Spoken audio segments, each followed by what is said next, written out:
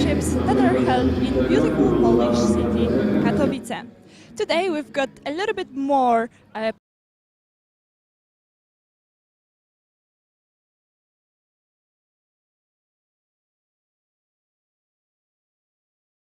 champion. Today, the starting list is filled with so many incredible players. The number one is David Navara from Czech Republic, the second Niels Grandelius from Sweden, and the third Michael Adams from England. I'm sure there's gonna be so much fun and entertainment today, so let's follow our broadcast. And if you wanna hear some insights for the players, stay with us. Let's go back to the studio.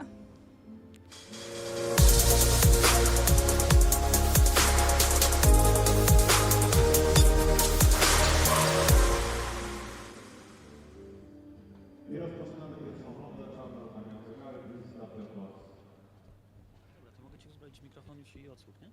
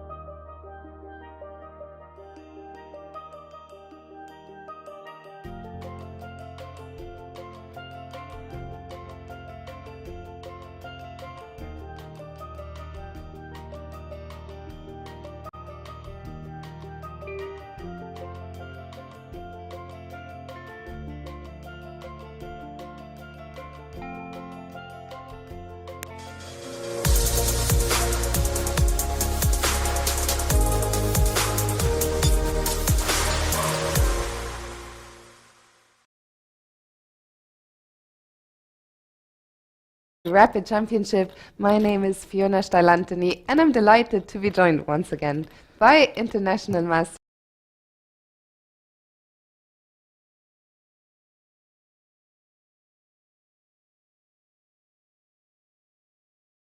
All the action, it was so intense, but yeah, yesterday was yesterday, and today we have a rapid event. Absolutely. So today the action a bit more slow. We'll have time to do a slightly deeper dive into the game and also jump between games, have a look at some more players.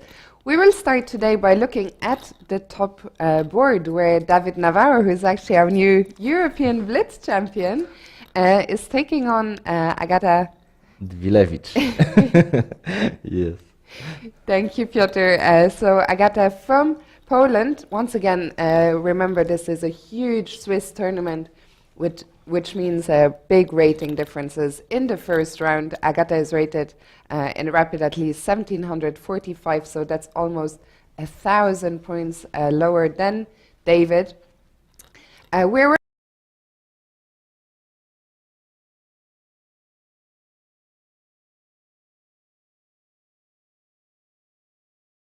Yeah, so let's try to zoom in and get into the action.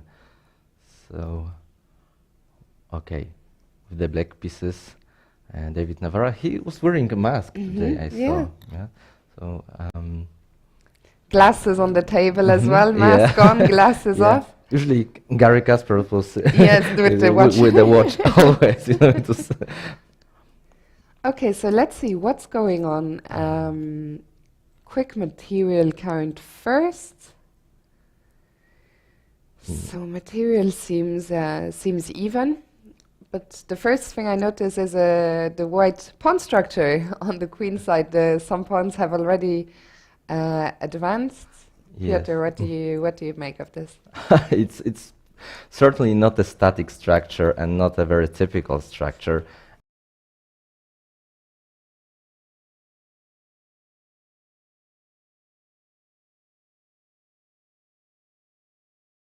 So then we can show it better.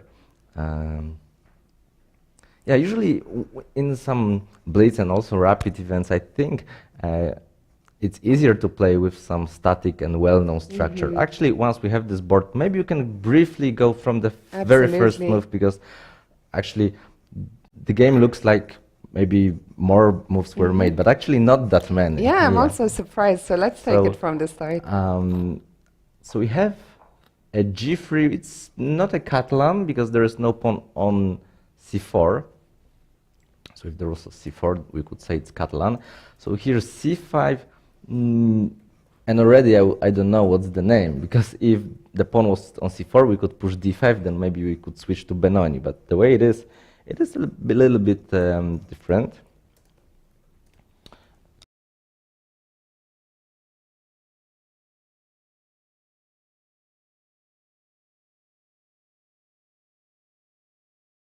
It's not a mistake by any means, Of course. but yeah, it's not the most challenging. With the white pieces, we should maybe try to get more space, or maybe at least that's what the theory says. Because I myself often like not to take space, so it's, don't take it like a rule you must follow. It's sometimes a matter of choice. But anyway, David has played in a very, very classical fashion, like in a queen's gambit. So he's about to castle short. Okay, so taking on c5 and b4, very strange mixture with the fianchetto and then taking b4. It's very, very uncommon, but at the same time, maybe it's also not terrible. Okay, black is not worse. Maybe black is even slightly for preference, but all in all, I think it's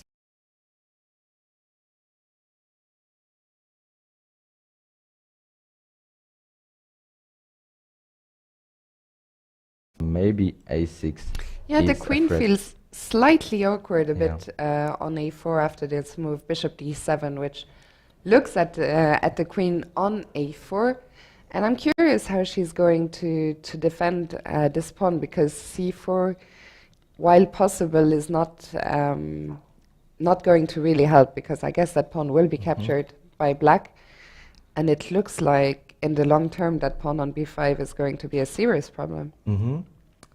Yeah, and talking about the structure, even though it's not, as I said, a well-known structure or anything close to it, but yeah, it's clear. These guys, if pushed like that, I mean, black has space, and it's a problem.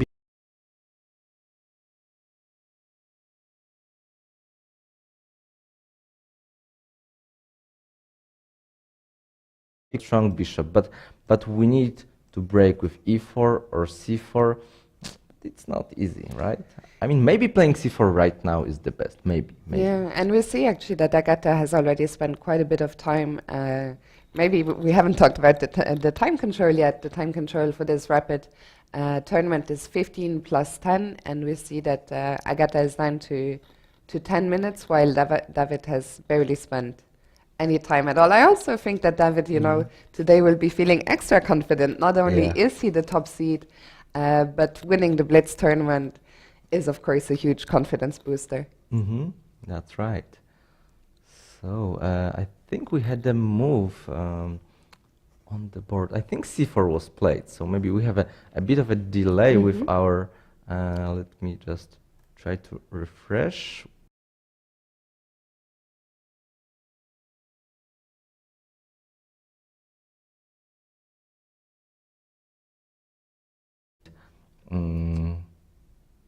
So yeah. So And I after say that c4, this is logical, yeah, right? it is logical. How do you think that black will react?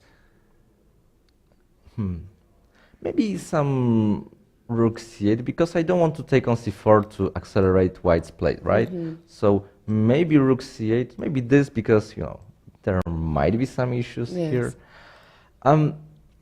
Maybe also a6 still, because white cannot take on d5, because then the b5 would fall anyway, and maybe a6 take on b5.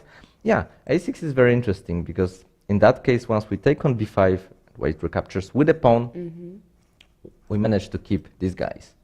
And these guys are important, because there are certain central pawns, and especially in this position, but even in some endgames, even without pieces.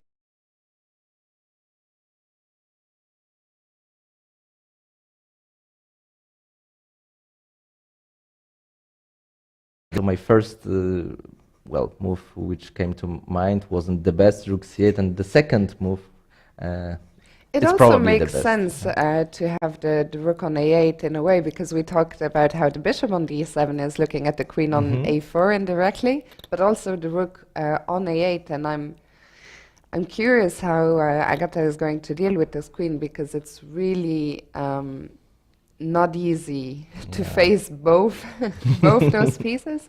And it will matter later, although I'm afraid that the time will not be the main factor in this game, that actually just by the position black is taking over, and it's just it's so difficult, because now this is the problem. Like, if you have a difficult position, things are even more difficult, right?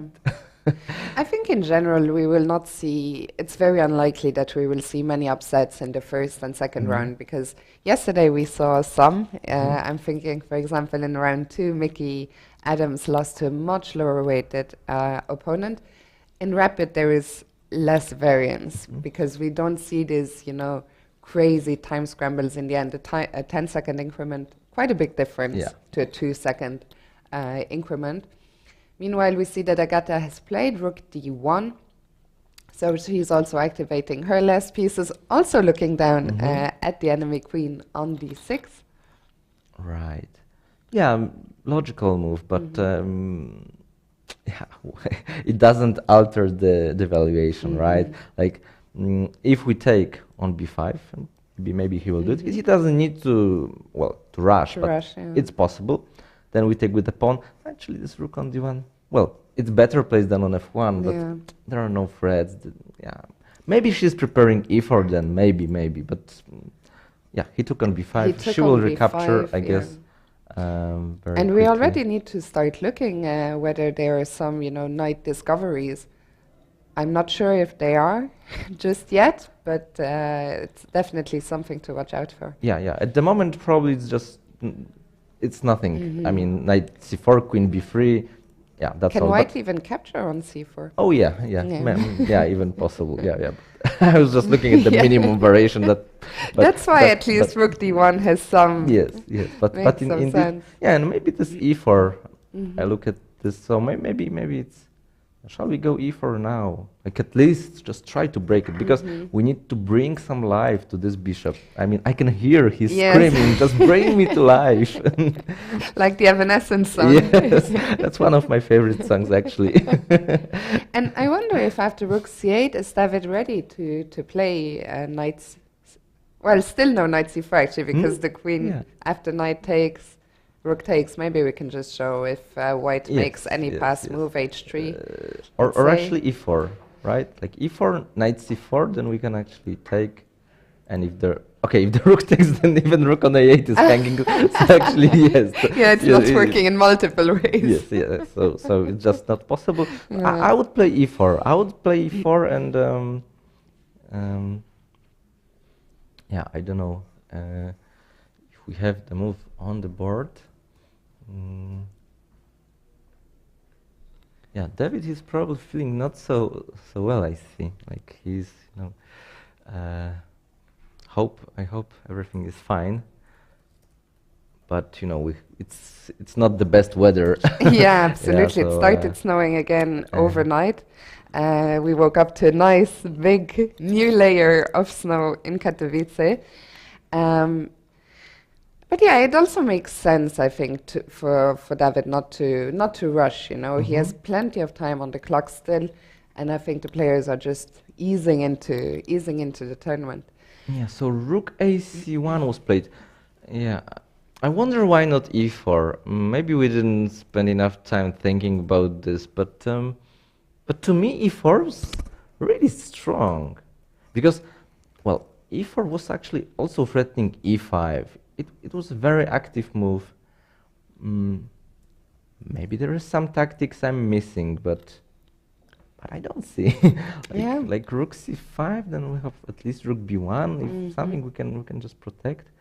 Queen c5, rook b1 as well at minimum, right? Because maybe there are better moves.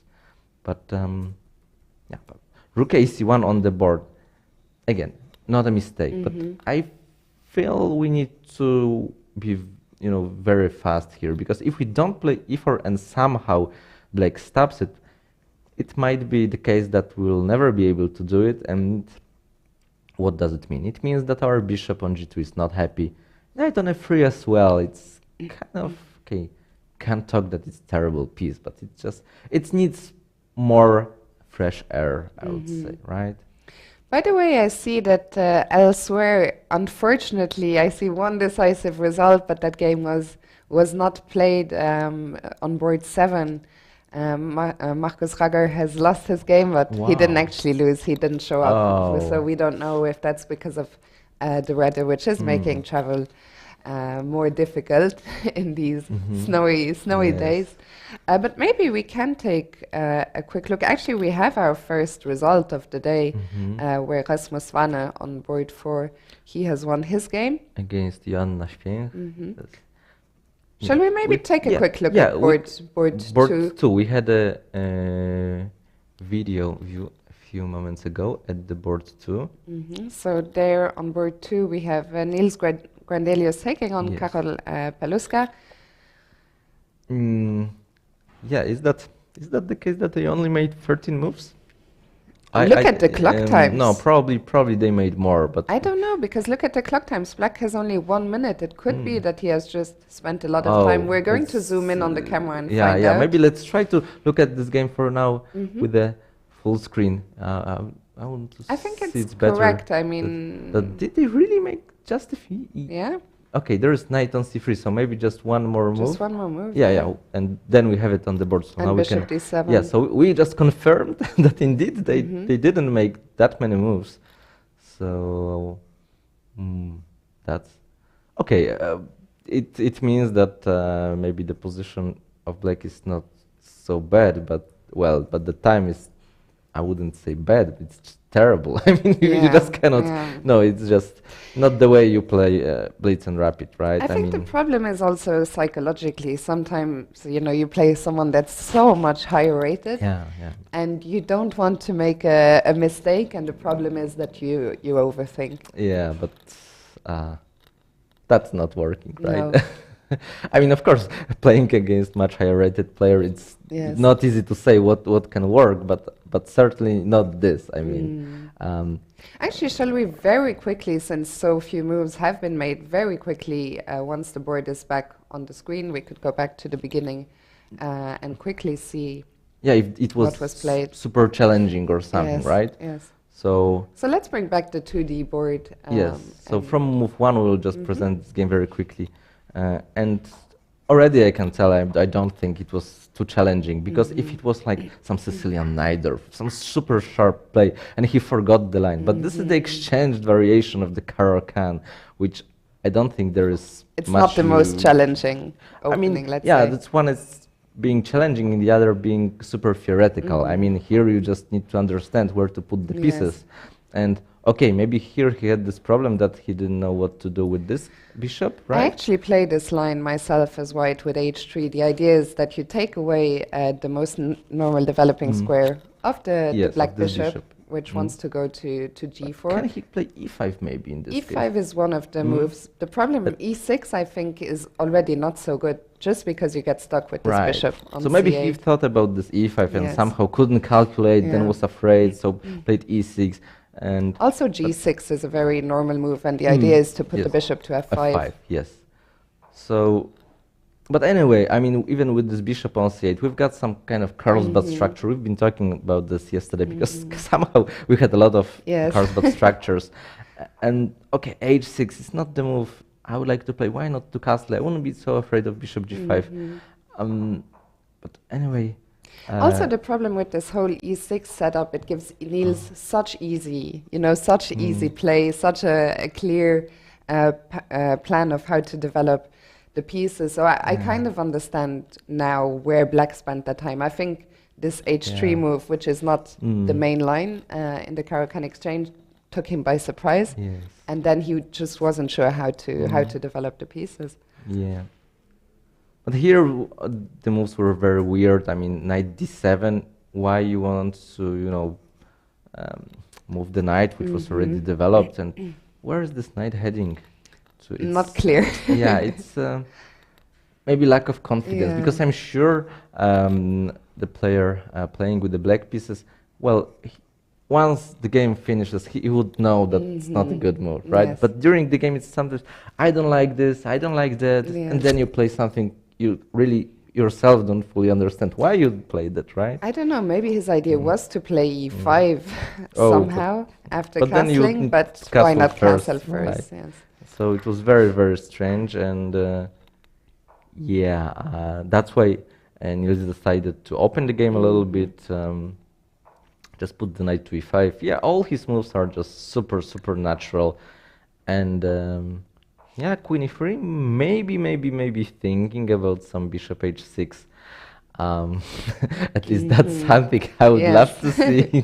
If you're black, you have to be worried that bishop h6 is coming. And I think we've got bishop h6 on the board. I saw it on the camera. Oh, with the yes. 2D board, it's a little bit delayed. We are not like fully synchronized here, but yeah, this is what I saw. There is So, definitely on the camera, we can see there is a bishop on h6 right now. Yes, so I can, yeah, okay, now we have it. Yeah. And you see, having the pawn on h7, Yes. I mean, even in this position where he lost some tempi, playing knight d7, knight f6, and so on, I think Black's position wouldn't be that bad with the pawn on h7. Okay, he would be worse, but just, okay, the black pieces, that's nothing dramatic. But now, it could be the case that it might be even lost. Yes. I think he's captured on e5 with the knight. Yeah, there we have the Yeah, move. but then d takes e5 will follow, and it we can see in the camera that it in fact was played. Yeah, so It's crazy. It's very rare that we see the Caro-Kann exchange variation lead to such a crushing, such a crushing victory. Yeah, although the question is whether we will exchange some pieces and get some just better endgame, or are we going for the kill immediately? Because say bishop e5, so do you have queen g5, or because after queen e5 white has the better endgame, but it's not much. It's actually But very it tiny. feels like there should be more in the Okay, position. at least bishop g7 is not that okay, but He's it played is queen possible. g5 actually. Okay, but yes. bishop g7 maybe is also possible. Because there was no bishop h2, king h1, king g7, because queen g5 would regain the knight. But yeah, queen g5 seemed like more devastating move, and yeah, threatening mate in one, and this guy is still under attack. Also only 20 seconds for black. He made a move. I'm not Knight okay. Knight h7. Okay, but maybe he's. Oh, okay. Actually, okay, we can always take it. But the question is, okay, maybe we should take on h7 with the check and then take on e5 with the rook. Maybe, but then there's some. No. We just. But then gh. You know what, Piotr? In general, so just to let our viewers know, we don't use engines for our commentary, but I did have a quick look at the engine, because unlike Piotr, I have my laptop open next to me, and actually the move you were suggesting, bishop takes g7 earlier, instead of queen g5, was more powerful. Okay, okay.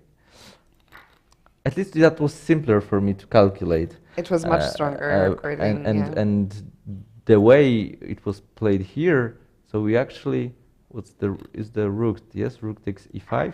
Yes, and this is what we have on the board. So we'll just, because some few moves came too quickly. So rook e5, g takes h6, and queen e3. Okay, white is clearly better. The king is, not so safe here. We have a better structure, but well, it's not that bad for black. I mean, it should have been worse. It's interesting.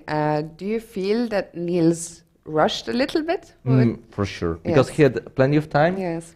And he's much stronger player than me. So, well, especially at that critical moment, he just kind of maybe thought he's just completely winning after queen g5 and didn't care, or he just maybe thought that he's better anyway, he has more time, so, well, his opponent doesn't have much time, so, well, why you need to think?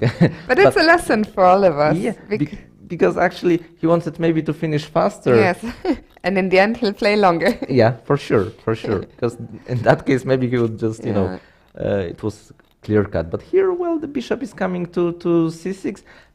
Well, at least black has some advantages for his disadvantages, right? Like the bishop is better than the knight. Yeah. And we have some more moves which we haven't. Yes, somehow the white knight is already on f4, so I guess it went to e2. I'm sure the moves will show up soon. Yes, okay, so knight e2, bishop c6, and knight to f4 was the next move, I'm sure. Defending g2, maybe sometimes going this way. Yeah, again, white is better, but it's a fight. It's a fight. And black has easy moves. I mean, look, his opponent is so much lower rated, and he doesn't have much time, but he's just playing fast. Although now it's the question of this h6 pawn is maybe looking... actually now, maybe. Because it looked like black's position is improving, but now I'm afraid that it almost looks like we want to. Let's have a look. Probably it's difficult to give a checkmate, but we can win a queen. But then at the end of the line, okay,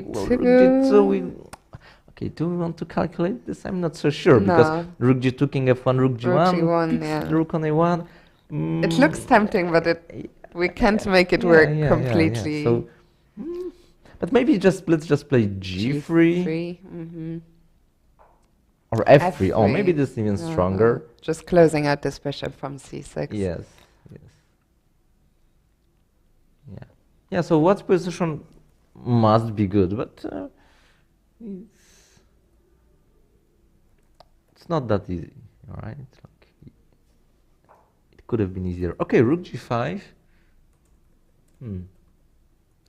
Yeah, without an engine, and sometimes it's difficult for the commentators to say something like very clear, like okay, because with each and every move, I have different feelings, and, and that may sound a bit strange, right? But I still feel that Niels's position, I mean, this pawn on h6 is a weakness. But we are trading a lot of pieces, right? We are. And But Niels... so the big issue with the pawn on h6 is that the king is weak, because in some, if we trade, let's say every heavy pieces, rooks and the queens, no problem with the h pawn. I mean, okay, we have more pawn islands, but it's really not that relevant, especially that our bishop is better than the knight. And e5, right? Very interesting. An interesting move. Niels has captured on g5 as a response. Okay, yes, we have it. We still don't have it. So after rook takes... And what was the recapture? Rook takes. Rook takes. Yeah, so at least there is no pressure on g2, but at the same time there is no pressure on h6. Yeah, it's just a game. And I think that Niels must be kicking himself at least a little bit, because I think even if he... I think there is a good chance that he understands that he missed bishop g7, but even if he doesn't know the concrete move, he probably feels that there was more in his position. Very tricky, like knight d5 now. Yeah, it's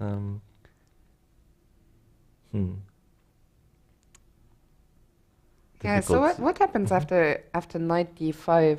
Yeah, I don't want to take, but at the same time, if I don't have a good place for my queen, maybe I have to take. But even if I go, I allow the pin, queen, d6. Then maybe I can swing my queen to g6. Yeah, it's not... Yeah, Niels is thinking now. It's... and I'm not surprised, right? Because here maybe he has some way, but it's not easy. I mean, he cannot play by hand. Yeah, I have to say I feel a little bit less bad being critical of Niels, because he's a friend of mine, so I know, he won't have any hard feelings, but I really think it was better, to think a bit earlier, end the game there. But yeah, he has gone knight d5, and black has actually captured. Okay, I don't like the capture, but because after the capture, it's clear that white is better.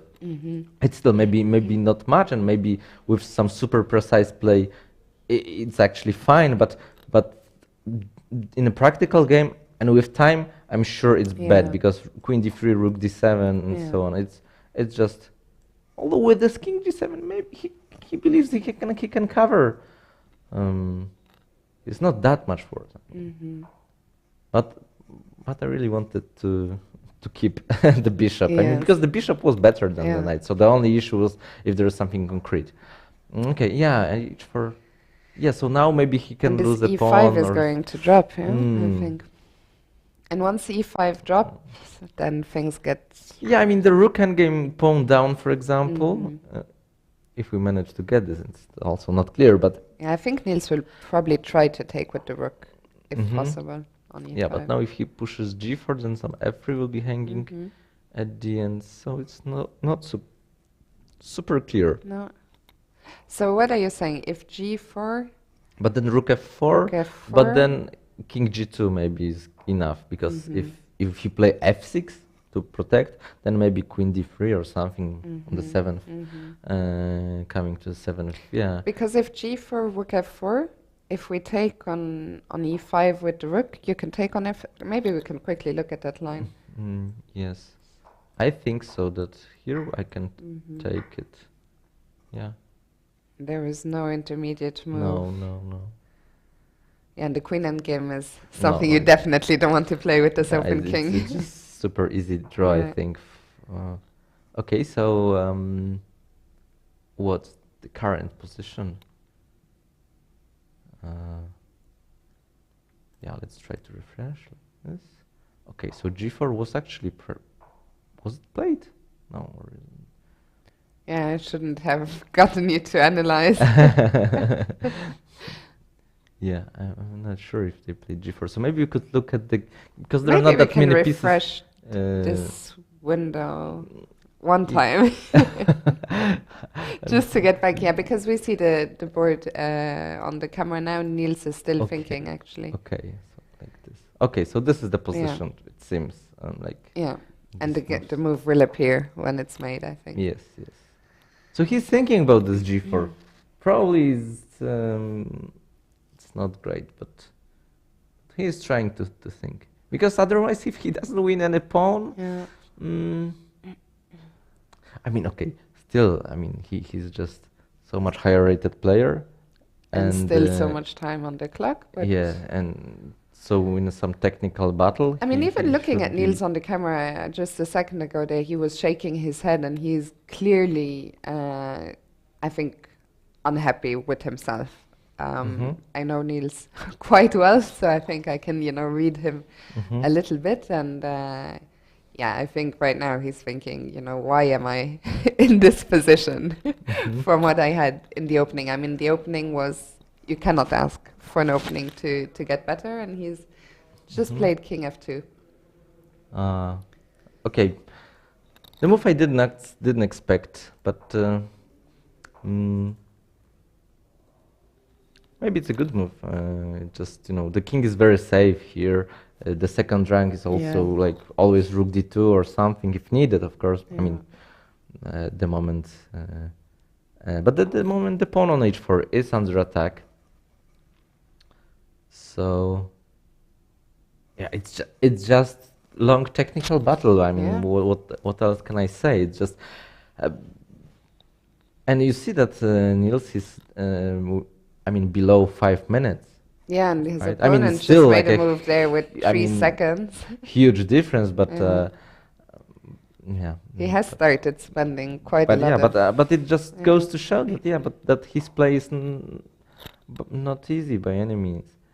Okay, now the problem is that we have pawns on both flanks, so maybe I can start to attack these guys. But what Black did was very, very nice. I mean, he spotted the weakness and he's just looking at Yeah. it.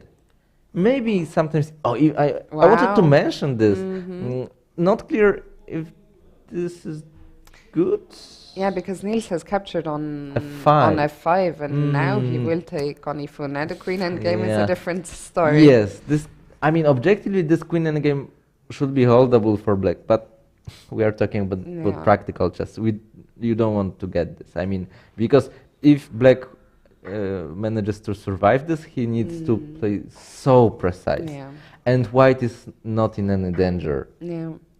And this is the problem, because in other situation, even if you are worse, but actually your opponent needs to watch out. Always, like 3 results are possible.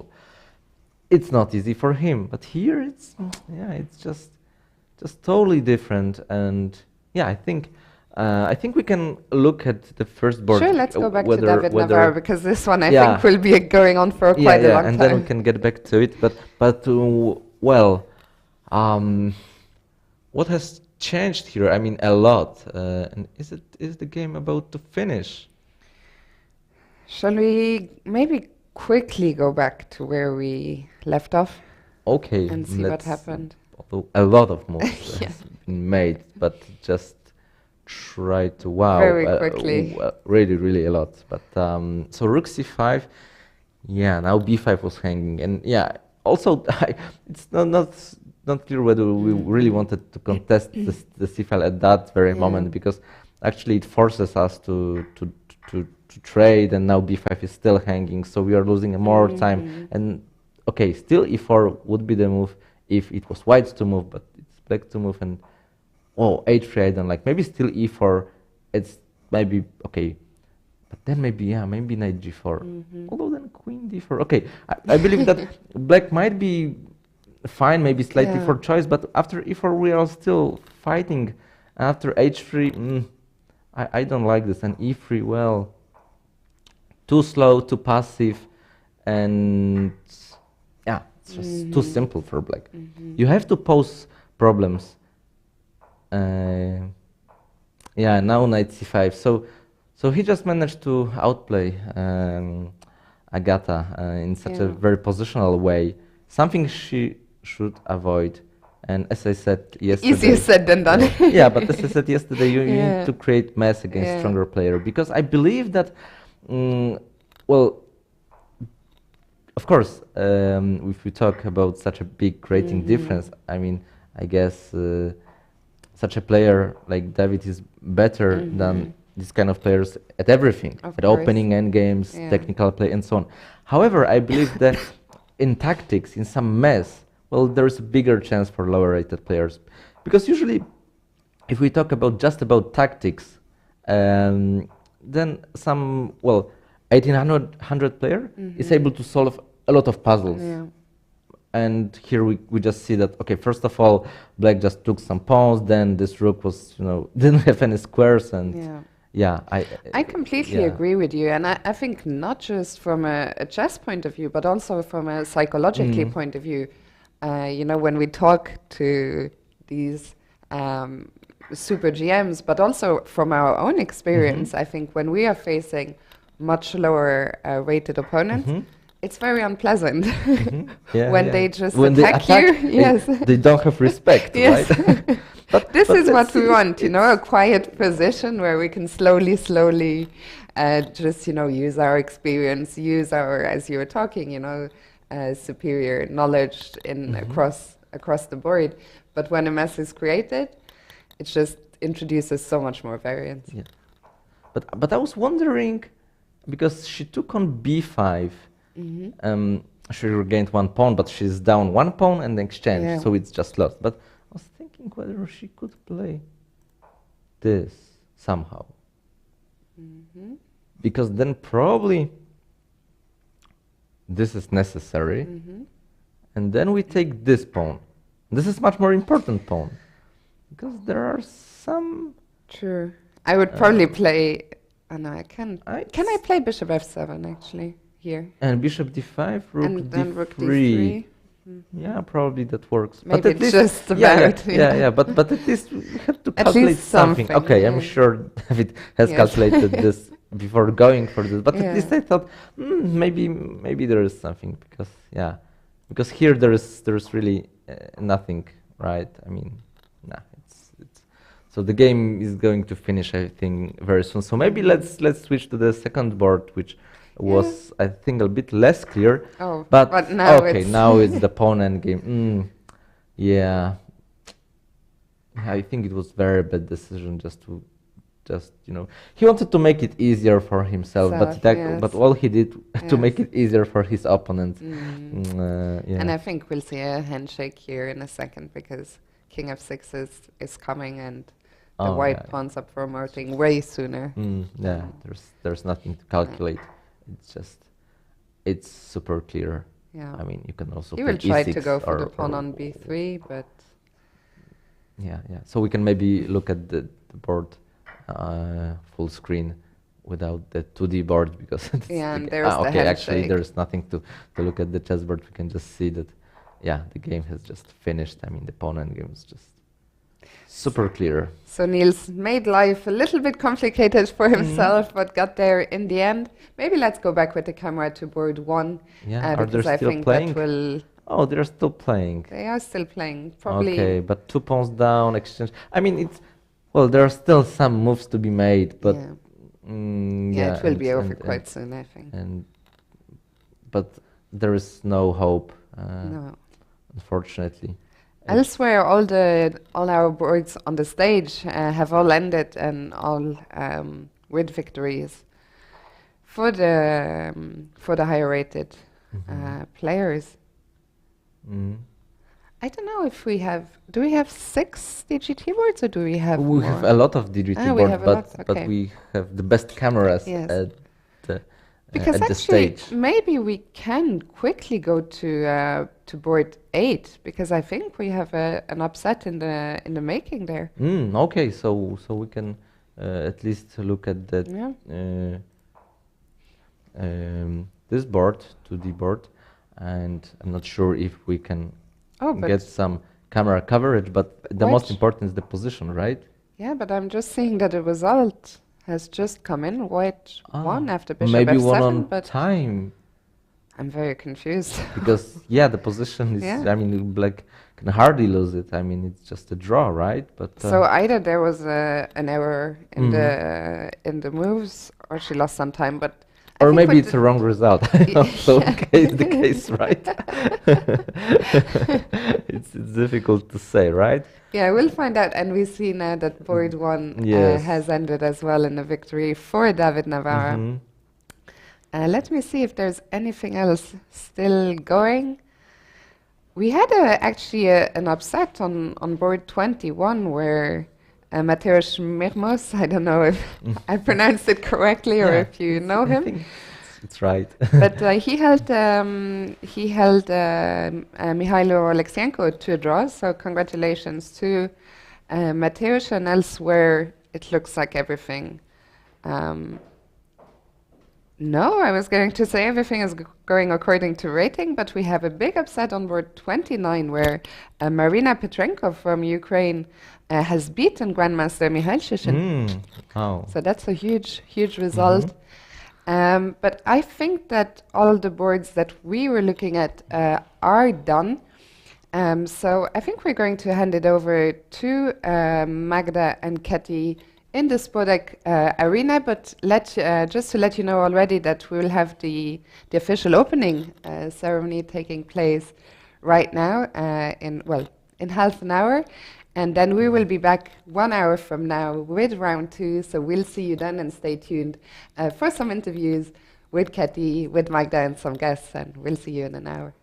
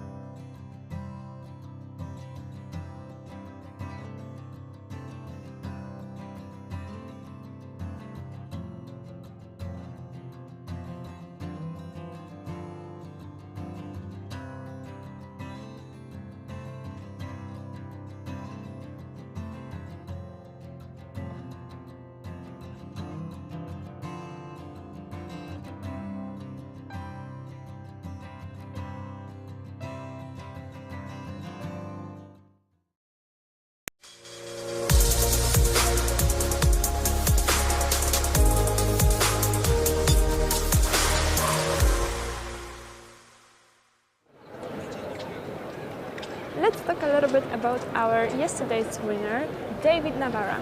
He is a grandmaster from Czech Republic who speaks around 6 languages.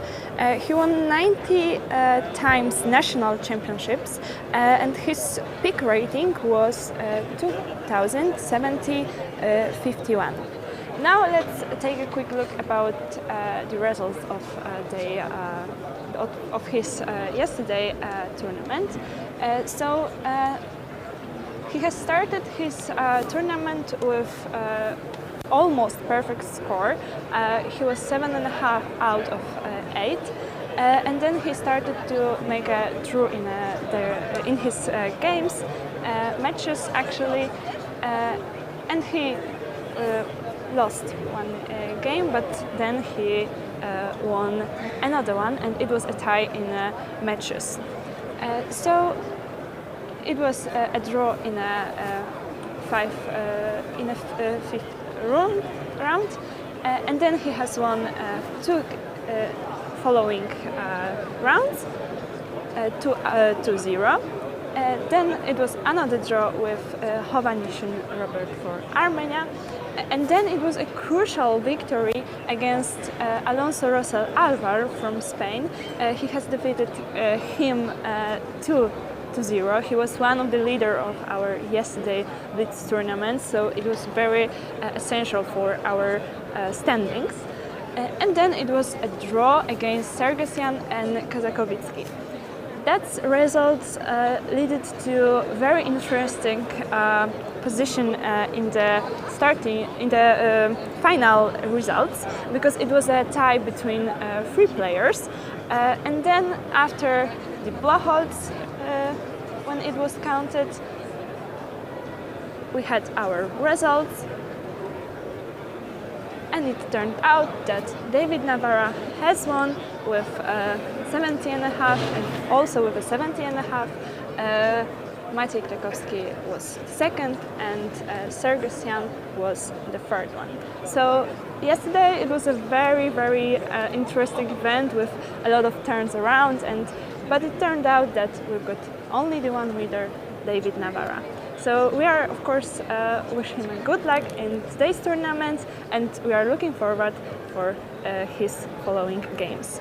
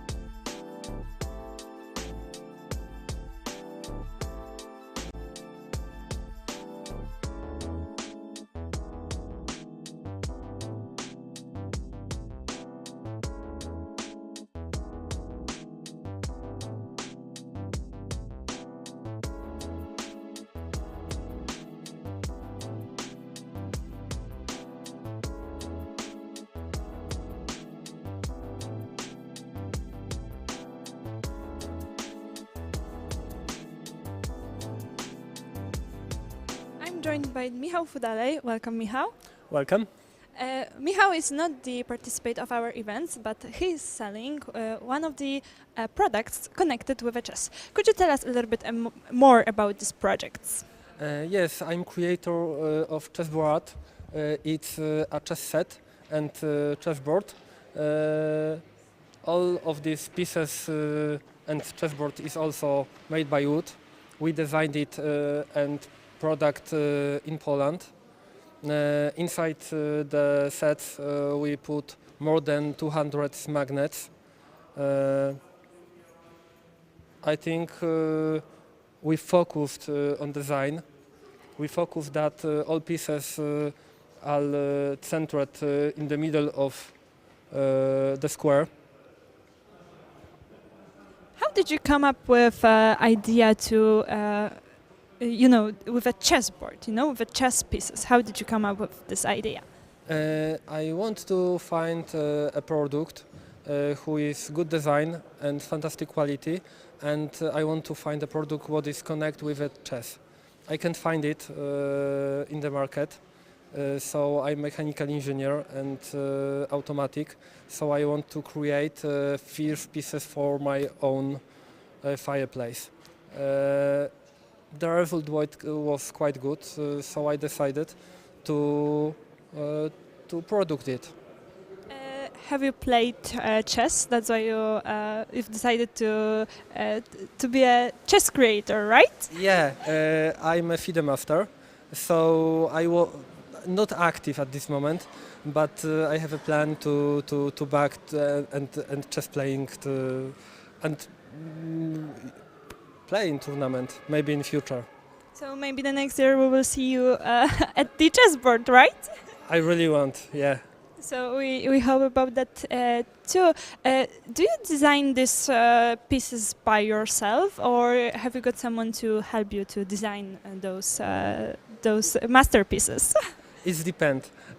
Some pieces I scratched at first, but after many different scratches, I start to cooperate with two artists, and we create it together. So it's 100 of hours when we create this shape. How long does it take to make such a chessboard? It's a week. One chessboard is a week because we need to wait for every separate step. We glue some parts, we paint some parts, so it's very. We need a lot of time to create it. So how many chessboards can you make in 1 year? I don't know. I just start in next month, in last month, so we will see. At this moment, I can't tell you.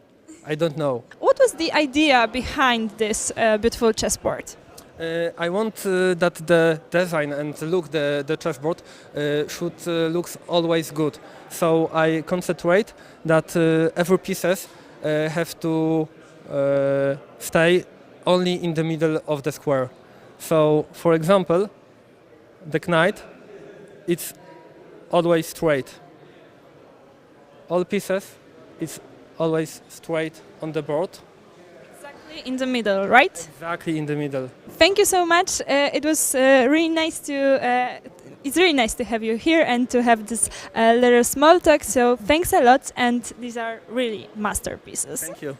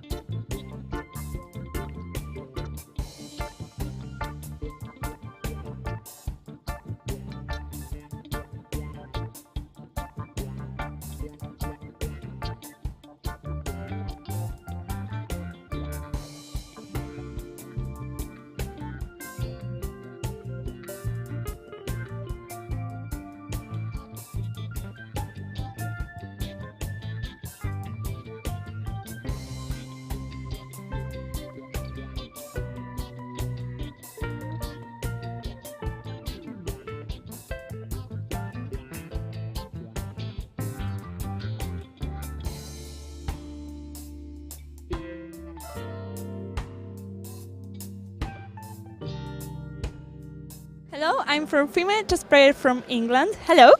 Hello, nice to meet you. Could you introduce yourself? My name is Ana Gamal, and I'm from England, and yeah, I represent the English Federation. How are you? How have you been doing so far? Yeah, I'm good, thanks. And yeah, it's my first time here playing the Blitz and Rapid. I'm not a Blitz player, but it's going well. I lose some, I win some, so it's all about the participation and enjoying the game. How many points do you have? 7.5. Okay, great. How do you like our tournament? How do you enjoy it? And how about the venue? I like the tournament. It was very easy to access everything. I like the technology, like the organization. Even like when the pairings, people always help here. Also, like I like the venue. It's very well organized. Also, like you get to see everyone from Europe playing in the tournament. How about the Katowice? Have you ever been there, or is it your first time? First time here, yeah. But I have been to Warsaw, but not here. Yeah. Okay. How was your expectations for this tournament? Have you got any special goal to achieve, especially in this Blitz section? Well, because I didn't do well in the first 2 rounds, it is like practice for me. But maybe next year I'll achieve better. Do you prefer Blitz or Rapid? Rapid, yeah, because I take my time, I play and take my time. Blitz is just like one mistake, you lose the game. It's too tricky, yeah. Yeah. How about your experience at the previous tournaments? Have you ever played in such a big event before? I played in the Olympiad before. It is similar, the organization, the arbiters. Everyone is welcome in here. It's like great to be around. Like I like the atmosphere as well. It's so amazing. Have you got any plans for your next tournaments? Well, I'm playing in Sitges in Spain at the moment. So I took 2 rounds by to come and play here, and then I will go back to continue my classical tournament. Yeah, because this one happens only once a year. So I thought, okay, I will just have 2 rounds by, play, go back to Spain. Oh wow, that's a very crazy idea. How are you doing at your tournament in Spain? Well, my rating went up by 3 points and a half, which is good because I like classical games more. Yeah, but this is like very hard to miss such an event. Like it's very hard, and it's only happened once a year. But both tournaments, I didn't know that they clash. But I already signed up for both of them. So, best case scenario, if I did well there, I don't know. Like I thought, okay, I'm just gonna play both and see how it goes. Oh, that's such a great idea. We are so glad that you're here with us. I want to wish you all the best of luck Thank you. on this tournament and also on your tournament in Spain. So best of luck and see you around. Thank you so much. Thank you.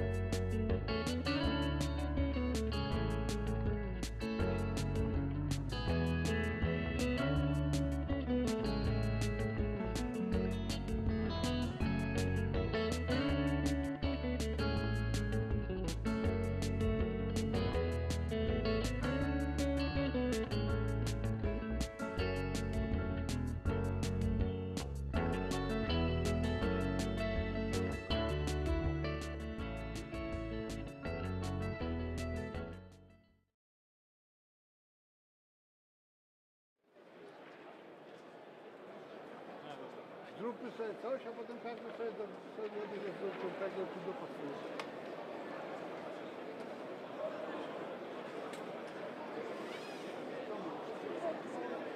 No i je zmienia. To nas na transmisji nie będzie potrzebna tego. W sensie... Tylko teraz nie mam tutaj jak zakleszczyć.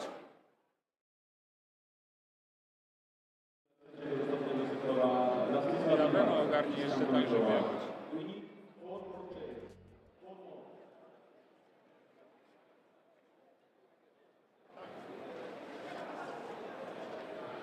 A ile to ma długości?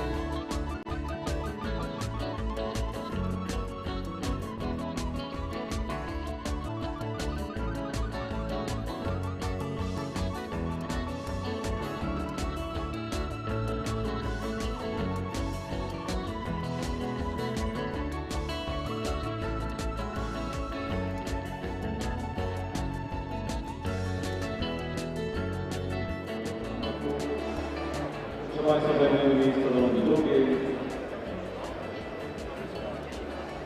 Za 3 minuty rozpoczniemy uroczyste otwarcie turnieju. We will start opening ceremony in 3 minutes.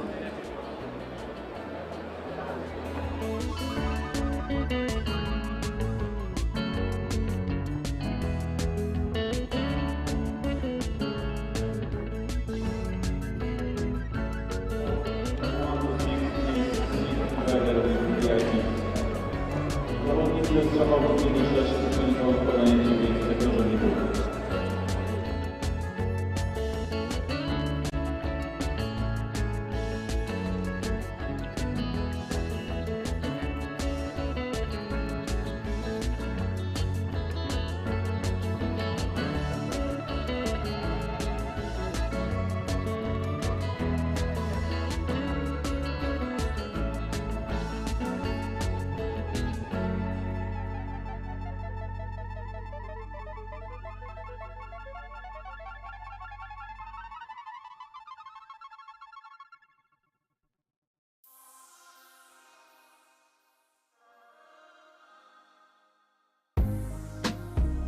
Proszę Państwa, wszystkich o zajęcie miejsc. Please take your seat for round number 2. Zawodnicy szachowni z 1-6 proszeni są o zajęcie miejsc w sektorze biegu. Players from the box 1 to 6, please sit together with VIPs in the VIP sector.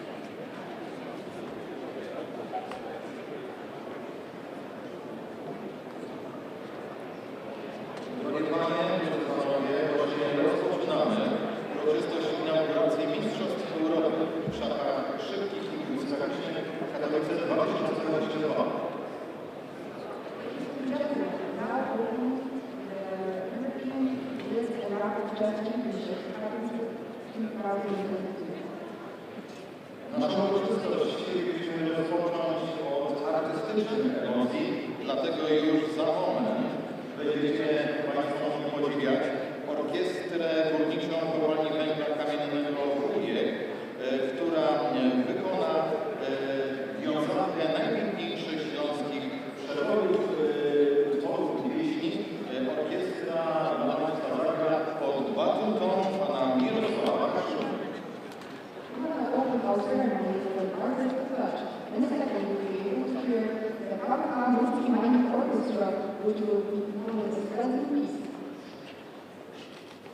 Orkiestra Dusz!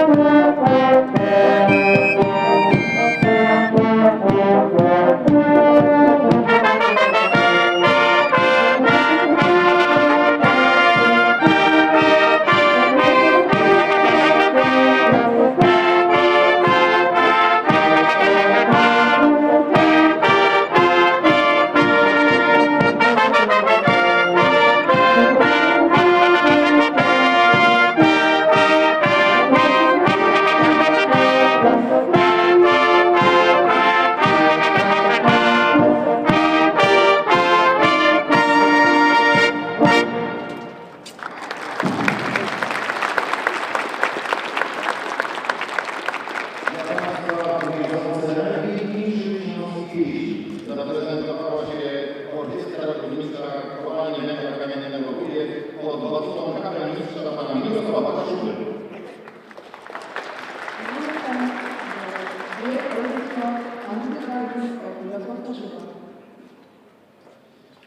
Drodzy Państwo, Mistrzostwa Europy w szachach szybkich i błyskawicznych odbywają się pod honorowym patronatem prezesa Rady Ministrów pana Mateusza Morawieckiego.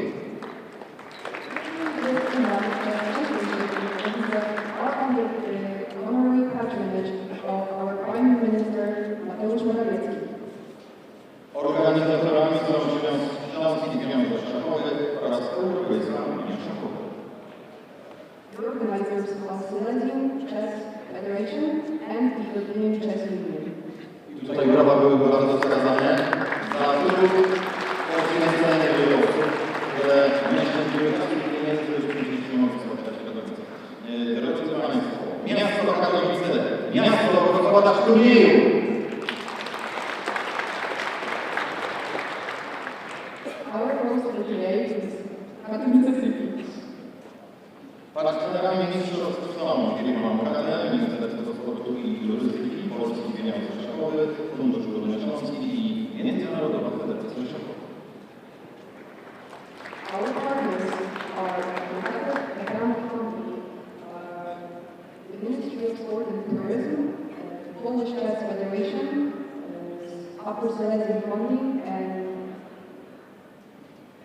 International Chess Federation. Drodzy Państwo, są z nami nasi goście honorowi, którzy są dzisiaj tutaj z nami obecni, znaleźli czas i uczynili nam ten zaszczyt, przybywając na uroczystość inauguracyjną do katowickiego spotka. Drodzy Państwo, pozwólcie, że zaproszę tutaj do nas na scenę pana Waldemara Wojewóda, wiceprezydenta miasta Katowice, miasta gospodarza mistrzostw.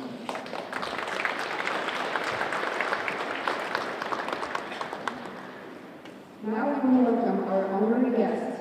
We will welcome Waldemar Boya, the Vice President of Katowice, our host for today. Pozwólcie Państwo, że zaproszę tutaj do nas na scenę panią Danę Teresnicę Ozola, wiceprezydenta Europejskiej Unii Szachowej. Now we will welcome Dana Teresnicę Ozola, the Deputy President of the European Chess Union. Zapraszam pana Radosława Jedynaka, prezesa Polskiego Związku Szachowego. Radosław Jedynak, the President of the Polish Chess Federation. Zapraszam pana Andrzeja Maciaka, prezesa Śląskiego Związku Szachowego. Andrzej Maciak, the President of the Silesian Chess Federation.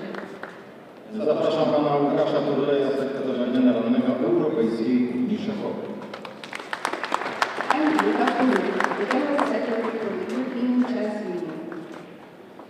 Drodzy Państwo, teraz proszę wszystkich Państwa o powstanie, ponieważ jeden z najbardziej uroczystych momentów naszej ceremonii inaugurującej Mistrzostwa Europy w szachach szybkich i błyskawicznych przed Państwem oficjalny hymn Europejskiej Unii Szachowej.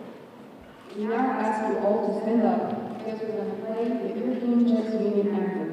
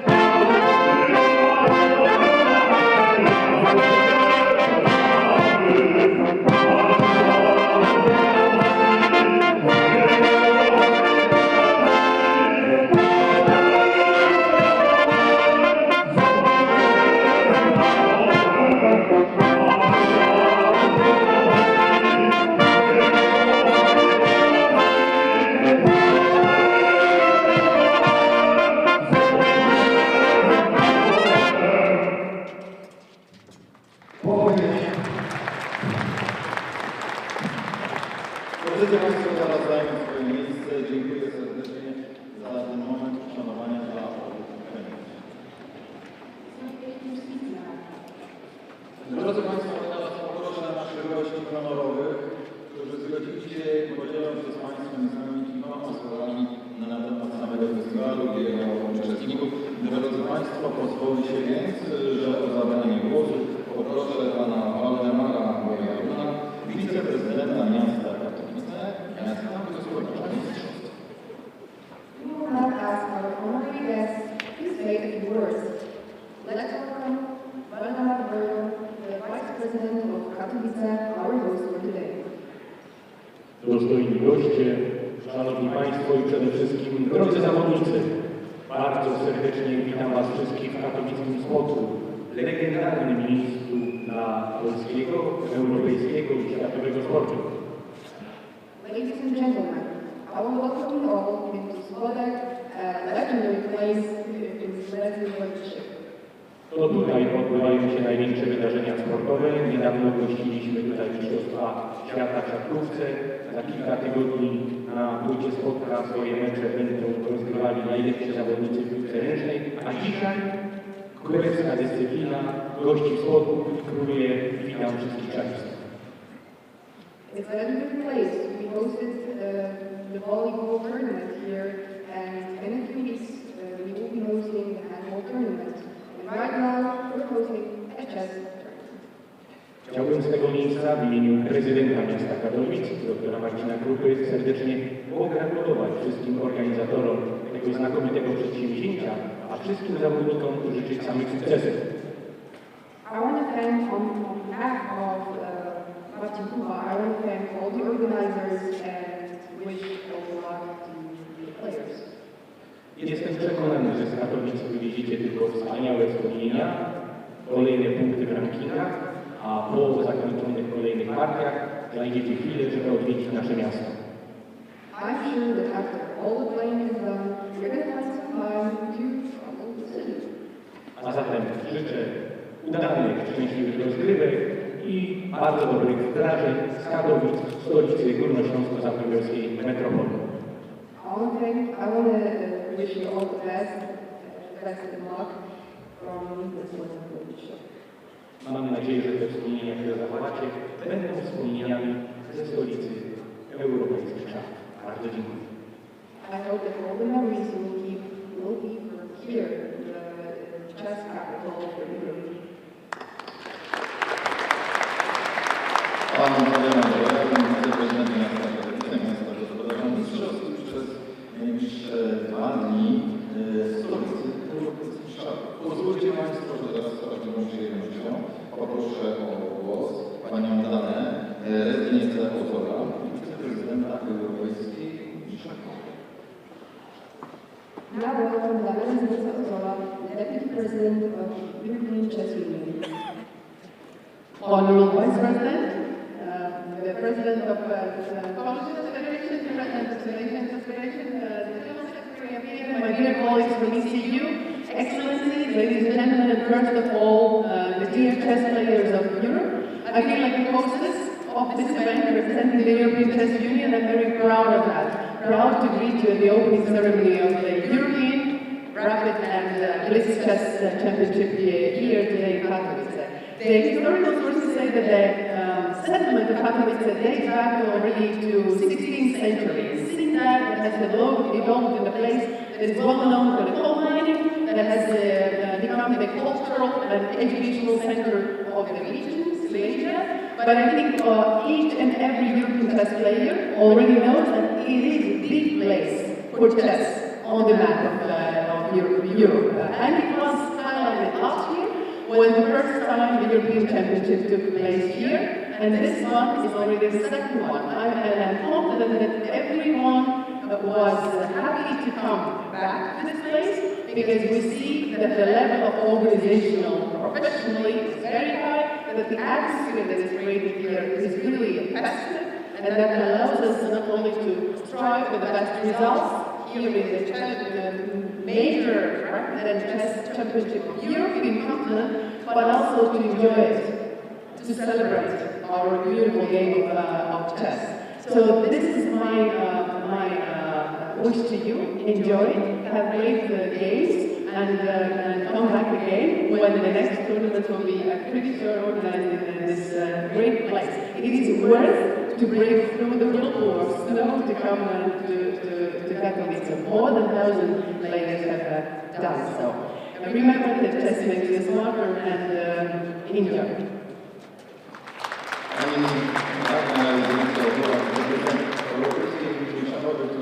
Bardzo gorąco i cierpliwy i w sympatycznych słowach gorąco dziękowała Państwu za uczestnictwo, podkreślając ważną rolę, jaką pełni miasto Katowice, które jest nie tylko stolicą europejskich szachów, ale też miastem, stolicą kultury, stolicą sportu, jest oczarowana atmosferą panującą w trakcie mistrzostw i oczywiście wszystkim Państwu gorąco życzę nie tylko sukcesów, ale wielu niezapomnianych wrażeń, które towarzyszyć na pewno nam wszystkim będą jeszcze wiele dni i miesięcy po zakończeniu mistrzostw.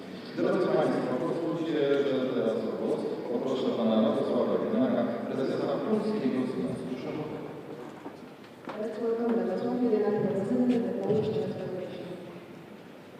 Ladies and gentlemen, dear chess friends, I would like to thank all of you for great participation in this European Championship in Blitz and Rapid here in Poland, in Katowice.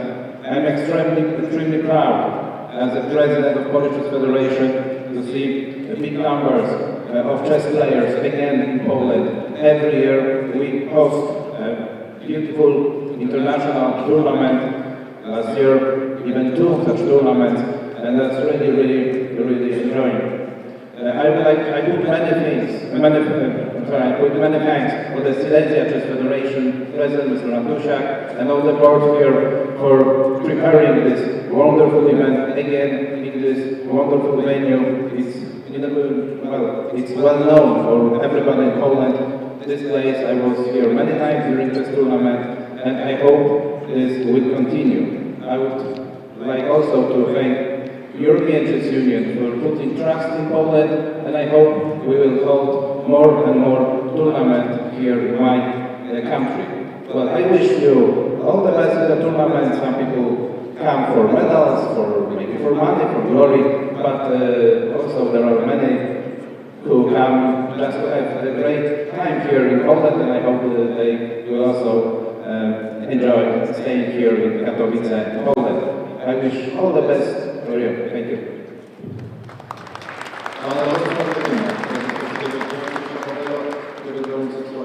Wszystkich uczestników podziękował Śląskiemu Związkowi Szachowemu. Jest dumny, że wraz z nim także Polski Związek Szachowy może przygotować i organizować na tak wysokim, wspaniałym, technicznym, sportowym poziomie wydarzenia o randze europejskiej. Dziękując również Europejskiej Unii Szachowej za zaufanie, które po raz kolejny obdarzyła organizator. Wszystkim nam oczywiście życzę powodzenia i sportowego szczęścia. Drodzy Państwo, pozwólcie, że teraz o zabranie głosu poproszę przedstawiciela organizatorów, prezes Śląskiego Związku Szachowego, przed Państwem, Pana Andrzeja.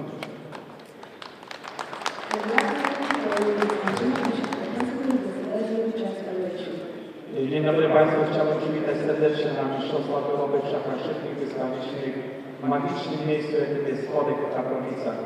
Jest nam niezmiernie miło i jesteśmy niesamowicie zadowoleni z tego, że po raz kolejny, po raz trzeci możemy gościć tutaj najlepszych szachistów z Europy na tych mistrzostwach tutaj na Spodku. Dziękujemy za zaufanie Europejskiej Unii Szachowej, miastu Katowice i bardzo wielu partnerom, którzy nam tutaj pomagają przy organizacji tego rodzaju imprez. I również chciałbym podziękować serdecznie wszystkim osobom, które zaangażowały się w organizację tych mistrzostw Europy. Bardzo, bardzo serdecznie dziękuję.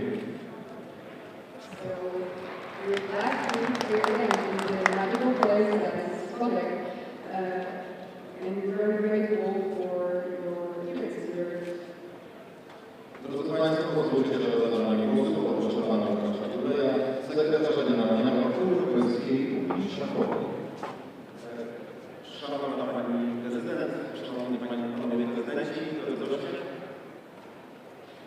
Ladies and gentlemen, To jest wyjątkowy moment dla mnie jako katowicjanina, że po raz kolejny dzięki współpracy miasta Katowice, Śląskiego Związku Szachowego, Europejskiej Unii Szachowej, Polskiego Związku Szachowego i wszystkich partnerów możemy gościć ponad 1000 zawodników na historycznej wizycie tego wielkiego spotkania.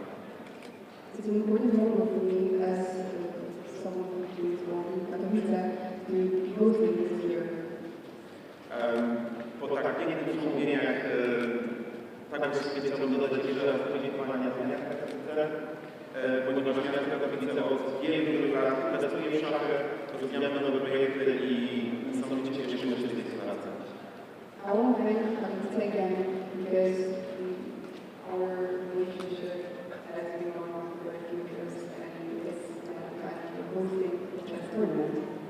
Bardzo serdecznie dziękujemy za wsparcie i udzielenie honorowego pana premierowi Mateuszu Morawieckiemu. We want to thank Mr. Mateusz Morawiecki, the Prime Minister of Poland. I Państwu oczywiście życzymy wielu fantastycznych wydarzeń, miłego czasu spędzonego w Katowicach i mam nadzieję, że będziecie wracać na kolejne europejskie i międzynarodowe i kolejne inne wydarzenia, organizowane w Katowicach na Śląsku w Polsce. I will wish you the best of luck and I hope you will come in time. Dziękuję bardzo, powodzenia.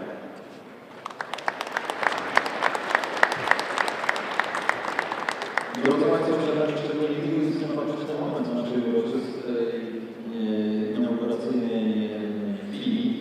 Mianowicie, drodzy Państwo, polska reprezentacja podczas 11. Olimpiady w szachach korespondencyjnych zdobyła brązowy medal i za chwilę rozpoczniemy uroczystą deklarację zwycięzców.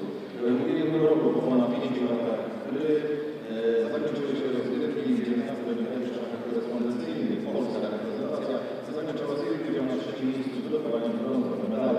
Jest to największy sukces w historii Polski drużynowych szachów korespondencyjnych i powtórzenie wyników z 2009 roku, kiedy to nasi reprezentanci zdobyli brązowe medale olimpijskie.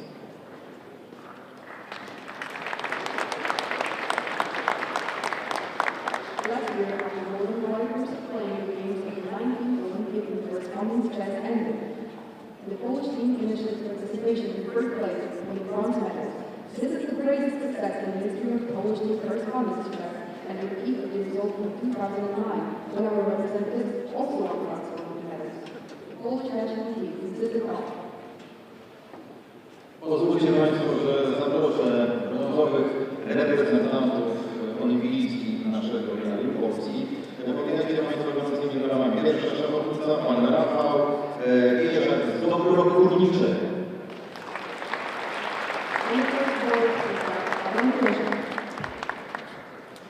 Druga szachownica, pan Marek Sądowski z Lublina.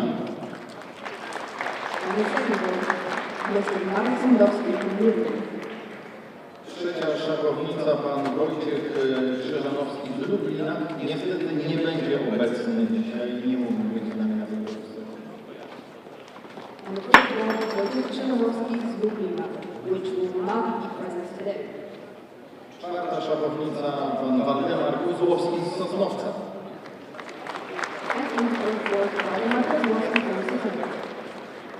Zapraszamy kapitana reprezentacji Polski, pana Mariusza Wojnara z Warszawy. Welcome the captain of the Polish representation, Mariusz Wojnar from Warsaw.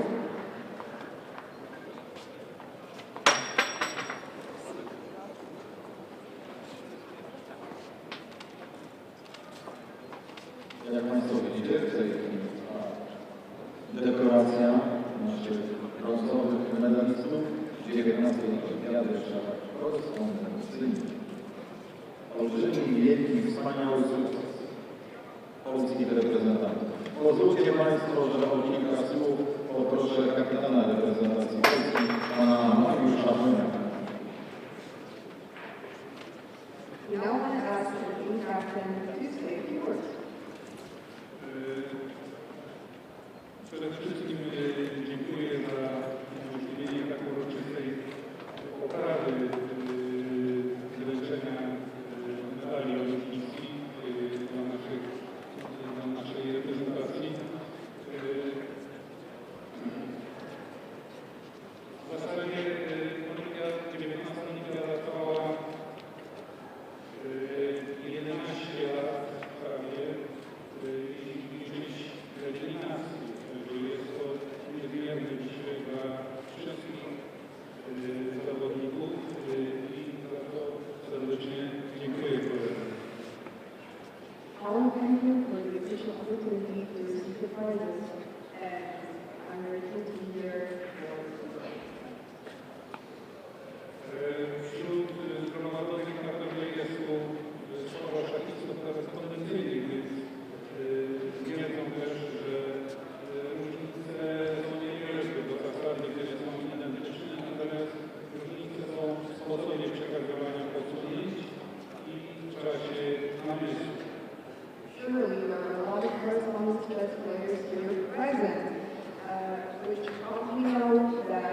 pieces on his chest are Jeszcze raz serdecznie dziękuję za tak uroczystą poradę.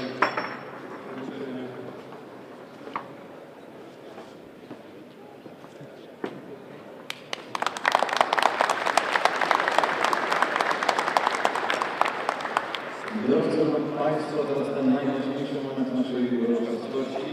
Ja poproszę wiceprezydenta, pana Waldemara Bojaruna, aby powiedział kilka słów, od których zawsze oficjalnie rozpoczynają się w katowickim spotku legendarnym dla polskiego nie tylko sportu miejscu kolejne Mistrzostwa Europy w szachach szybkich. A więc, drodzy Państwo, Mistrzostwa Europy w szachach szybkich i błyskawicznych uważamy za otwarte.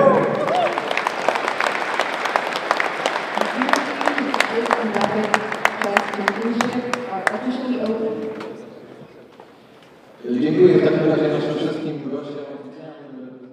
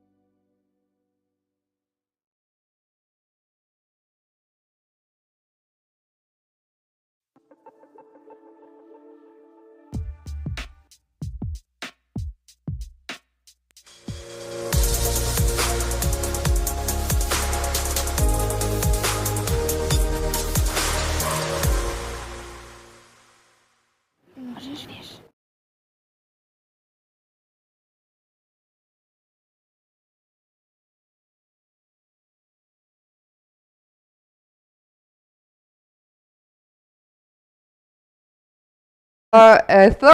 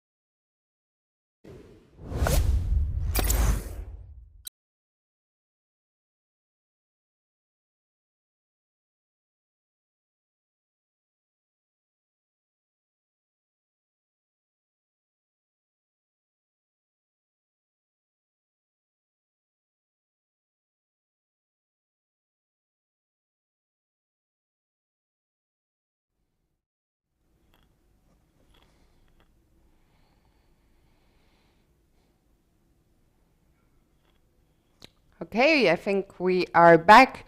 Hopefully you can hear us now. Welcome back to the championship. Hope you enjoyed this opening ceremony. And we're ready for round 2. Before we jump into the games, I think we're going to look at the pairings first and see who is going to come to challenge our top boards and top seeds.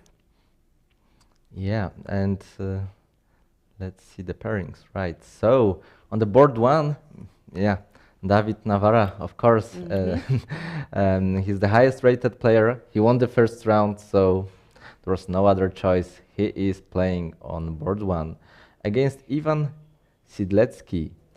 And the second board is Tomasz Gałuszka against Nils Grandilius. And Michael Adams playing against Michał Redzisz. Very interesting, actually, that we see a FIDE master Yes, already. and he's a young player, so actually, you know, young players, you never know. Probably quite underrated Yeah, at could- Rapid, yeah, I yeah, imagine. Yes, yes. Then we have Mariusz Szewczyk against Rasmus Svane. Then Maxime Lagarde against Thomas Quilter. And Thomas Quilter, is a name we recognized. We recognize because he actually beat none other than Mickey Adams yesterday in one of the Blitz games. Yes, so not we'll easy, right? see if he can pull off another upset. And finally, on board 6, Spela Kolaric, who that's a name I recognize, I think from my young playing days, if I'm not mistaken. She's from a similar generation as me, and she's challenging the legendary Alexander Believsky. I think maybe we can actually start with board 6, because Alexander Believsky is a player. I don't think he played the Blitz yesterday. I don't think so, but maybe, you know, there are so many players, Yes. so many grandmasters that it is possible it that is possible. we might have missed him. But I think he didn't play. So maybe if it's possible, we'll start. Yeah, let's start with Start the there. camera view, and we'll focus on board 1, right? I was saying board 6. Yeah, okay, we yeah, can yeah. start. So let's maybe zoom in for now and talk about this game, and then we'll come with our 2D board. So let's just see. Well,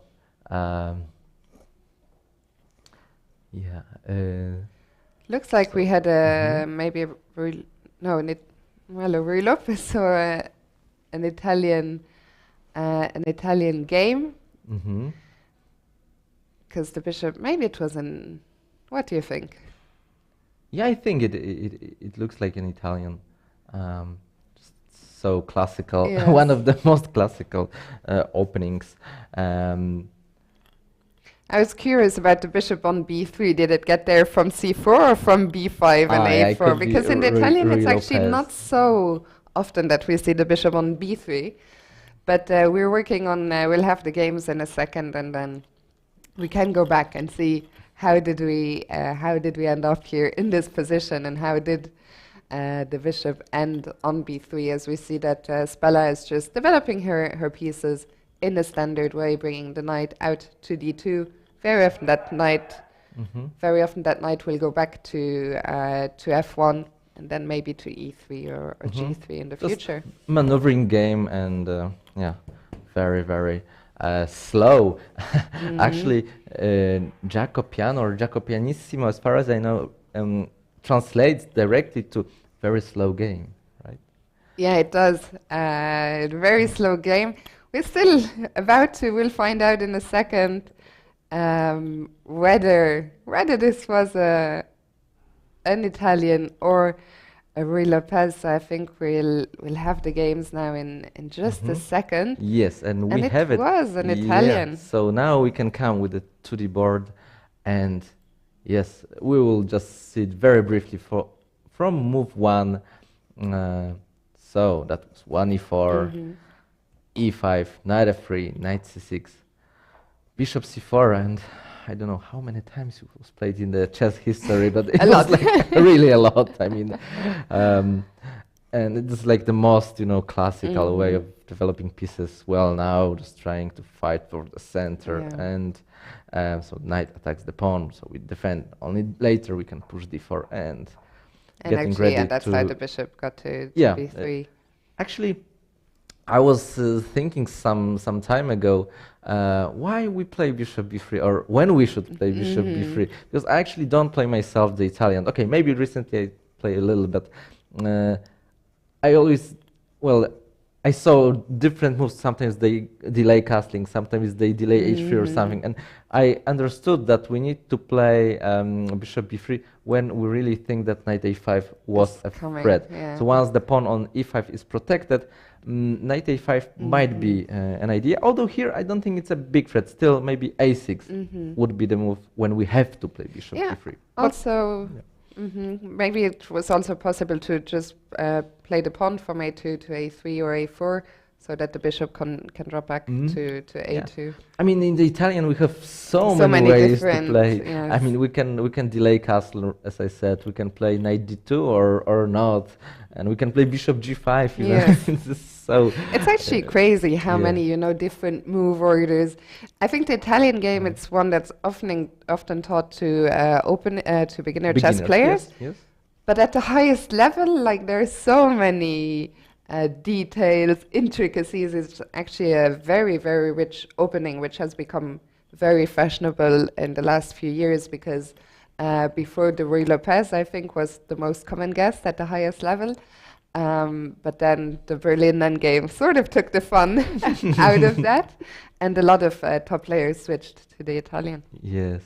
So, as I said, maneuvering game, and I think it hasn't changed since then, because what we see, knight e7, preparing knight g6, okay, move like rook e1, just a preparatory move to keep an eye on the e-pawn, to prepare d4. And to free up f1 for the knight. We are not afraid that there are some issues with the f2 pawn, because once we played h3, there are no knight g4 jumps. So, yeah, it's just, as I said, slow maneuvering game. At some point, of course, there will be some action. d4, I think this is the move at some point will come, right? And this will be the big issue, whether black will be ready for this or not. On the other hand, black might be thinking to play d5 himself, because that's probably the only way to actually get an advantage in this structure, because the other pawn break possible would be to go for some g4, g5. Actually, I love to play like that, but not with my king on e1. Although there are some Sometimes games like it's this, possible. but I guess not here. But I love to play with my king on e1. I'm actually giving away my secret. I see in the chat, and remember, we do keep an eye on the chat, both on the European Chess TV channel, on the European Chess TV and Twitch, and also on my own Twitch channel. And I see in my channel someone is saying, is he really still 2600? Wow, because Walewski has been around for so long, and it's really incredible. I think in classical he might be a bit under. Yeah, I think so. But it's incredible that he maintains a 2600 plus rapid rating. Yeah, that's amazing. I mean, he was fighting with the very best of I don't know how many years ago. Yes. I mean, like, but we have all read those classic Yes. books. Well, and Really he was there, legend and he of was the there already, game. and yeah, he was fighting with, I mean, literally the very best, not just like top players, but with the world champions. So yeah, it's very nice to see him playing here, and Bishop e6. So this invites White to take, and after FE, White might have slightly better structure, but it's not for free. Then Black's dynamic play will on the F file and some knight F4 jumps and so on possible. You know what I think, Piotr? Maybe we can go to board 4, where Shersik. Yeah, this one is really difficult. I'm trying. Yeah, Mariusz Szewczyk. Szewczyk is playing against Rasmus Wanne, because somehow something seems to already have gone wrong for the Polish player here. Yeah, I actually know him. Yeah, some few years ago, I even was giving him some lessons. He was improving. He's not a junior player, but he's not a bad player. But you know, here indeed his position is not looking good. I mean, Black got kind of everything he wanted, right? Yes. This knight on a 4, you know, in White's camp already. Yeah, it's lovely knight for Black, and looking from White's perspective, we would use a completely different word. Yeah, it's funny because if we go back to the beginning very briefly, once we have the 2D board back, yesterday I actually had lunch with Rasmus and Niels' girlfriend Ellen, and Rasmus was complaining that every game he's playing the Caro-Kann and he keeps losing as Black, but still it didn't deter him from playing the Caro-Kann again today. Yeah. So now he's making a very direct use of the knight on f4. Yes. He's threatening mate in 1, which, well, the problem is that if we play bishop f1, then there is knight h3. So maybe I can put this on the board. So bishop f1, knight h3, king f1, and not only the pawn is lost. I mean, Yeah, this is it's a big fork. Yeah. So bishop f1 not possible. I think. It's very hard to actually find a move. Or can we play knight h4? Knight h4. I don't know. Maybe queen g5 then. At some point we will have to play g3. Or maybe here there is some knight f3. I mean, the knight. The other knight. Yeah. So let's see, what did he play? Yes. He played knight h4. No, he played knight. Yeah. No, he's still thinking actually. Still thinking. Okay. Okay. Although no, knight h4. Sorry, knight h4 is on the board. We can see it on the camera. Okay. So let's see. So after knight h4, Rasmus is thinking here. Let's try to see if we can figure out. Yeah, because it looked all very good, Yeah. but it's a little bit unclear, right? Okay, Black must be better even after queen h6 or whatever, but we really wanted more, right? And as we saw in the first round, like if you don't take your chances, I mean, then it's a big fight, and the more it's complicated, the more chances you give to your opponent, and you don't want this. I'm still trying to understand if we have nothing on f2, because we have the rook, on f8, which is looking down, and this. So if knight h3, knight h3 has to be calculated. That's right, because of king f1, which is forced to keep an eye on this guy. Then I wonder if some bishop. You mean move? Because like there is a mate is coming on f2. Yeah. You mean like this? Maybe something like this. But maybe but you can take. Yeah. Yeah, the queen is hanging, but this is also hanging. What about bishop? Although, of course, after g8 we can play rook f2, queen f6, and then, but we gave two a lot of pieces. Yes. Although not 2, because the knight on h4 is king. Okay, let's just actually put it on the board, because Let's do it's it, getting yes. complicated. Yeah. So now gh is forced, because this guy was hanging with the mate in 1. Now, if you take, I take. So we want to give a check. Another check. I was saying that this is Yes, hanging, but saving it the can knights, yeah. it can go back. So here, the issue is that we gave a bit too much material. If we could get a few more pawns or the knight. Rasmus we win. has played knight h3 actually. Okay. And king f1, so there must be something. So let's Okay. go back to that position. Okay. Is there another bishop move I mean, maybe? well, he can maybe just move the queen also, but not maybe to g5 because the knight f3, but maybe to, I don't know, this h6. What about bishop g4? Yes, this is interesting, of course. But we can play knight f3 maybe, just this knight to f3. It's I don't know.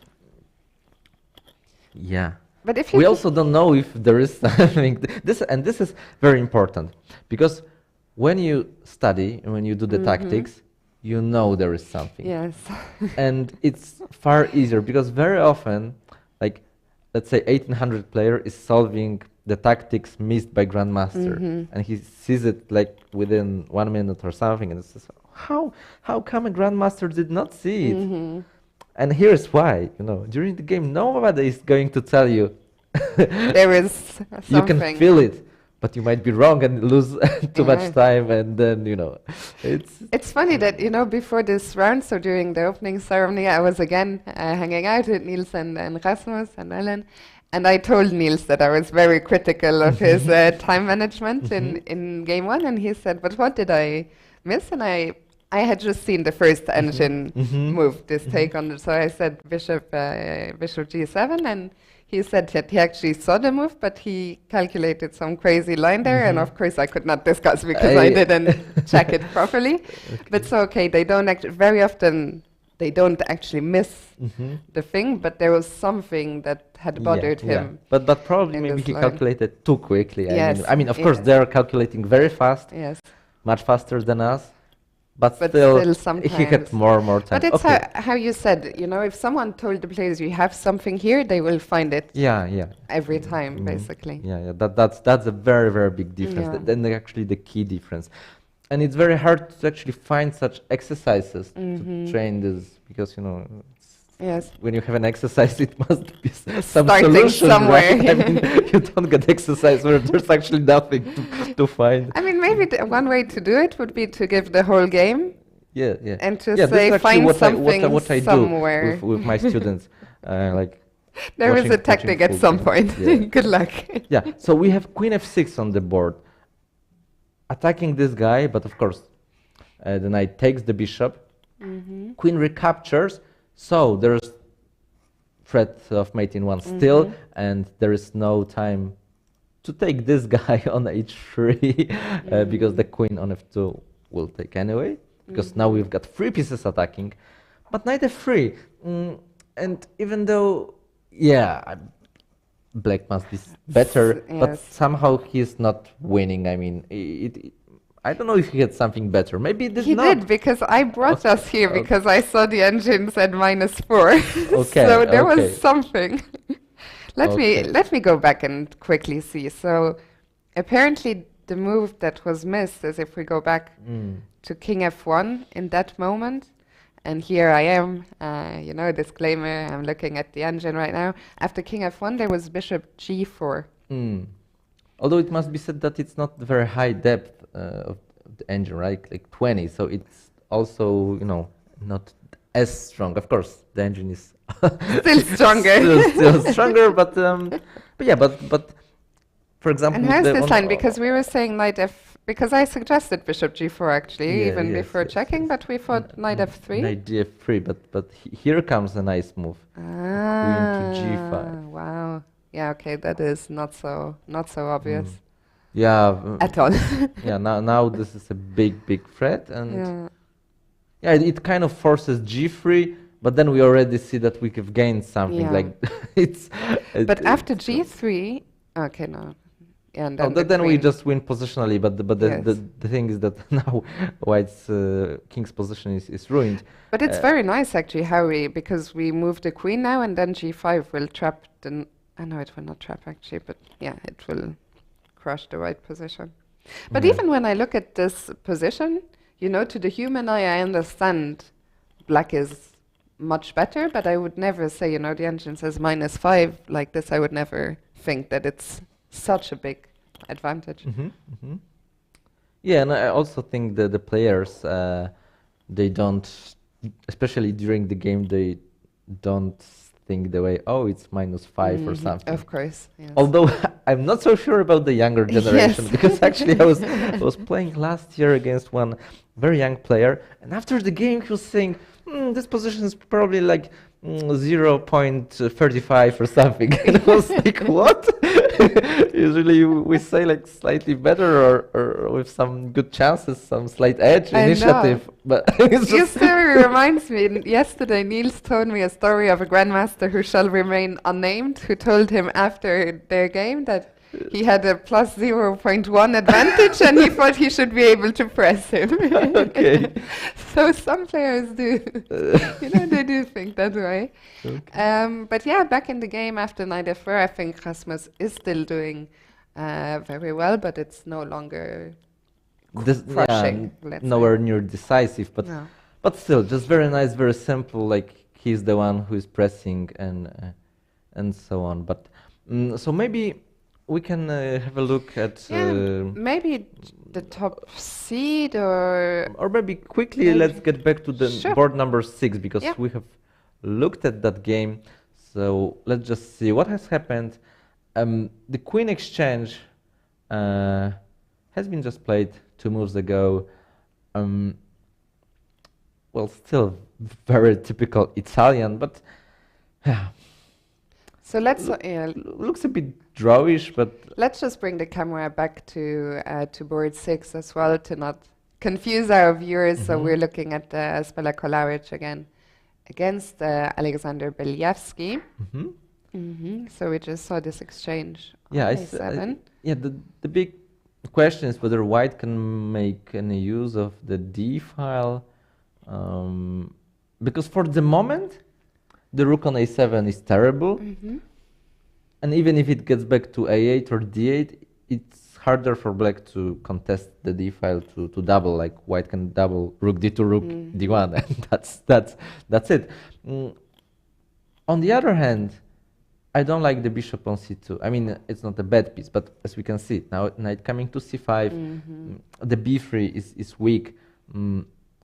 Black can always play bishop B3, where I'm not sure we need to rush, of course not, but I think it's when we play this, we can trade, then go back to knight c5, the a4 is hanging, or just to control this and keep the bishop on c2 less active.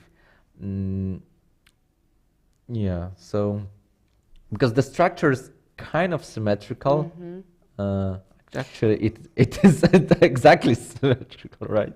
It's really, complete So- mirror image. So if black can manage to trade the rooks, only black can be better. It's balanced, but with those structures, I think it's sometimes not easy to win, right? Because it's just you don't have pawn breaks. Okay, some b4 or something, but it's just not working. Okay, rook d6, good move, because now after rook a8 you quickly go rook d1, not allowing rook d8. And as I said, if black trades the rooks, that's perfect. He doesn't, then it's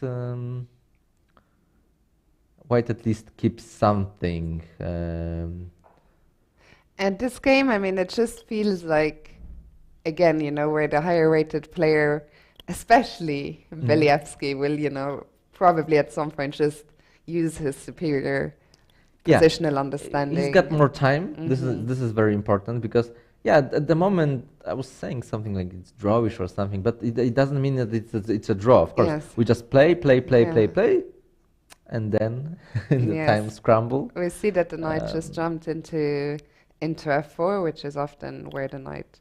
Oh, but this is like this is not the pawn on e5 isn't hanging, right? Or Because are we we can. sure? Yeah, let's check it. Ah, but it's white made sorry. some of Yeah. rook. Okay, now. Ah, that's why. Yeah, yes. Now it it's makes a more difference, sense. because now after knight f4, Yes. yes, this is not hanging because Yeah. bishop takes, and the rook covers Yeah. e5, and there is no white's rook on e1. Exactly. Protecting. This is very important. Okay, so knight f4. What do you think? Because I said, f4 is often a square where the knight wants to go, and it's sitting very pretty there. But what is the plan for this knight? I think it's just temporarily, because what we want to do is maybe to go king h7 and g6 or h5 g6. But but white actually can do the same, like king h2 and g3. Because this is important, I think, to get rid of this knight on f4 and f5. So either side needs to prepare g3 or g6. And let's. So we see there was some move played. Didn't catch exactly, so we will just. We'll wait. It will appear soon, because I wonder, can white do the same thing? Play king h2, g3. So what was? I think. Trying to understand from the camera. What was played? Yeah, I felt like it was something to the left, but oh yeah. Okay, yes. But I'm not sure what there was any need to hurry with these moves. Yeah, why to hurry with this? Because is there any place this knight is heading to? Of course, if it's attacked by g6, we go to e3, but it wasn't attacked. No. Okay, one thing is that now this is hanging, but maybe f6, that's not an issue. I mean, it's normal move, I right? think f6 should be safe to play. Well, we have to maybe watch out for somewhere some rook takes, like if I play b4 and then rook e6, but yeah, but there's still a knight on f4 and c5 and so on. There's too so I need to play b4, b4, g3. Yeah, but even after b4, yeah, it's too much. Yeah, it's just. And also we can just with black we can play maybe king f7 or king f8 or something. Like one plan I'm thinking about is to go here and then rook d8, and then we trade the rooks, and then black is taking over. Yeah. Yeah, I like this idea quite a lot. Are you not worried that by reducing material you will reduce your chances? Yeah, but white has better rooks, so at least I'm changing yes. white's slight advantage with the rooks and keep my trumps, right? Like for example, then, well, some juicy square on b3, some b2 is hanging, and like. And how do you think white should prepare for that? So she played knight d2. Yeah, I don't like it. I guess she wants to go to c4, maybe. Maybe. Okay, I didn't like it, but maybe actually. On c4, I think the knight will be. Once we go there, it's maybe not bad, right? And it's not so clear. I mean, bishop f7 was played. Yeah, just to have knight e6. She went to c4 already. Just in case, but yeah, this is actually. I said I didn't like it because well, sometimes I'm saying faster than you can think. Like it's that's the issue of the commentator, especially without the engine. I know. Because my first feeling is that what is this knight? Yeah, but I have to Take change back, my opinion and say sorry. Yeah, actually that's strong. That's strong. I mean, and the I knight have to also say that I'm starting to like white's position here. Yeah. As you said, the rooks on the d file, are dominating this d file. The knight on c4 this plan is great. is not working because, well, whenever you move the rook, this guy on a5 is hanging. So, yeah, this is an issue, and I don't know actually. Well, also during the game, I don't know if you have the same feelings that sometimes you feel, oh, I'm going to win or I'm going to press, and then what's this position? How did I get there? I know. I want to go home. I know. It's always dangerous to have these sports to already, you know, enjoy the position a bit too much when it's too early. But it's very difficult because we are humans, we are not engines. And I always tell myself that I shouldn't, you know, be so happy when I have a good position against some strong player, especially because it was so often, you know, and even if it was true that my position was great, I mean, I think the biggest difference between lower rated players and high rated players is to be resourceful. Yes. That the higher rated players are able to, you know, to put up a fight really in some, you know, very bad positions. And there's such a saying that you need to beat a strong player in an opening, in a middle game, and in an end game. I have a lot of first-hand experience since I do quite a bit of commentary for Hikaru Nakamura, and every time I'm stunned when he's playing, you know, these very strong grandmasters, and just how tricky, you know, especially from lost positions. You feel like, okay, he cannot this time, he cannot, you know. But he always, I mean, not always, but so often finds a way. And I think that's, you know, also what you're saying. These players that just, sometimes you watch and you just think it's some kind of black magic what they are doing. And yeah, when you're the opponent, it's just incredibly frustrating. And especially the more they do this, then they also get this psychological, I think, especially the, you know, the Magnus effect. You're playing Magnus, and at some point it feels like you're losing, you know, all your ability to think clearly and play your best. Yes, that's amazing. I mean, yeah, So maybe I after- should learn to, to defend better. I think that's, you know, 100 points I need, you know, to be a full-fledged grandmaster, you know, like because I have a lot of questions like, okay, when I will be a grandmaster, or why I'm not a grandmaster, because it feels like it's not that far away, but it's actually not much and much. You know, it's so close yet so far. Yeah, because, you know, I've beaten many grandmasters, but well, I was also beaten by them even more, you know. So overall, it's just, and this is the problem that, like, you know, there are so many details in chess, right? Like, okay, so let's maybe we can go back again because this game is going very slowly. Yes. But what we can just add maybe to the evaluation of this position again, to emphasize the fact that like is you know, has more time. So even though White's position is very good, I mean, especially with this knight on c4, looking at a5, yeah, if she's like having 5 seconds or something, maybe she will do something really wrong. We'll see. So far, she's playing very well. Absolutely. Yeah, slightly better. We'll look at it later. Do you want to go back to Rasmus? Or Yeah, do you want to quickly maybe we can also look at the first board if there is something. But here we can just say that, yeah, Black made some exchanges and should be keeping some sort of initiative, but not so sure if there is something, you know, like big. I think let's actually go to board 1 now, because I think just a second it's a very interesting moment. So we'll also bring the camera to David Navarra in his game against Ivan Sidletsky, because we see Black is stuck. Completely tied down. Yes. I mean, it's not Painful even Zugzwang, to- but you know, just.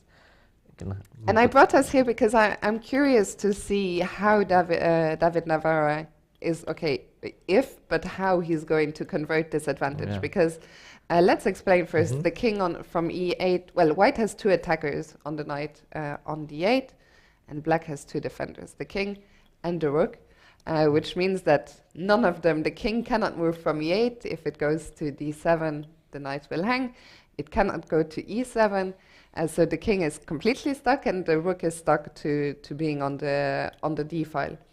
So I was wondering, can David somehow create some kind of, not Zugzwang, but can he somehow push the pawns? Or will he choose the right moment to exchange? Will he take a7? Yeah, at minimum he can take on d8 and just take on a7. But I'm sure he's not gonna rush with this because he can at least push f and h pawn a little bit, at least f4, also h4, just to keep the pawns, you know, a bit higher and not being attacked on the second rank by some possible lines. So f4, I think it is the move. F4, h4. Yeah, and then take it from there, because then even if we take knight d8, rook a7, it's just much better version. Probably winning, because it will be also difficult for black to actually hang on to the b6 because there is no rook d6 and so on. It's just very, very passive. And if we go rook b8, I can bring my king or something. But yeah, just f4, h4, those simple moves. But David is thinking. You see, this is, and I think it's good. I mean, especially that he has some time, that he's not rushing. I mean, maybe I would play a bit faster, but okay, he took on a7. Because maybe he believes that he can go back to c6 whenever he wants. Although maybe black just cannot untie anyway. Not sure, because maybe king e7, but then knight c8 take b6. Yeah. Yes. Okay, so we can even put it on the board. Knight c8. And I think once the two pawns drop, it's just too much. Okay, so. Yeah, I think David is showing us actually probably the cleanest way for how to convert his advantage. But there are like many ways. Yeah. Like it's very nice to win in such a style because you're not no stressed. Counterplay, no. Yeah, it's I love to win like that. Absolutely. But unfortunately, it's I rarely, not so easy rarely to achieve. this. Yeah, but I see in the chat someone is saying, "I wish David didn't wear a mask so we could see his wonderful smile." He has such a nice. I mean, he's such a nice guy. It's interesting he didn't wear it yesterday, but we just saw him. Maybe I think what the reason he's wearing it is he's such a respectful guy, and we saw that he was blowing his nose there. Maybe he has a little bit of a cold and wears it. Just in case, out of respect for the opponent. So yeah, I think this game. I think f6 was played by black. Yes, but okay, we can just take it. I mean, we can now, I think, get back to one of the games we've been following earlier. So maybe the board number 6, because this is this changing a little bit. So maybe even let's see exactly what has changed. So h5, I think a nice technical move, just trying to get some space. Knight b6. Oh, and sorry, but we just had a result in the Rasmus Vanna game, which we were also following earlier, where Rasmus has converted his advantage into a full point. So let's focus on board 6 this time. So knight b6, rook a6, attacking this knight, and then go back, h4. Yeah, maybe white shouldn't have let black to have the pawn on h4. All the way, yes. Black managed to kind of cripple white's pawns a little and get some space, get some squares.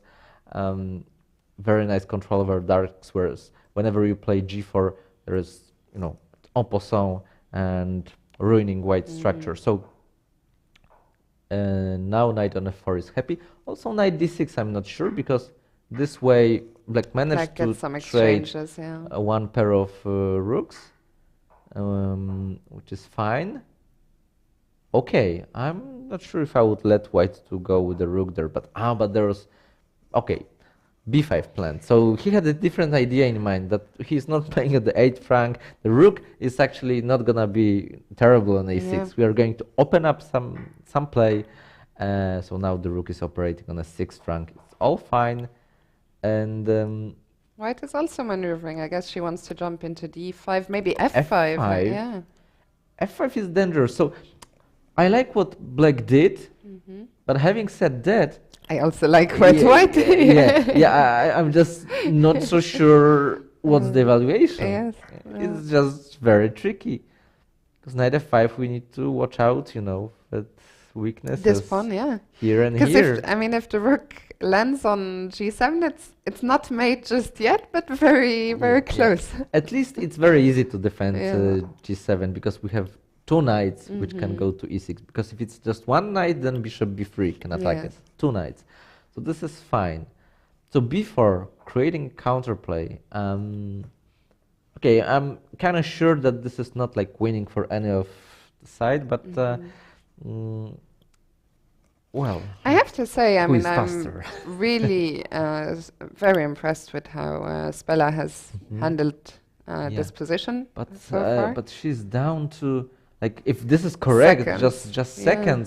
Maybe we can look at The clock on the yeah. video on the camera, if we can. to kind of try to see the board, the camera. It because looks there's like not- it was close because after her move, she now has 20 seconds, which I guess is accurate. Yeah. Now some rook a2 are possible. I know this is hanging, of course. I And know we this see is the hanging. clock times there, yeah. After Yeah, she and now I- has and 31 yeah, seconds. we can see that this pawn on h4 was actually. So I think rook a2 was played. Yes, knight h4, king g5, indeed. This knight will move, then this will fall, right? I Yeah. think knight f5 was already played, and then do we have rook b2? So yeah, I rook think b2 is also on the board, and on the she's board. thinking she's down to 13 seconds and h4 now. Mhm. h4, king g6.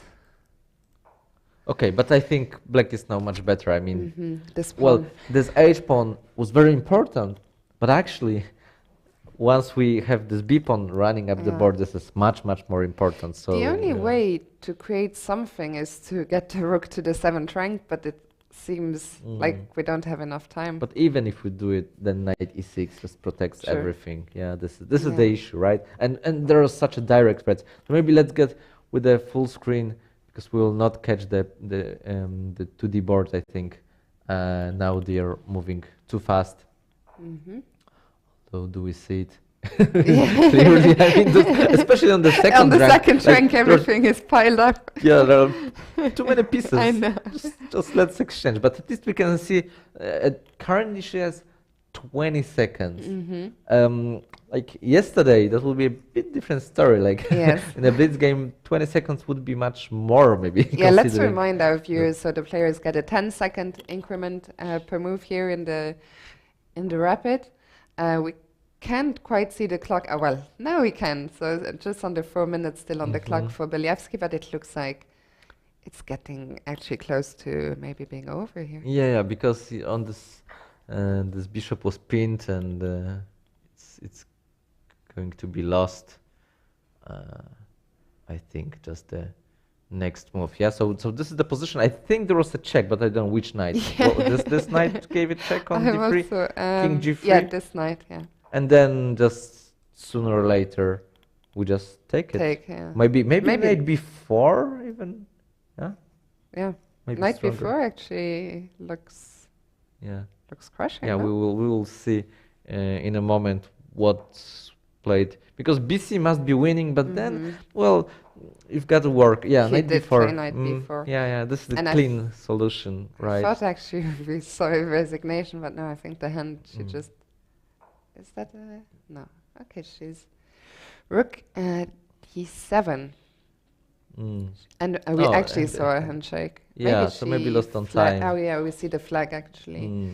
So she did lose on time, but I think the position Yeah, the was position lost. was lost. Yeah, Anyway. because that was the cleanest way. Because if taking on c2 immediately, then you have to still work. There are not that many pieces, but yeah, this is just game over. And maybe we can go back to board one. I think David Navarra is also getting closer because the black pawns on the queen side are gone and the a pawn is just 2 squares away from queening now. Yeah. So it's completely winning. Yeah, but let's just not drop anything. Yes, it's always Because scary to make a move like king c4. Yeah, a little bit. Yeah. But of course, the knight on a3 is controlling the c2 square. And I don't see actually how black is going Mm. to stop the pawn from promoting. So rook a2 was played. Yeah. What to do? Okay, so rook a2. And is there a way to just end it? Okay, king b4, rook b2 again, and I think Okay, we so just did he had this actually position. made Mhm. it difficult somehow or not? Or is it just Well, now king he's a4? choosing another square. Yeah, maybe king it's- a4. No, because it looked like completely winning, Mhm. and because just two moves to make a queen, Yeah. and the knight is quite, I mean, far away in some way, right? Because the Mhm. knight are not that fast catching the pawns, Mhm. you know, A and H pawns.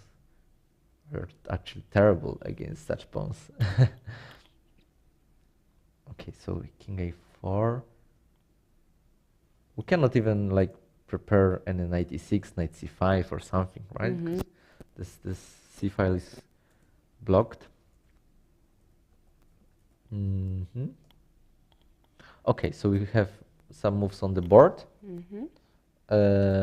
So rook b6, king a5, rook b3, and knight c4. Mhm. So still, a7 is just a big threat. A7, a8. And What do we do about this? maybe nothing. Maybe some trick. Hmm.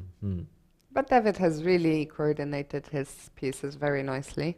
Yeah. I cannot imagine that He that will if- fall for any last and tricks. it just must be winning. But yeah, just few good moves are still needed. Okay, now it's black to move. But can he find some trap? Actually, there is a very nice book, Chess Swindler. Mhm. Which I mean it's amazing because it focuses on some exercises which It's the David Smurden book, yes, yeah? focuses on exercises which sometimes can be solved with an Mhm. engine, because you don't need to find sometimes the best move by the engine standards, because the position is like lost anyway. Yes. But you need to set a trap for an Yes. opponent, and yeah, the idea is that you are not playing for the tricks like normally, but when you are lost, you Mhm. should be playing for the tricks, because otherwise you are lost anyway, right? Yeah. So then it doesn't matter if it's -3 or -10. You just need to put To find practical, some, yes. problems. Here we see on the video that the clock is ticking down to 20 seconds as he just played rook b5 check, king a4, and well, now there are no more checks. Rook b1 is played, but I think after a7.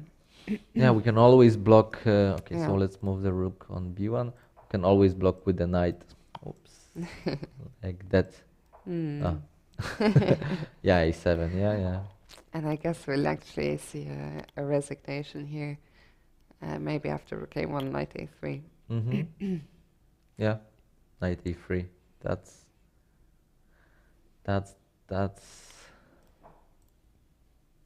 the point. And there's no knight c2 because this is covered.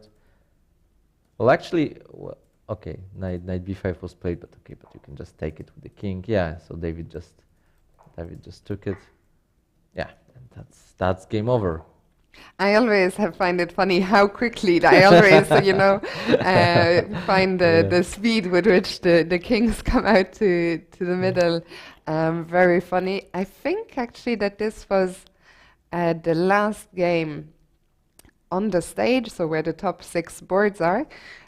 Just right beneath that, maybe we can see the final moments on board 7 between Jiří Buška and Robert Hovhannissian. Mm-hmm. All right, so yeah, black is just winning, right? Yeah, those Because pawns. he's an extra pawn. This can fall, but yeah, then the other one will come. Just white cannot cope with both pawns. Yeah, I think is f2 just game over here? Yeah, it looks like he will capture the pawn on d4, I guess, and bring the king. Yes, yes, Yeah. that's. Yeah, we are too far away. But even if we were on d1, we would be too passive. Yeah, Yes. so it's just nowhere near. Yeah, I'm just completely lost. Just checking what else is still going. Actually, we might have an upset. Let's go there to board 28, where Kozakowski is playing. We saw him on the top boards yesterday in the Blitz, but right now it looks like he might be held by another Polish player, Jaroslav Paprocki. I'm learning a lot about Polish pronunciation this weekend. But yeah, Jaroslav, I learned a trick from my good friend Simon Williams. When he cannot pronounce a name, he just calls them with the first name and just avoids. So Jaroslav, I mean, if anything, I would probably prefer to play white here. Yeah, the bishop is better Yeah. than the knight. Yeah, it can always. But the big question is like whether white can enter somewhere, because if he cannot, he cannot be better, because then it's just equal, right? Yeah. Because how do we make progress? Yeah, maybe. But no, it's okay. Can I go Allowing king c4 c4? This is. I'm not sure. I mean, it seems at least This a is very risky decision to allow king very c4. risky, very risky. I know. Then he may come with the king to g3, try to win g2, but Yeah, I think but it's quite slow. I think knight b5 is one of those decisions you wouldn't make that move probably against a higher rated player. I think like the emotion, you just want to win so much, and okay, sometimes you win, but sometimes you lose. This is of Yeah. course the danger with a move Maybe like he can this. keep the knight on c2 because there's no bishop d1, and when it is bishop d1, Mhm. always knight e3, even if it's not with check. Mhm. At least it attacks here. I don't know, but this looks okay. It's it was actually white to move, so a nice decision actually, because knight c6, king c5. Yeah. And at the moment he cannot go king f4, right? So he can go king e4, but then king b4, and then king e3. Getting messy here. And then king c5 and Yeah. staying in touch with this one.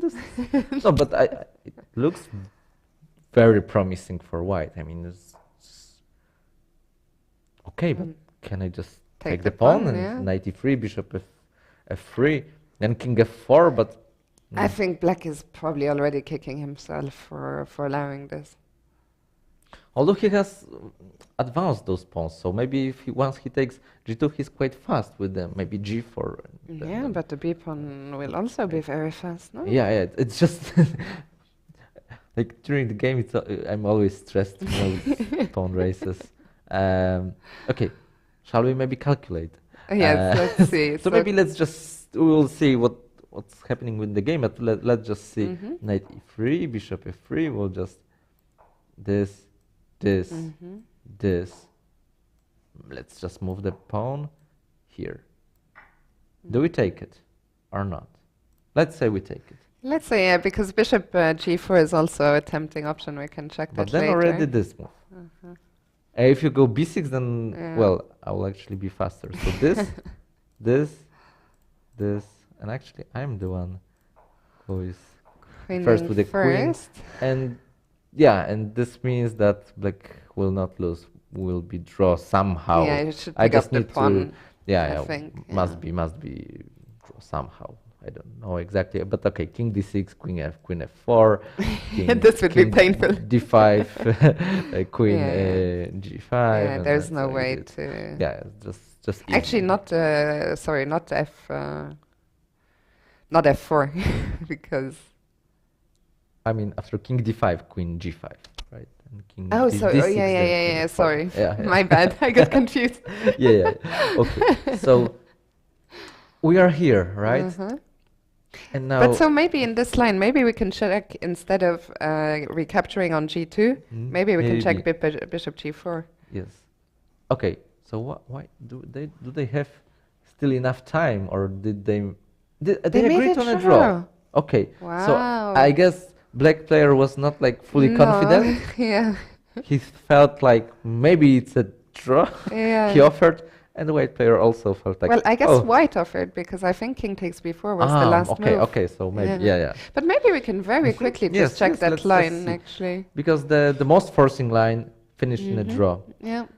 But we can try to play bishop g4 actually. Isn't Okay, it maybe knight e3. knight e3? But I also then, understand that white offered a draw because but then it's... bishop d7. Yeah, and I was thinking g4. Yes. But then I take and h3. And you bring but the bishop. no, it's not clear because Yeah, because I have knight g. because g2. then knight g2, and then we can lose even. Yeah, this Yeah, this looks lost, huh? for yes, white. it does. It is lost. It is.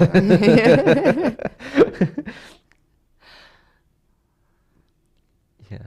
Yeah, tricky. Okay, So- for my own curiosity, I'm gonna check the engine in the final Yeah, okay, we can position. play maybe but- bishop c6 here, but still, then I don't think it's winning for white. But Yeah, it's okay. The engine hasn't made up its Or mind. or It's maybe saying- well, it's always going up and down. it's I think it's not sure yet if I go down this line that we were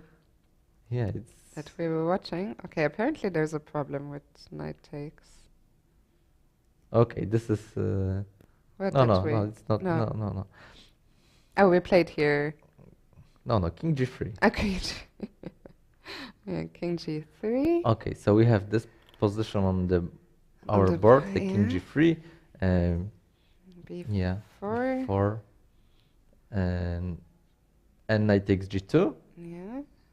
And well, okay, this we need to show. Wow. Just knight takes g2. Okay, and now just b5. And the engine says Yeah. white is winning. But okay, Yeah. very difficult to see this from a distance. Yeah, we just don't need to move the bishop. We need the queen. Crazy The line. bishop is not important Yeah. anymore. Wow. Okay, what a round. Round 2 is over. We are going to go into the Spodek Arena to Ketty and Magda. I think Ketty is ready on the couch, so we'll go there. And we'll be back with round 3 at, soon. So stay tuned and we'll see you then.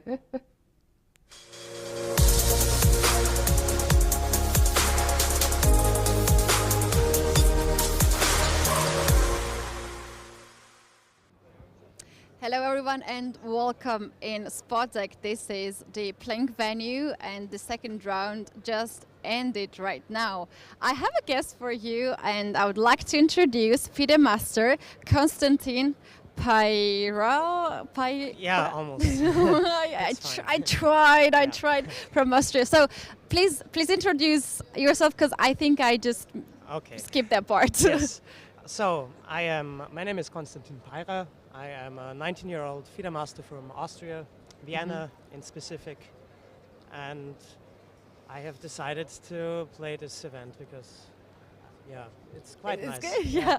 So you won 2 games so far, and you have 2 out of 2. Can you tell us a little bit about these 2 games? Were they complicated for you? Maybe a little bit easy for you? How was it? So the first game was actually quite a challenge because at some point I realized just what bad of a job I did.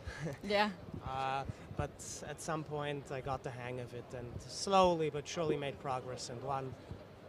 Then in the second game, I played an interesting opening idea, and my opponent wasn't able to respond accurately, and then it was a very one-sided affair quickly. Okay. And you also played Blitz Yes. tournament yesterday. How did that went for you? So in the first 12 games, basically I was sleeping, so I played really badly. And then I was able to get some form, and I won 7 games in a row. Lost the last 3 games, that a bit destroyed everything again, but all in all, I was happy, especially after having such a bad start. Yeah. Right. And what's your favorite time control? Do you like to play more rapid tournament or blitz tournament? Like in general? from time to time it changes. Currently it's rapid, but like it's always something else. So yeah, the Right. phases they come and go. Yeah. Right. I know that you played the World Junior Championship Yes. this year in Sardinia. Yeah. Can you please tell us what happened there? How was your tournament back Yeah, then? so it started off very, very well. Then in the round 7 and 8, I lost both of the games, which like emotionally was very hard, and also it's destroyed my norm chances. Right. But after finishing the tournament with 2 wins, one of that was like a more than 100 move thriller where I Wow. made it my opponent 1 move before the 50 move rule. So Yeah. yeah, that saved the tournament. I also gained some rating, but I all in all was disappointed with the result because of the 2 losses. Right. Yeah. And Konstantin, tell us how do you like here this tournament, the atmosphere here? Yeah, I enjoy it very much. So I'm used to chess tournaments being held somewhere in the middle of nowhere. This is a nice, a nice place for a change because it's a big city and like it's pretty easy living here. And also in Poland in general, I like a lot. I enjoy. Yeah. It's very nice. Are you here with some of your friends, chess friends, or you are here Yeah, by we're yourself? a little delegation from Austria. So Right. yeah. How many participants? I think I have to think about 10. Yeah. Really? So Yeah. it's really close. So Yeah. probably you Exactly. didn't have So to take a plane and just No, took we the don't train. need to take a plane. We just take the train, and Yeah. it's not a long way here, so it's Right. very good. Have you had a chance to visit the Christmas market so far, or do you have plans to go there? Not really, actually. I'm not the type of person who likes to go to Christmas markets. Really? Yeah. But do you enjoy the snow? Yeah, it's nice. Like even in Vienna, there's snow, but Yeah. this is of course another level. Yeah. Right, right. I will not keep you here for a Yeah. long time because you need some rest before another the game. game, So yeah, good luck. Thank you. I wish you all the best, and thank you very much for coming at the Of course, studio. it was my pleasure. Yeah, good luck. Thank you you. guys, you're gonna see now more interviews, and later on you're gonna see the round 3 to start, and you'll have Fiona and Piotr back in the studio.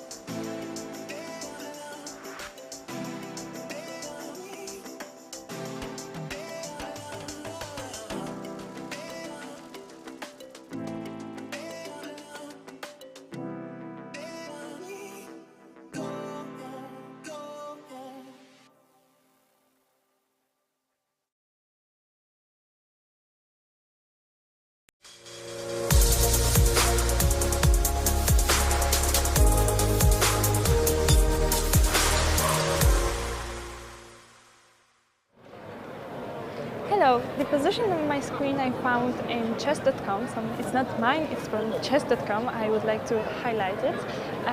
But I found it very interesting and very fascinating. That's why I decided to share with you guys.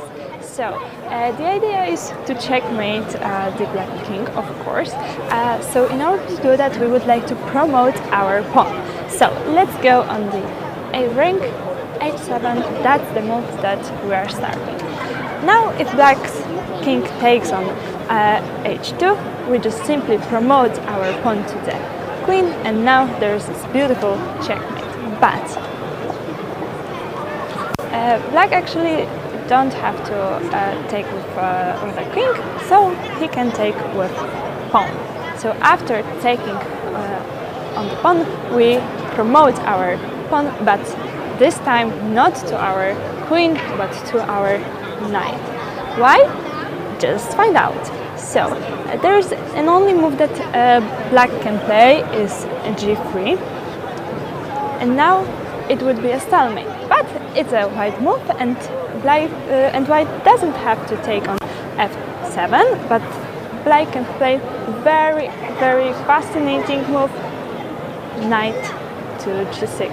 Why knight to g6? Because now if black cannot capture, it would be a stalemate, but now black has to capture on a g6. So black captured on the g6, and now we are going to promote our another pawn. We are going on the a ring, and black is going because it's the only move in this position, and now we are make another promotion, and once again to the knight. After promoting to the knight, the only move that black can play in this position is g4, and after g4 we are sacrificing our another knight, the same idea that we used before. So we are going on the e6, and after capturing we are going for our another promotion, right? And after e5 we are make a promotion, and once again, let's guess what we are going to promote it. Of course, we are going to make a knight. So now, of course, the only move is a4, and now after this we're sacrificing once again our beautiful knight. We are sacrificing on a c6. And after taking, because that's the only move in this position, and after recapturing, now there's this race between those pawns, and black pawn is going down to be a queen, and black pawn is going also. So we are going to c7, and after b5 we are promoting, and let's guess, we are promoting to our knight. And once again, black is going down to promote his pawn too, and now we are going to the d6 in order to take those pawns, but not only to take those pawns, but moreover to checkmate this king. So after knight to d6, black has to play b2, and after taking e4, the only move is to promote, and it actually doesn't matter now what we are going to promote, but let's say we are going to promote to our queen, and now very beautiful checkmate on g3. I found it very interesting, and I really enjoy it, and I hope you guys too. We will be back in the studio in before the following rounds, and let's stay with us and follow the games and follow our broadcast.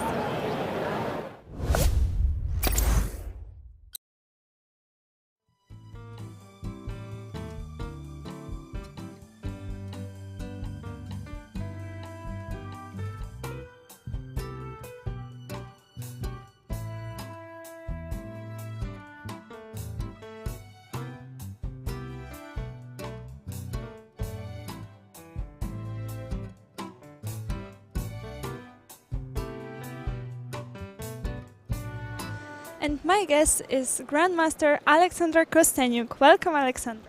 Thank you. Aleksandra Kostenyuk is the current women's world rapid chess champion and the former women's rapid chess champion from 2008 and 2010. We are so glad that you are here with us. Are you satisfied with your results? Well, it's hard to say, but I think the overall result is fine because I got lucky in some games. Although the beginning was quite difficult, but yeah, I think the overall I can be happy. How many points did you get? I think it's 15 and a half. 15 and a half, yeah. What do you prefer most, Rapid or the Blitz? Well, I love Blitz. Yes, I love Blitz, although usually my Rapid results, I mean, throughout my career were better. But Blitz, it's such a fun, atmosphere always. You can enjoy the games and mistakes and everything. And yeah, Blitz is my favorite. Okay, what are your impressions about this tournament? Did you like it? Did you enjoy the venue and the organization? How would you evaluate it? I must praise the organizers a lot because I think I've never played in an open with 1,000 participants. It's something unbelievable. And despite a huge number of players, there was almost, everything was in time, or almost. After the lunch break, every single round started like as announced. And it's really, it means a lot because usually you get more tired from waiting or from delaying when rounds are getting delayed than from the game itself because it's so fast. All those games will finish in 20 minutes, and then if you wait for hours, then it's kind of hard. But here, I must say that it's amazing. The venue is amazing, the atmosphere is amazing, and the organization is really just unbelievable, with especially taking into account such a huge number of participants. Okay, can I ask you about your following tournaments? You are one of the favor of Kazakhstan tournament that there will be a World Rapid and Blitz tournament. What are your expectations for this tournament? Are you gonna try to defeat your title? Well, of course I will try, but I know, I've played, I think, in almost every single edition of Rapid and Blitz because I love Rapid and Blitz so much. I know that it can go either way. There are going to be a lot of strong players, so you never know. Sometimes luck is on your side, sometimes it doesn't, and sometimes it seems that you're doing your best, but just, result doesn't come. But I know, of course, that I'm capable of winning, and that helps in the long term. But again, I came here to warm up a little bit, to feel the time control, and we'll see how it goes. The fact that you are one of the favor make you a little bit stressed out, or are you just completely chill and you're just trying to, enjoy the player and, enjoy playing, right? Well, it's tricky because usually I enjoy playing when my games are good. When they are bad, when I play badly, it's very hard to enjoy. So I try to find this balance, but I know that for me the most important thing is to find good moves and play good games. Because if I manage to do that, good result usually comes. How do you try to deal with all of those stress issues that you might have? Well, it's hard, but experience, of course, helps. You know that if one day you lose, then, if you lose and you either stop playing because it's not possible not to lose at all. But if you continue, just continue. You know that there are going to be victories after that, but you just need to, to learn from the mistakes that you made and go on. You've mentioned before that there is also luck in chess. Do you really believe that it's maybe very important part of chess tournament and your chess games? Well, of course, chess is a game of skills. It's not like purely luck. But at some point, when two strong players meet, at the end, one wins, the other loses. And yeah, sometimes luck plays a tremendous part. And I'm not sure why. Someone gets lucky. After so many years in chess, I think I've become a fatalist in this case because, well, sometimes you cannot, explain mistakes that you make or your opponent made. It just, maybe it just happens to be. It's easier like that. But yeah, luck is important. Okay, so I want to wish you all the best of luck and for your following tournaments and for the tomorrow tournament. Thank you. Thank you so much.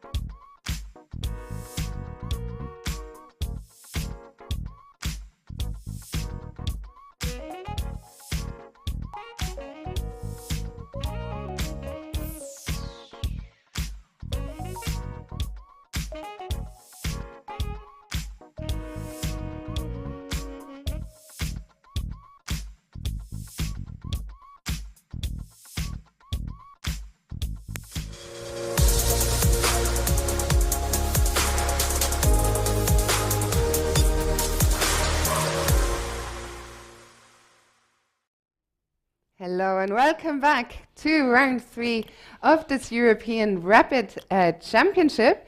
This will be the last round before the lunch break. Yeah, so but not last of the tournament, No. so don't go anywhere. Far after from that. it. But the last one before the players get a little break and, you know, some food, some new energy. And we're going to start by following this game on board 3 between Sabrina Vega Gutierrez from Spain and Michael Adams from England. Of course, we saw some of Michael's games yesterday. And Sabrina, she's a very strong player in her own right, multiple time Spanish champion, but also I think former European champion. So, you know, as always in the Swiss tournaments, as the rounds go by, the games get tougher and tougher. Yeah, and let's remind you that it's not just the Open tournament. This tournament is also Women's European Rapid and Blitz Championships. So there are separate prizes and so on. So yeah, we are happy to follow this game. Yeah, they're ready to start, but probably someone is still talking. Something, yes. Maybe, yeah, there are so many players. We see the players actually watching to their right, where the announcements are made. Yeah, because there are so many players in the playing venue, like around 1,000 people and so on. So it's there's an official. Now we understand. Oh. So a ceremonial first move was made on the top board. It was made by, I think, impressive moustache, by the way. Okay, yeah, I think so. So here it was the sponsor and the head of Mokate, a great coffee. We're not on camera. I wanted to show our coffee, but yeah. So let's go to the game, and so we have the 4 knights opening on and the G3. board. So yeah, it's not the most challenging move, not the most popular move, but with white in this position, you can even play A3. It's not that bad, right? So we still now we have the 2D board. We have a little bit of delay with our board because actually it's not like maybe a big delay of 2D board, but we have video faster. Yes, that makes the difference. Okay, so everything should be working by now. Yeah, so some moves jumped in, so maybe I will, once we get the sport, I can just slowly show the 4 knights, and I think nobody is asking why this is called 4 knights. No, it's quite self-explanatory. Yes, and this G3 move I mentioned, it's not popular, not the most challenging, not the best, but a playable move, and here maybe it's more important just to have own game. Although I would like to have my knight on e2. I think it's a Gleg system, and it's actually very venomous. With the knight on 3, yeah, I think black is totally fine, and yeah, I really like black's position. Although, of course, I'm sure this is something white was also planning to get. And we see so far both players have been playing pretty fast. Now one more move was King too late. H2. King H2, right. So with the knight on e2, the idea would be to play f4. With the knight on f3, actually the idea is the same. To move the knight. But the point is, that's why I said that with the knight on e2 is better, because we can do it immediately. And here we need to spend 2 tempi actually, or okay, 1 at least to get f4, but then probably wherever we put the knight, it's not ideally placed, because we can argue that e2 is also maybe not the best, but if you put it, let's say, on g1 here, and then f4, well, g1 is not the square you want to be. h4 is maybe the square, but it might be also lose a little bit there. So bishop d7. Just a developing move. Not so sure exactly. I mean, because sometimes you want to play queen c8 or something, but here it's not the case. At some point, I think black will play knight d4. I actually had some game as black in such structure this year, where my opponent played G3, being scared maybe of my preparation. He played. It's such, a nice line to just play have to just get additional line, like yeah, low maintenance. I would say. exactly. Yeah. So okay, knight d2. Yeah, I've mentioned that this knight needs to move, and I mentioned some other squares which were actually worse. Knight d2 is better, because maybe once we play f4, okay, we can go back to f3, but maybe we can consider knight c4. Yeah. Also, knight c4, e3, d5 could be something. A route for the knight. Yeah. And Mickey is thinking, and he's down almost a minute, right? So, as I said, White's opening is not objectively the best, but for the rapid and especially playing against such an experienced opponent, sometimes it's better not to follow well-known paths where Mickey has studied this for like years, and here actually these systems might contain some poison, right? So f4 is my favorite move in chess. So once it appears on the board, I will get more and more enthusiastic about. Do you play it Sabrina. on move 1? No, but I like to play the bishop's opening with f4, but also the grand prix. But actually, I think I'm one of the players who played one of f4 like more than 100 times in the classical chess. I don't think there are many players who played that more often. Yeah. And something we have in common, except you, morally with your. Yeah, just I'm very open about my preferences. Not hiding any. With the f pawn, right? Not holding anything back. Yes. Okay, so maybe f4, right? Yeah, f4. Should why come not? now, yeah. Yeah, black had to do something on the other side. b5, of course, taking some space. Also, knight c4 is no longer possible. Maybe b4, but it's not really clear where black is, heading to. While with this move f4, I know, what's the idea. Although it's still kind of slow, as I said, because if we could play f4, then maybe quickly bishop g5, that would be really, really dangerous. I'm also wondering, might she still play a move like knight e2 to try to recapture on f4? With like. I'm trying to understand, would I rather recapture on f4 with a knight if I had the option? Or do I want to... I would take with the pawn. With the pawn. Yeah. Or with the bishop, but once the bishop is blocked, then I would just take with the pawn. This pawn mass is nice. Okay, she plays on the other side of the board. Some prophylaxis or... I think a4 she played, actually. A4 or a3? a4, right. Okay, so a4 attacking b5. Yeah, it's just asking black, well, do you want to keep this pawn? Do you want to push it? And if you push it, you cannot move it back. Then you give me the c4 square. And I think it's nice, right? Like, even though we are told not to play on the side where we are a bit weaker, we should play on the other side, but these rules are very general and you cannot apply them all the time, right? Knight d4 to make his But response. I like this move because first of all, we kind of say that I don't need to react. It's so well protected, and this is beautifully placed knight because immediately maybe I can trade and then push f4. But once the knight went on d2. Yeah, it's so maybe I would have played f4 instead of a4 actually. A4 maybe keep in reserve, because this trade actually I don't like, because indeed this is the case where we played not where we needed to play.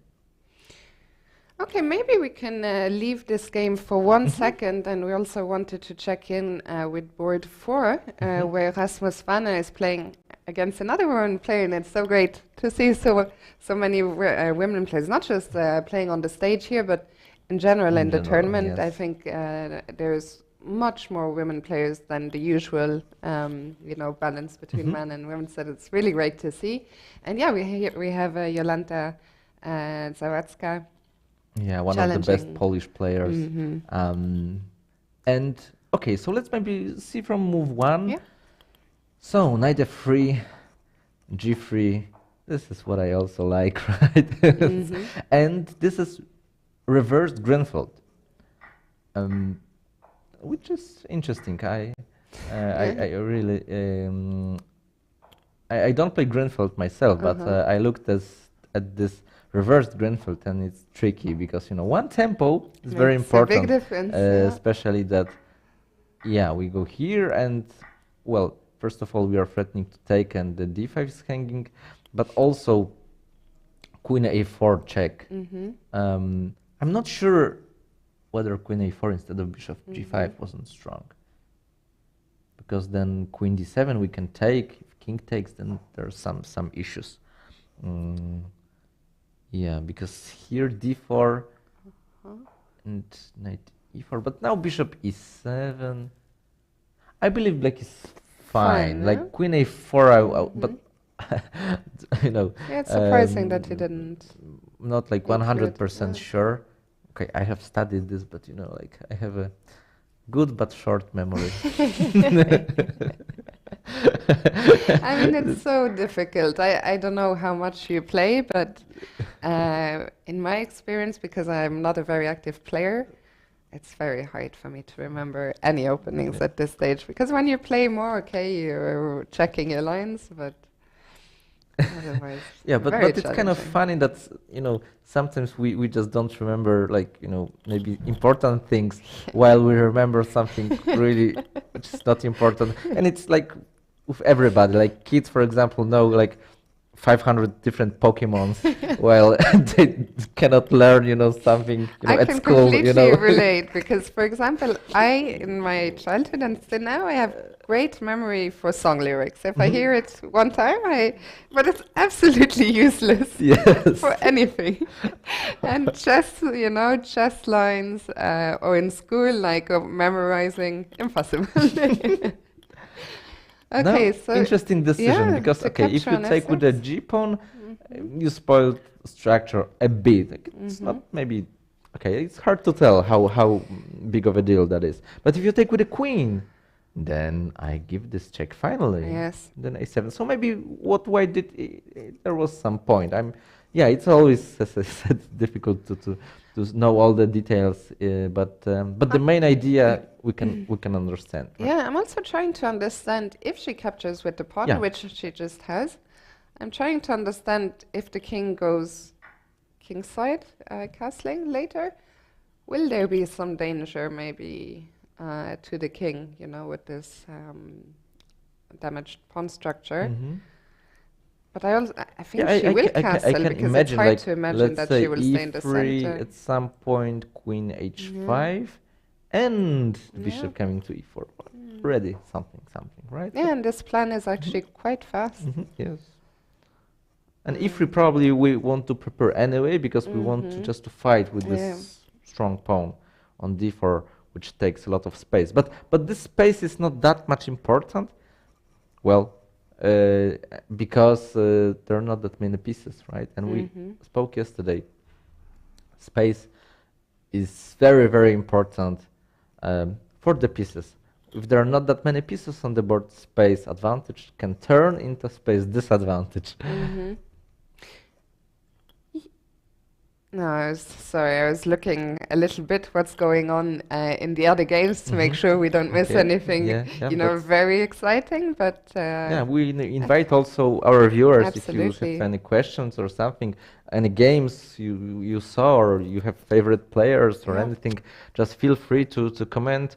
Maybe we will not always see everything, but we will try our best and respond to it. Because we are doing for you. Exactly. We are not just for ourselves. Ourselves. Then we could do it without cameras. we could just sit on the living sofa room, and just we are doing for you. So I hope you like it, and we will be very happy to hear also from you. But going back to the game, so now I think White needs to think a bit longer. So maybe we will go back to the other game, and we'll keep an eye on both these games. Maybe at this round. So we're going back to Sabrina Vega Gutierrez and Michael Adams. Knight d5 was played, and again, this is the move normally something we want to play as white, but I wouldn't want to rush with this. So I think it kind of makes it easy for black. Nothing dramatic is happening, but I already prefer slightly black, I think. Why is that? Yeah, we've got a lot of space on the queen side. On the king side, nothing has even started. Yeah. And where is f4? Yeah. Maybe queen a4, like immediately making some use of it.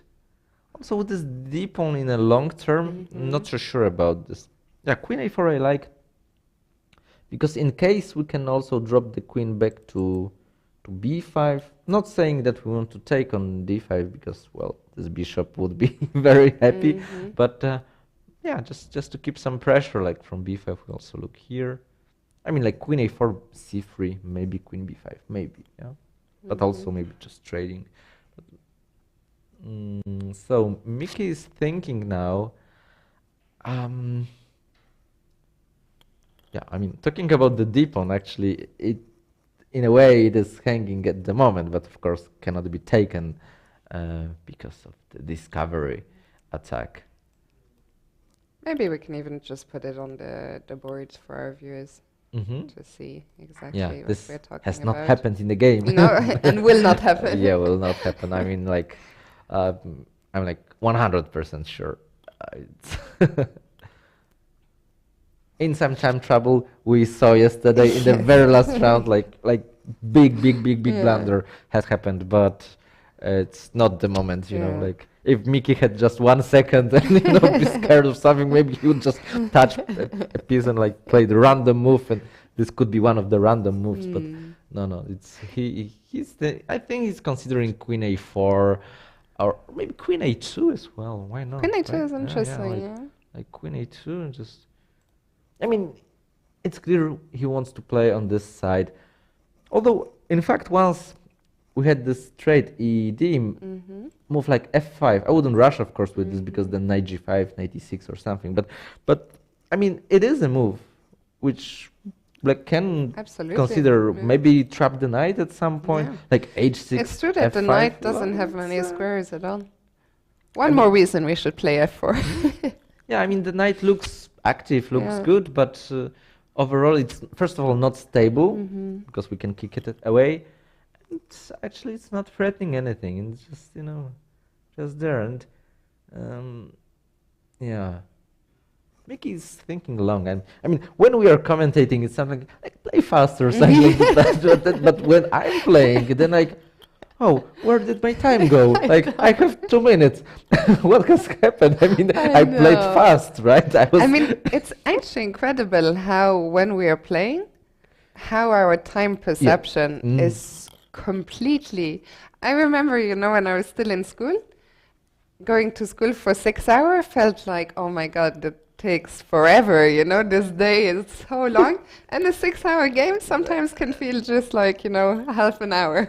Yes, that's what I mean, you know. Like, because when we play chess, we actually enter kind of flow state, you know. And I think this is, at least for me, this is one of the reasons why I love to play chess. And maybe because of this fact, it's maybe less enjoyable for me to play those very, very fast games, because I enjoy those classical games where maybe for the viewers are less exciting, but I'm just, you know, thinking for 5 hours and, you know, really get in the zone. I'm just in a different world, you know.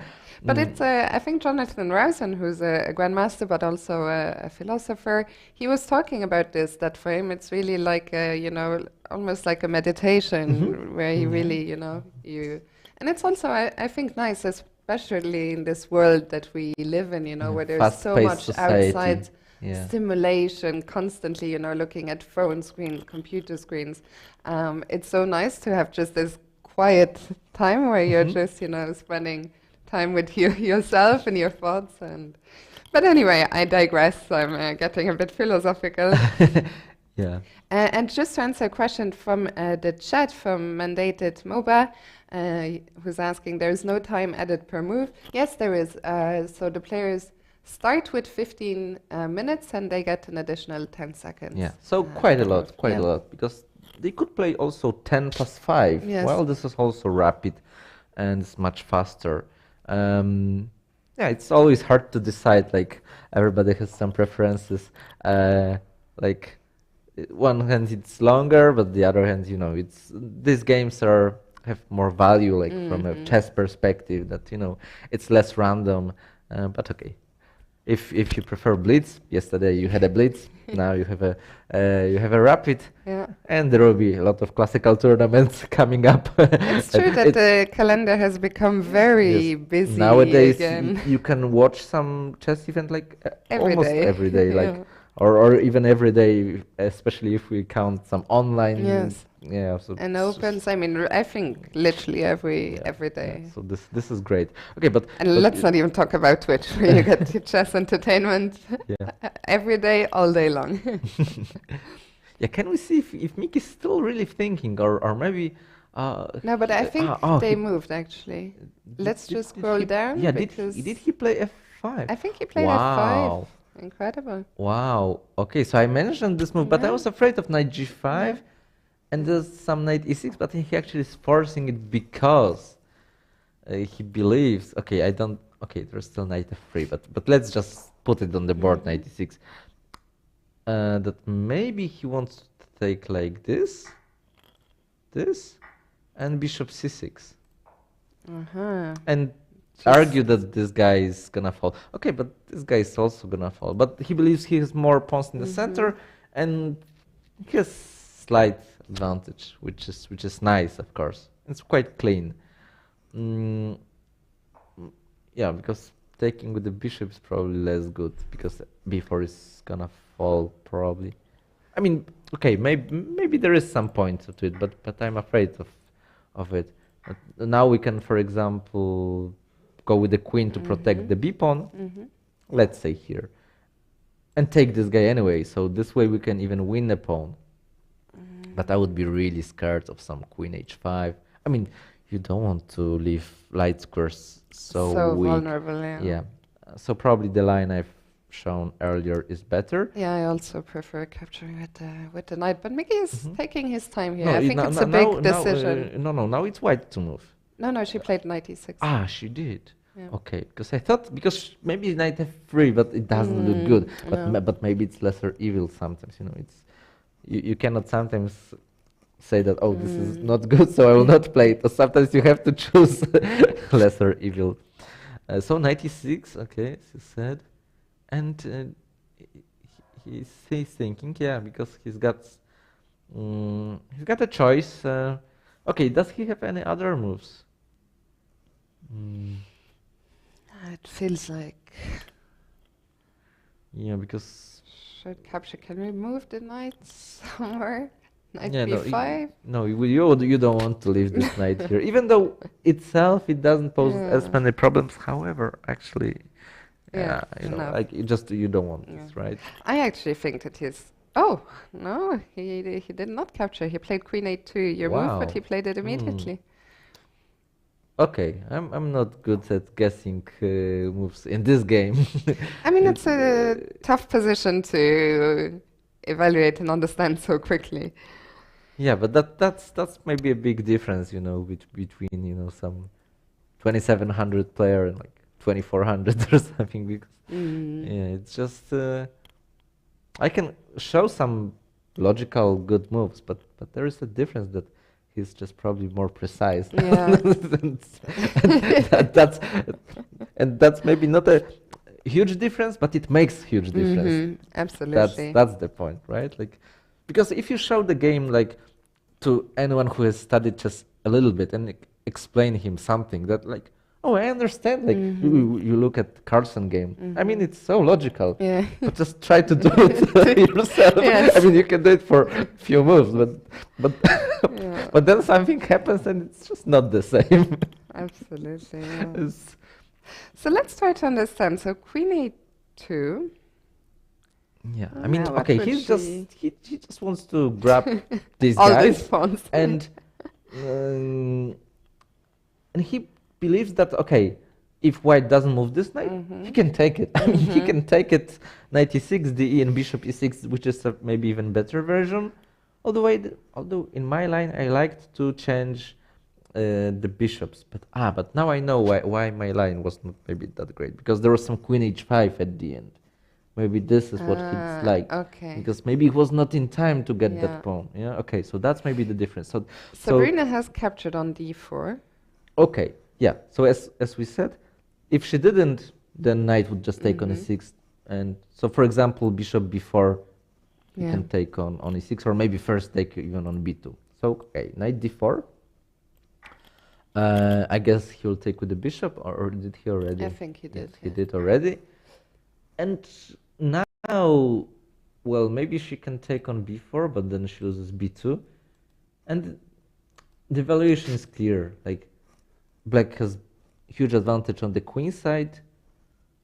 The material is equal, and it's not lost. But yeah, it's difficult for white to play, because white hasn't started any counterplay. Only the queen h5 is such a move that I'm sometimes a bit worried. But once we have this constellation of this it's bishop, Queen h5, and then what? yeah, and once you move the queen, you lose something here, like for example the c2 pawn. So yeah, like feels like black has everything under control. So Yeah, and I see in the chat we're joined by Omid Malek. For those of you who watched the chess boxing a few days ago, he was the live performer for the walk-on with okay. Aman Hambleton, and he's saying a sharp position, and he agrees. You know, black seems to be better. I would also much prefer to play black here. Also, the time situation. Sabrina is down to 4 minutes now.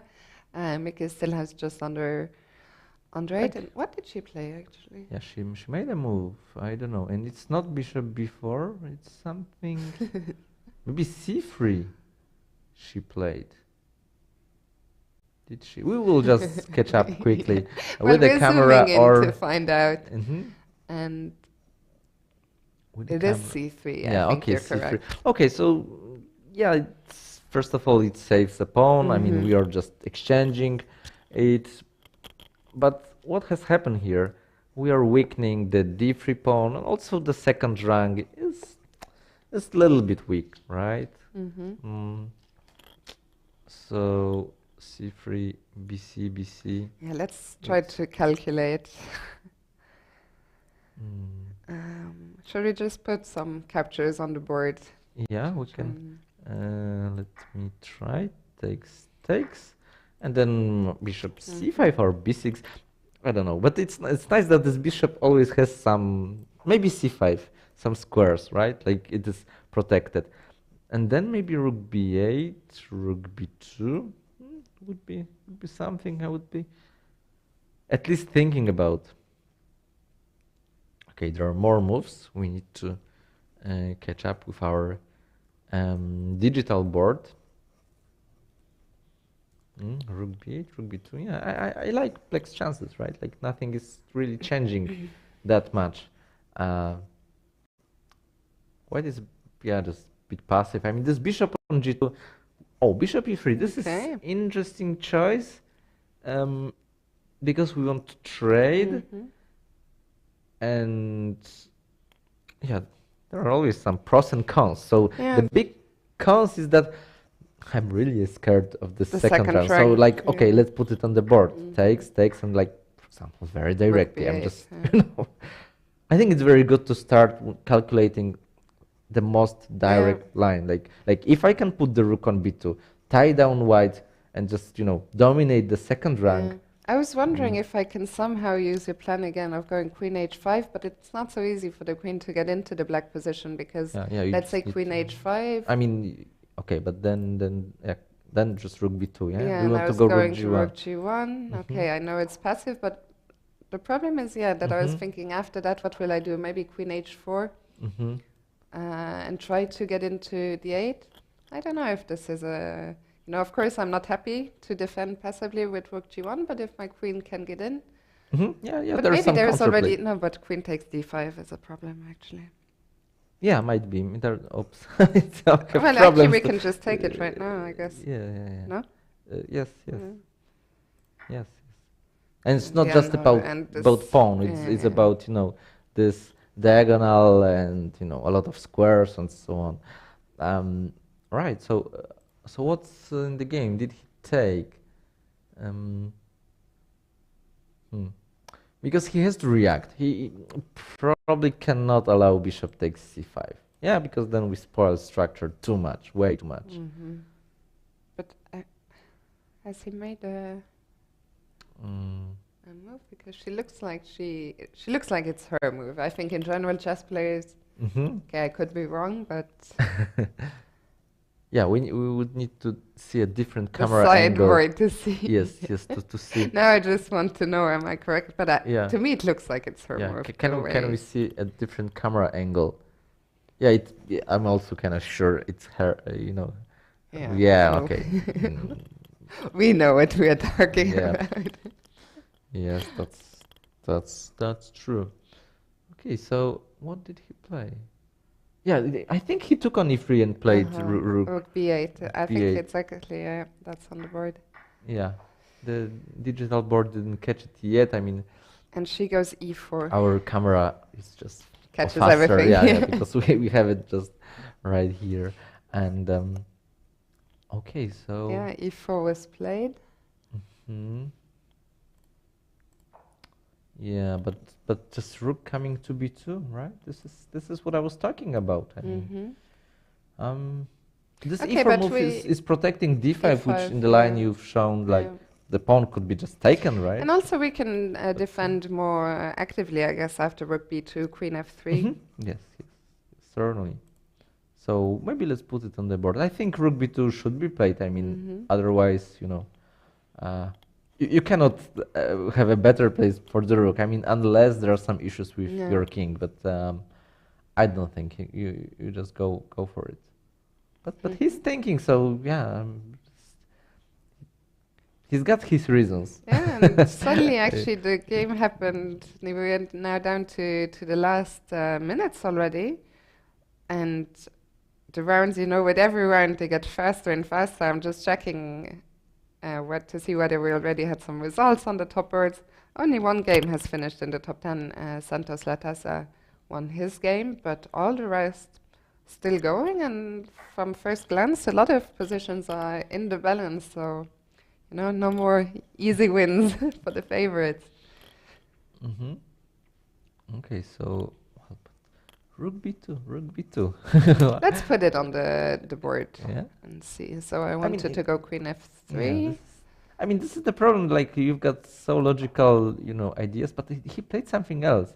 But maybe in fact, he didn't have a follow-up, right? So it's of course logical to think, but I couldn't come up with another idea, but he did, and that's why I'm commentating, not playing.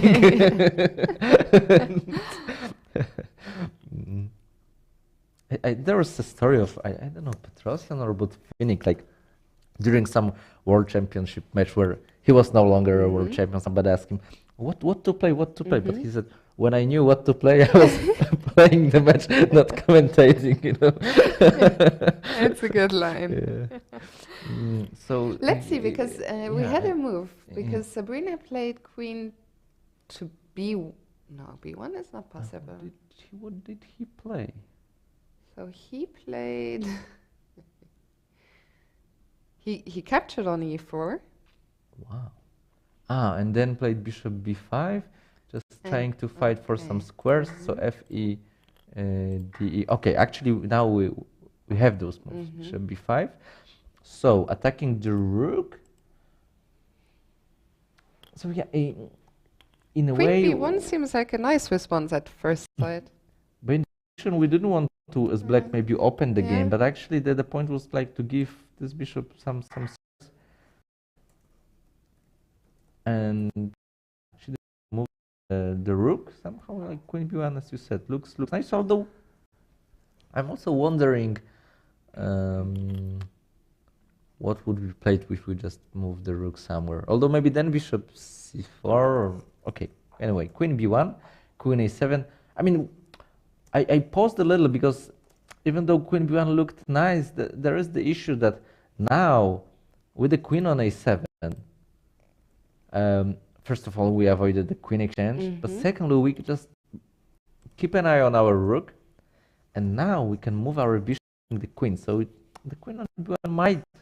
Yeah, and try we got to more follow moves. the action. So yeah, because let's go with the board live with the camera because we are too slow with the. we can now. just make the moves then manually when they Okay, when but they appear. if we see them all, Yeah. but this Yeah. is on the board. So, so I guess the one was played to like bishops. As the if it was black, right? No, I mean- no. Okay, we need to with yeah, we explain what has really happened. Okay, can we get this? Because now once we got the moves, I was thinking was that maybe some not rook f2 because this is square is attack. Hanging. Okay, so actually maybe there are not that many squares. So she played rook f5, and I was thinking about actually bishop f1 is not possible because queen can take it. I was thinking that somehow bishop got exchanged, but rook went the light square. So the bishop came here, attacking the rook, and the rook cannot be saved because the queen is under attack. So queen had So to this move. queen b1 in hindsight maybe Makes all the, The difference. difference, yeah. All the difference. So sorry for a little confusion, but now I hope we managed to explain you what has happened, and now we can get back maybe with this camera view. Yeah, just I to- don't know. yeah, I always okay. I think we should actually Okay, keep the keep- board. I okay. think well maybe we can hear it from the chat what they prefer, but I Okay. think maybe we can just try to make the moves Okay, manually okay. to Okay, avoid. yeah, we can, but I'm not sure if we are able to catch with the players, once they are fast and so on. Okay, we can try. Okay, so Bishop f3. no, now it's black to move queen c3, right? Queen c3, yeah, Okay. sorry. Bishop f3. Okay. You're right today. They are Okay. speeding up. Rook rook went. Rook f8. F8, yeah. Queen e6. Queen e6, okay. King H8. h8. Oh, h8. It's of course a better square, Yeah. not the light square, right? And There are now no checks. Queen g4. Oh no, queen g4 cannot be played because this is hanging. Oh, bishop g4. Bishop sorry, g4. that's what I meant. Okay. There is some check. Yeah, Queen c2. Where? Queen c2 because he's going to pick up the pawn, and actually she resigned King h3, and I think after Queen takes, she resigned. It was more challenging than I thought. This is, I thought with 10 seconds they'll not Yeah. play so fast. Yeah, they are Sorry. actually fast. They are actually fast. But I think the main point was once Mickey won the. Just to say, it's so nice, you know, yeah. to see the players discussing Yes. briefly after the game. And also I saw, you know, Theo in the chat was saying it's so nice to, something we talked about, I think earlier, maybe some viewers missed it, that it's so nice to have so many women players here in Katowice. Actually, let me see if I can see on the, because before the tournament I saw on the website how many women. If you look at the players, click the players, then we've got some details probably. Like, yeah. Yeah, 189 women here in the tournament in this European Rapid in Katowice. As we mentioned, it's not just the European Championship, it's also the European Women's Championship. That's right. And it's such a higher percentage. I mean, we have almost, you know, I think more than 20%. Okay, my math is probably you're better at math than I am. But a much higher percentage of women players than we usually see yes, in tournaments, and that's really fantastic. And well, speaking of women players, we have another one. Yes, playing Jolanta on the Zawadzka. stage. Yeah, let's go back there. Because we've been looking at this game a little bit earlier on. Said that once Black was kind of forced to take with a G pawn on f6, there will be some issues with the king, and we were right. We were right. Indeed, yeah, this king is way weaker. White managed to enter with the queen, somehow won the h pawn, and this king maybe is not super safe, Yeah, but it's much safer. Let's try to bring the players on camera as well, especially with the time ticking down. So we're looking at Rasmus Fane on board 4 against Jolanta Zawadzka. Yes, and she is kind of, trying to hold on her weaknesses. Yeah, but she's pawned down. The question is, can White just maybe now attack the a7? Yeah, it's hard for Black to do something, because I was thinking, oh, maybe sometimes Queen can attack h2 or something to have some counterplay, but for example here Queen h3 is not possible because f7 would be hanging. By the way, I was just looking at the chat, and I see Theo was asking, do we know the age range of the participants? How old is the youngest and how old is the oldest? We know the average. We know the average. The average is actually very young, 25 years average. But maybe Katie, who's also in the chat actually, and it's great to have her here with us, and of course with us in the Spodek in Katowice. Maybe something if she can find out for later, for this afternoon, or we can try to find out. Because I'd be curious. There are some very young kids. And it's always nice, to see not just so many women, but just that, of course, it's a game for all ages. And let's get back to the game. Yeah. I mean, but the game is not changing that much. I mean, White is a pawn up, and yeah, the Black's king is to say it's a bit of an issue. It's like not saying it is, fully, not fully underlining the problem, because it's actually probably the biggest point. Like, if imagine Black's king was like super safe, even pawn down, I would think there are good chances to survive. But with this king, I just cannot believe, like, maybe some rook a3. Rook a3 is actually on the board. Oh yeah, so just cannot imagine Black surviving this. It's just the position is way too open, and we have rook and a queen. If there is only rooks or only queens, could be different story. But yeah, the way it is, like, too many threats. Like at the moment, of course, the most obvious is rook a6, but we've got a lot of other like checks, like queen d8 or something. And actually, there is a check word. The king, I think, went. The king went to d5 and rook a5 was played. Now we have it. And the king is e4. Yeah, like king e4. It's so rare in chess. I mean, unless it's an ending that the king gets into the other side of the board. But let's see, king e4. And it did. Queen h5, and can Black stop the mate at all? You don't want to get mated in the middle of the board. f4 was played. Queen f3, king f5. Oh, and just taking a pawn. That's game over. Very nice finish by Rasmus. Queen f4. There is the pin, and if the king moves, we can even take this guy. I mean, 3 pawns up, and the attack continues. Yeah. I mean, just maybe Rasmus Fane also moves to 3 out of 3, and maybe we can go to the top board. Yeah, where Peter Kokol is playing against David Navarro. I was saying earlier, nice moustache. So I'm happy that we are going to see those players on camera now. And well, the mask has come off as well. Someone was saying earlier it would be nice to see David smile. Let's see, does he have anything to smile about here in the position? All right, so what is going on? 3, 4, 5. Yeah, let's count. Do some counting first. Okay, first of all, Black's exchange up, but White has a pawn for it. And Black's pawns also are not perfect. The D pawns are doubled and isolated, and yeah, it's that's not great. But on the other hand, once these pawns survive, and they will, because like this guy is not falling, thanks to the trick that we have some bishop e3. The pawns are restricting white's bishops. Like especially the slide squared bishop. If it could just play on the open file somehow, it could even dominate rooks sometimes. But not here, not here. The bishop on b3 is just.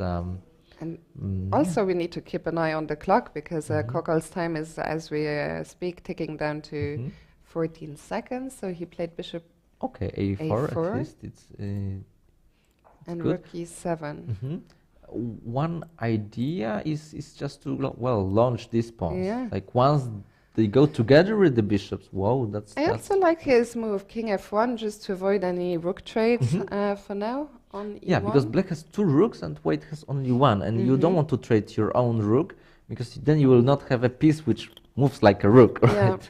And this like a not always applies, but can be taken this kind of rule of thumb. And also the d pawn is attacked. Well, actually, what d3 was played? Was it played right here? Wow. What is d3? Because the bishop, of course, on a4 is unprotected. Okay. So. Then what has happened? The bishop went to b3, and David, I think, took on c2. No, he did not. No, he did not. No. No. I don't know exactly why, but maybe he was worried about this pawn somehow. I don't. I know. Also, he wanted to take the f pawn. Okay, that makes sense. So here with the check, and okay, now the I white think position is collapsing. Yeah, because the bishop on b3 cannot be defended, and once it moves, there is b2 would fall. B2, yeah, because there is not important how many pawns you have. Yeah. It's just the activity of the pieces. And once there the is rook, the resignation. Once the rook comes in, they are taking pawns, like very, very easily. Yes, and well, maybe we can go to board 2. Niels Grandelius is still playing there against Jonas Wiss from Switzerland. Okay, and we're deep into the end game. Yeah, but he's 2 pawns up. Yep. And probably just technically winning. Like bringing, I don't know, king d3. Yeah, I think it's just easy, right? Because also this guy is hanging on h5. Okay, we had to watch out at this. I mean, at the moment this is protected, but you don't want to rush with just moving this bishop. Maybe, okay, you just need to reroute this knight somehow, and then, you just want to take it while not losing a2. I think this is as simple and as I think Niels it is doing, it makes so much sense to first, centralize the king. Maybe we'll even see the king go further. Yeah. Black did play knight c3. Now maybe we can just move this guy somewhere. Maybe like this, I don't know. Yeah, and then start pushing, maybe f3, g4 even, f3, but g4, h4, we need to be careful. But, as I said, it's better just to win this for free. Maybe I'm greedy, but... it's not a bad thing to be greedy in chess. Well, not always, like... Not always. So let's see what... some pawns which are offered by, like Kasparov are not tasty, That's for sure. So after knight d2, Jonas played king e7, and Niels dropped the bishop back to c4. Okay, that's normal. We can even exchange knights, because even though there are opposite colored bishops, well, we will have like way too many pawns. Can we also somehow trap the knight? No. It can probably go here. Not And so here's easy. the problem, that you cannot go knight e4 because knight b2. I just need to be a little bit careful. A little bit careful. I mean, this Little knight b2 would be a very cold shower. Yeah. But So okay, F3. F3. Yeah, that's nice. And knight b2 check. So now the king will go to e4. I guess. I Okay, guess. it has not been. Yeah, Oh, now it's played. Now it has. Yeah, but the best move. Mm-hmm. And I mean, it's even hard to find waiting moves actually for. Yeah, Okay, he goes a4. And now what? Okay, Yeah, bishop g8. Still, yeah, some technical issues. I mean, you've got to show a good technique. So knight e1. Yeah, because the big question was sometimes can we go like this? Oops, AB and A3. But the thing is not we will go B4 because the bishop is still there, right? So knight D1 just to have some knight C3, but and then knight B2. Okay, going back and forth, but yeah, overall it just must be winning. It's not so, yeah. I mean, it's not as easy as it. Yes, we would it like looked to, when we as we would like first to. I tuned mean- in. I mean, I thought, 2 extra pawns. But at the same time, it's very difficult. Like, okay, I mean, black has nothing to lose in a And way. I mean, like Niels is when- not when making any but- progress right now. The king is just. He even needs to be careful that it's not suddenly 3 times. Yes, that's true. But also, like from black's perspective, like it's difficult to. But maybe maybe he did some triangulation. I don't know. Was it? I don't know. Maybe. No, You but, know, but I was actually saying, that Niels might be doesn't- super important because if we Yeah, manage to put yeah. like 94 or something, then Yeah. it changes everything. But I'm not so Okay, sure. it's now pushing the d pawn. Okay. Yeah. Okay. So now the d pawn, right? Okay, but now he has to calculate. As I said, there is this b3 because AB A3, right? A3, yeah. Okay, But Niels he is has going d6 checks. yeah. Yes. So yeah, because this pawn couldn't be blocked. But still, I mean. Now AB, yeah, because now This- A3 B4, right? Of You know. course, yes. Yes. Actually, very nice technique. Yeah, by but Niels here, if he's not missing yeah. anything. I mean, we saw this line in other variation where Yeah. we had our d pawn. That this is actually when he played bishop g8. That was his idea to have it. Here he just sacrificed the pawn, the d pawn, but he still got 2 extra pawns, and it must be winning. But yeah, still the game continues. Yeah, I see Screws thinks Niels can convert this in his sleep.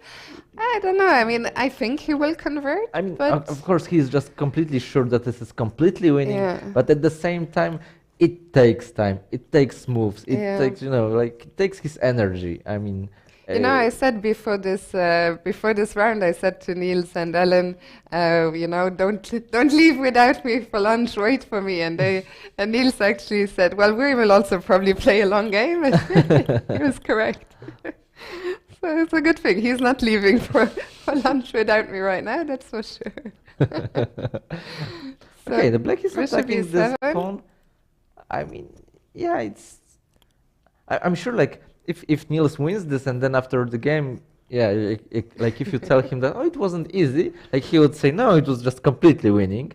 But at the same time, yeah, this is the problem. Like, but he's not struggling in a way that this is like super difficult, like it's impossible to win, but it just not winning by hand. And what has happened? I don't fully understand. Like, okay, he really wanted his king here and allowed to take the b pawn to be taken with the check even. But the point is that now, once the king is here, he wants to take the h pawn, and then 3 pawns are marching forward. So they will be then unstoppable. then it's just super easy, right? Like, okay, so he found his way to win. Yeah, just in case he's got still knight c3 and take a2 if anything is happening. No funky business, probably. Maybe even But play you knight c3 always and knight need to a6. just figure watch out. Yeah. Like, it might be also possible that he will have to give a checkmate with the Mhm. knight and the bishop, which of course for the grandmaster is Should be not a possible. challenge. But although I've seen at least two Yeah, occurrences. I think one is the very famous Anna Oceanina. Yeah, but one is even, it was even more famous, but it was like back in the year 2000. Ah, and who was it? I don't remember, and maybe let's not even Name and check. Yeah, because maybe that's not important. But he was a grandmaster. Yeah. He was a grandmaster. But I remember I was like 10-year-old, and then and I was reading something that the grandmaster couldn't mate, and then I also cannot. And then I thought maybe I should learn. I mean, I'm laughing. I'm pretty sure that if I had to do it, I would probably not manage. Oh. But actually, once I heard about this, and then I was training this, and then I managed this a couple times, even being very, very low on time. Although very recently, I couldn't win in some bullets, but. Yeah, it's one of the things. I think once you know the technique, you can do it quite easily. But for me, as I mentioned earlier, I don't play so much, and I feel like, okay, if I'm going to work on my chess, there are things much more important that I can work on, because I've been playing chess for 25 years now. I never had it once, so if it happens someday, okay, unlucky, but I'll just keep my fingers crossed. Okay, so the pawns are moving forward, but Black's king is kind of close, right? So, but probably he will not be able to sacrifice the bishop for 3 pawns, right? This is the issue. But the king is really. But what now? H. Yeah, sometimes if G6. Yeah, sometimes it's possible to block like many pawns with the bishop. Yeah. But True. But the question is, how is he going exactly to reroute the knight? I mean, because he needs to cover G7, right? Yeah. So maybe does he needs to go with the knight to E8 or where? I'm just. Yeah, I mean, it's one of these things. From a distance, you think, you're under the impression, okay, the pawns will just run, and then you get there, and as you said, the bishop does such a great job. Yeah, but one thing is that even if you play knight h7, the bishop needs to come to g7 or something, then you take the pawn and then bring your king, and then it's maybe easy. But you need to be careful that the f-pawn doesn't fall in the meanwhile. And okay, I mean, if I was white, I would already be thinking, I would already be very scared that I'm not maybe winning now maybe knight c5? You cannot take it. That's a very nice touch, actually. Nicely spotted. Nice knight to e6, and then we will win, because the king, if taken on f3, he will not be able to catch the h pawn, right? This is the point. So that's a very nice, and now, well, we can take this guy, but we have to be sure, right? Or no, because because if we take king f3, knight e6, king g4, and it was a draw. Because even if we win the bishop, the king will go to h6. Oh my goodness. Okay, so this, and but now he will win thanks to the trousers method, right? Yeah, because it has to be taken now. And even though king goes to h6 or g, he played. Okay, it doesn't matter. Then we can just leave this knight. We just okay. Here we can go h6 and knight f5. Yeah. So that's why I was thinking king g5, king h6, but very nice finish. Actually, we can maybe show this move like king g5. I was thinking. Yeah, but then we can just go f4, king h6. And then you don't move the knight. Although maybe even you can reroute the knight the way that moving with the f-pawn. But I was thinking this way. Yeah, and this is winning because you cannot. Yeah. Very nice. Okay, and I think that was the last game to finish on the stage where the top 6 are playing. Top 5 all won their games, but on board 6, Alexander Believsky was held to draw by Domen Cesar. And I think that's going to conclude this morning session for us. I think it's time to go to lunch, but don't go anywhere. Katy and Magda will be with you very soon from the Spodek Arena, and we will be back with round 4 at 3 p.m. Central European time, so that's just over an hour from now. So we'll see you then, and thank you for watching.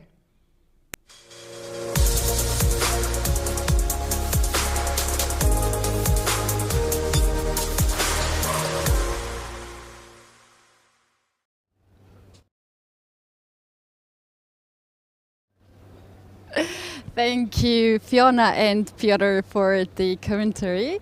And now we are in Spodek in the playing venue. Another round has finished, and now players gonna take a lunch break. That will be a little bit longer time until the next round. I'll take this opportunity to shout out to Fiona's chat, because I promised you guys, and greetings from Poland, from Katowice.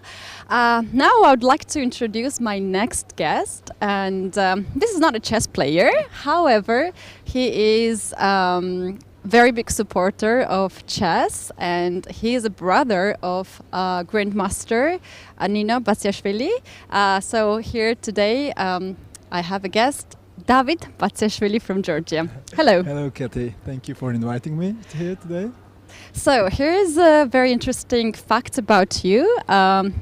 You had two reasons to come here in Katowice. Yes.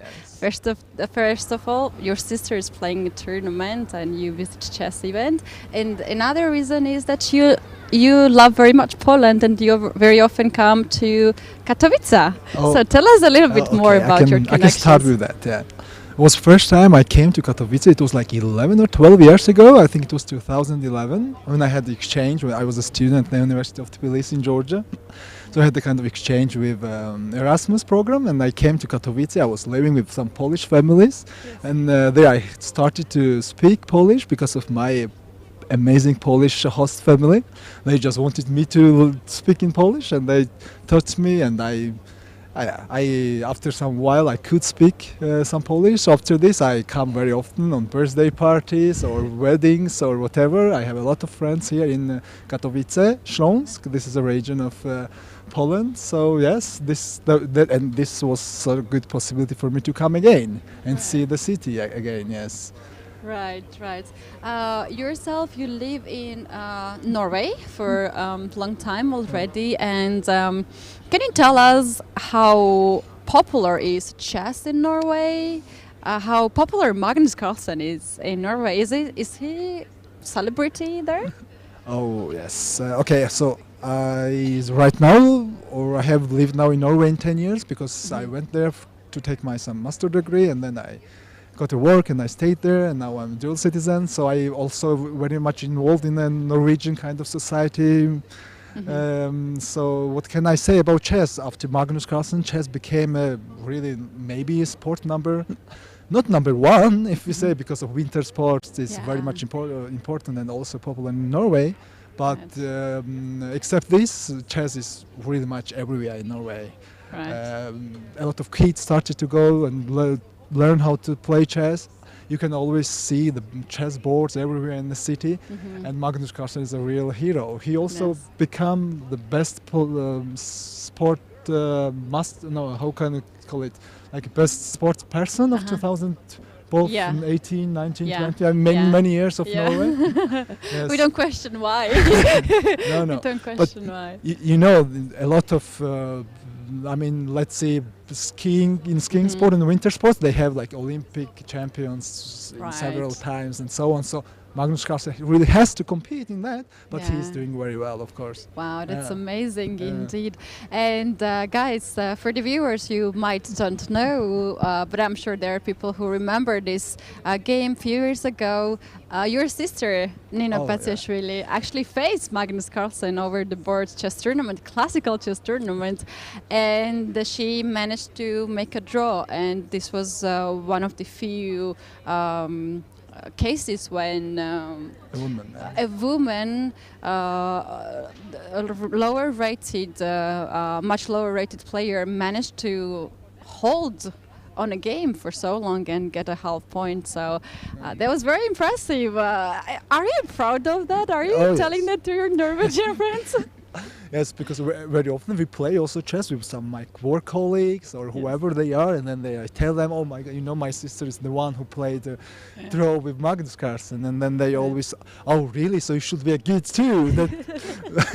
Then I am not so good, but yes, I'm also always proud of this game, because Nino is actually good in playing in the classical games. Right. She's a grandmaster, as you know, but. She's not as good in Blitz and better in Rapid, of course. So we hope that she can get maybe a medal during the Rapid tournament. But Blitz yesterday for her was a disaster. Okay. she could. I think she got only 11 points of 21.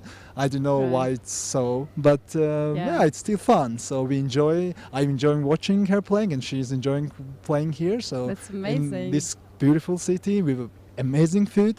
If you know, I have to say that Katowice, or this region of Poland, is famous of its really delicious food, and I can name some of them. If go ahead. there are some people who watch and want to know what kind of food they can eat when they come and visit here.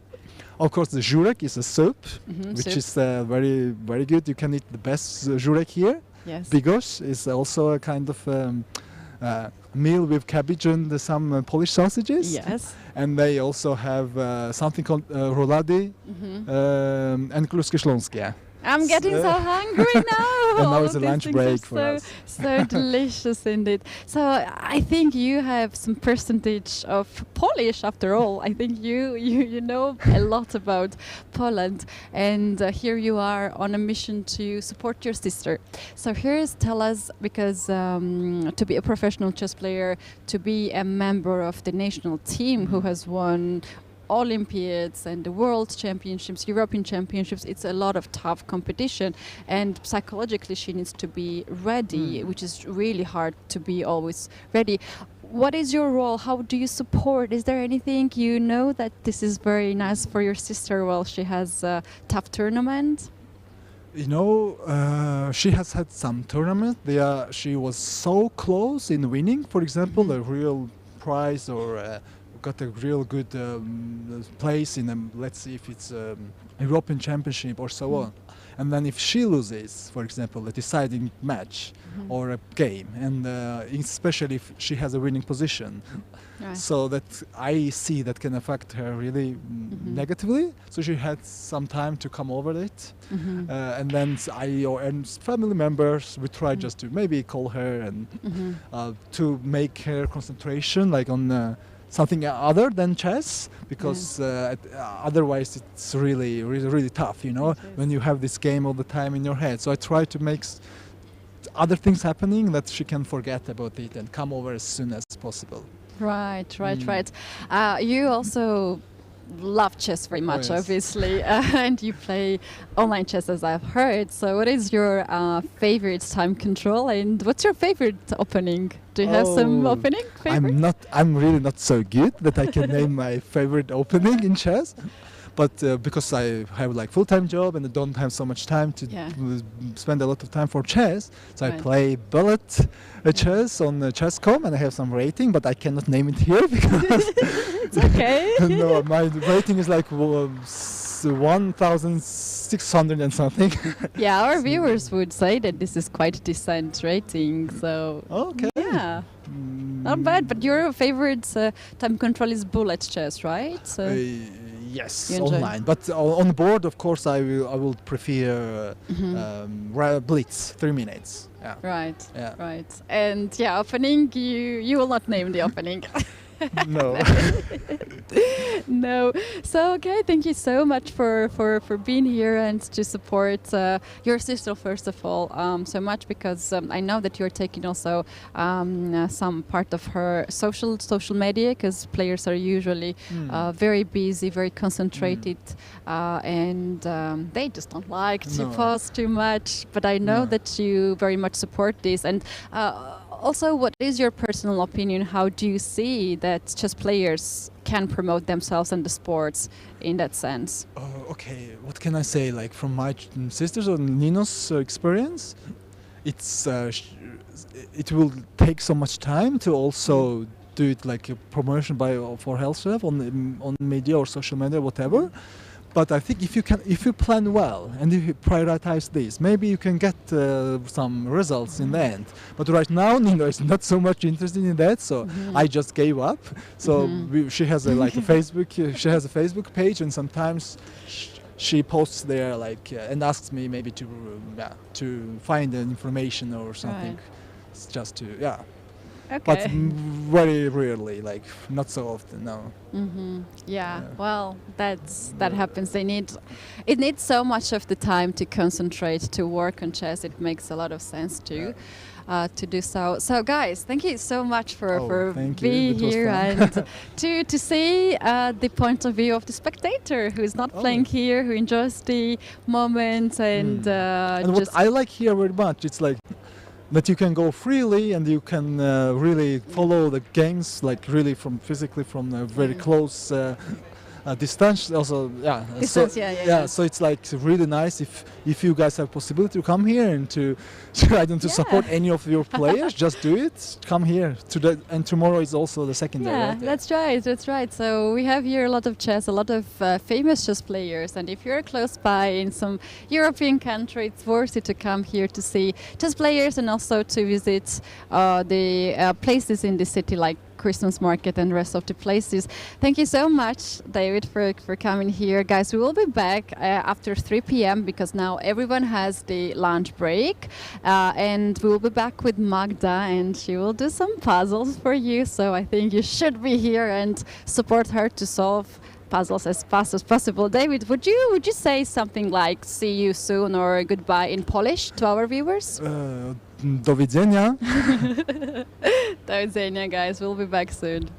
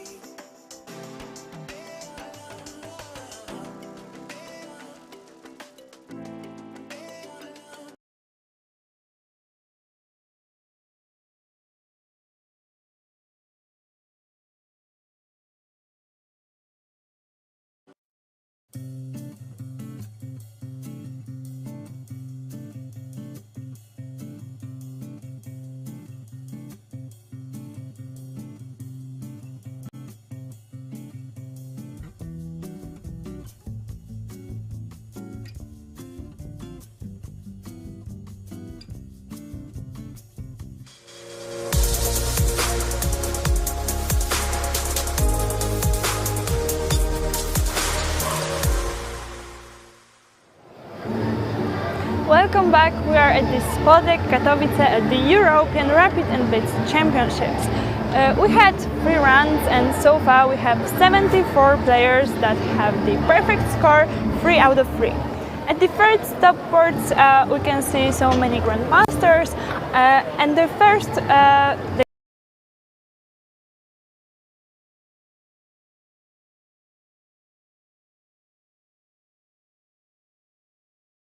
Adams against Polish very young player Miłosz Szpak.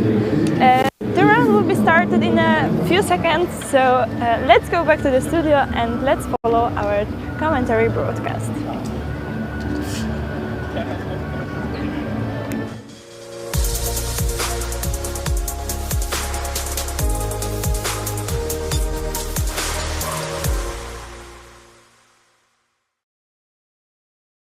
Hello and welcome back to the European Rapid Championship. It is after the lunch break. Round 4 is about to begin.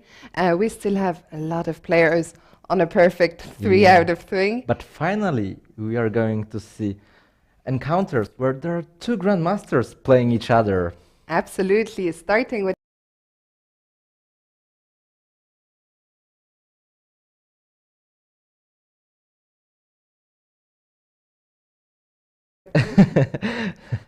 I know him great very pronunciation. well. Yeah. Okay, thank you. Yeah, I know Oscar very well. We've traveled together to some tournaments some years ago when he was still international master, but then he became grandmaster and I didn't. Well, there's still time.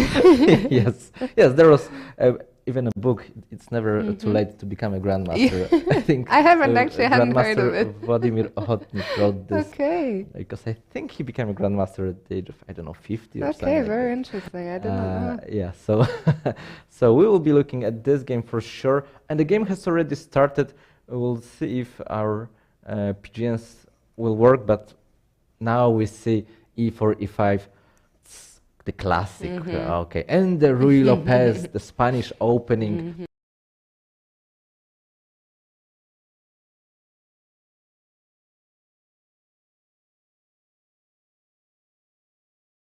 We have, we should be having this, but maybe we need. Okay, maybe no? yeah, maybe we'll see this. Yeah, but so for now, all very standard, and yes, we have 2D board, but we will just need a few seconds.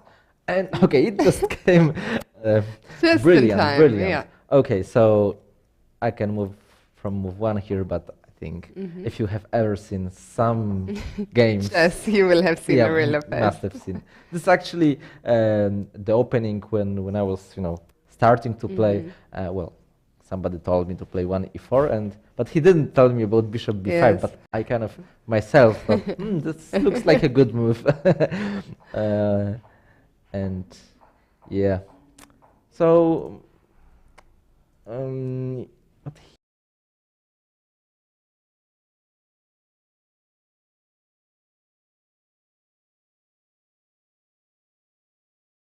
was played, and I cannot tell exactly. What is this?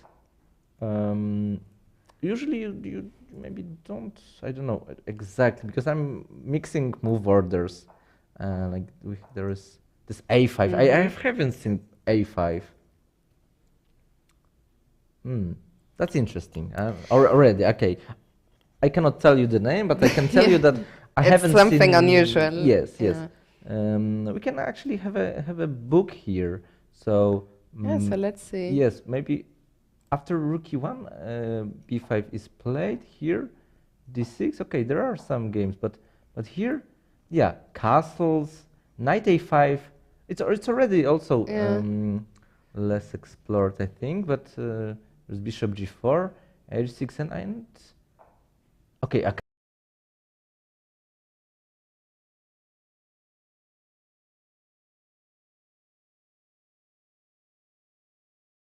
This is the Breyer system, if I'm not mixing anything. Bishop b7 also, rook e8. I'm not perfect with the names of these variations, I think rook e8 might be the Zaitsev. This famous draw, rook e8, knight g5, rook f8, and Actually, going does it back. not say in the database? Ah, it does say? No, Yeah, I was hoping it would. But I'm just, Yeah. but I can see in the database that Magnus Carlsen played this as black. So a5 cannot be bad. Cannot be bad, yeah. Yeah, but it's not so I mean, popular. also Oscar played it fastly, Fast, yeah. fast and confidently. Yeah, so let's see. They are following still some theory. I can see there are some games. Judith Polgar.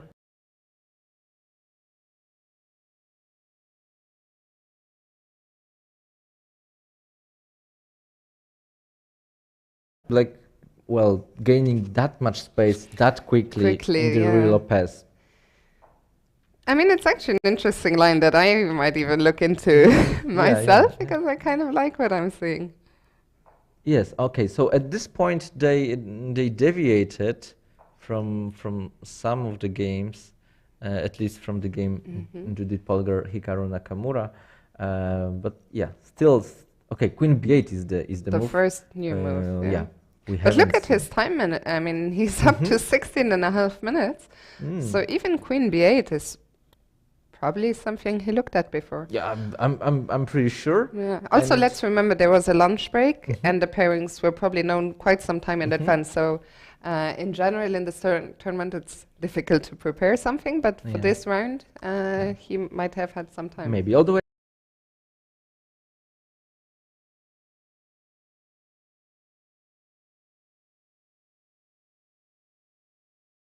He becomes less likely. Yeah. But maybe before, he was looking quickly, because these players don't need to, like, it's not like a typical preparation in the classical game, like he's like trying to find some novelty or something. He's just, oh, I'm playing this guy, so which line to choose, like whether I should play Sicilian or what. So, and wow, I can tell that Oscar has already played such a position. Yeah. Because we have transposed to the game. One of his games. Yes, one of his games, and there are only like hilarious. 2 games played in the master database. Maybe on bigger there are no games on Lichess database. On master's database, I can see.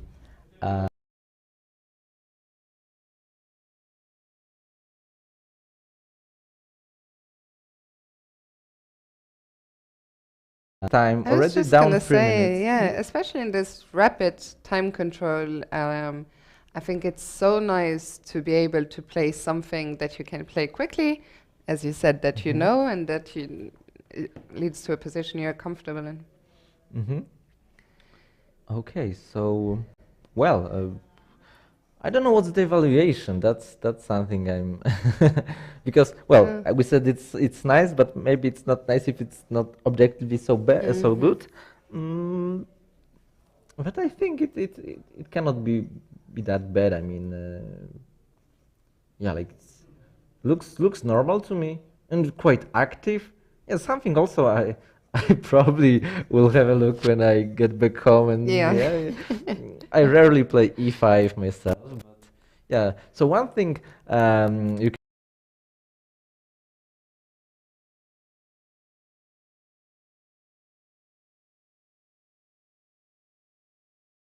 can be the same as if you are like solving puzzles and so on. This is a different kind of training. This is more of a passive training, but you can get a lot of inspiration. Yes.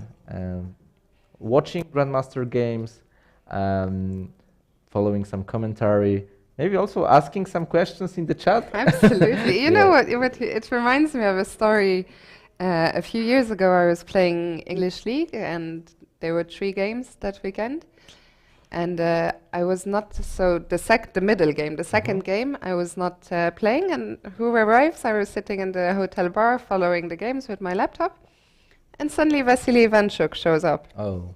And okay, we know each other a little bit, and he sits down and he asked me, Fiona, are the games from yesterday, do you know if they are online? And I showed him, where he can download, and so I downloaded them.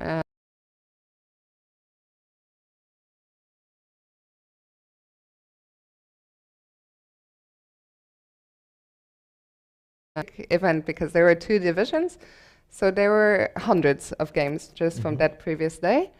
And okay, from strong Grandmaster games all the way down to 1500. And what did Vasily do? He clicked through all of them. Like he was always looking through the openings, I guess, you know, because especially he loves chess. And and I thought he would just check, you know, from the strong players, but all of them. He went to every single one. Just, you know, clicked through the opening and went to the next game. Wow, wow, yeah. I've heard some stories about him, and he's really a true chess lover, and it's for me it was amazing that, you know, for him, I think he can get inspiration even from these, you know, lower rated players. There's something he will find interesting. It's amazing.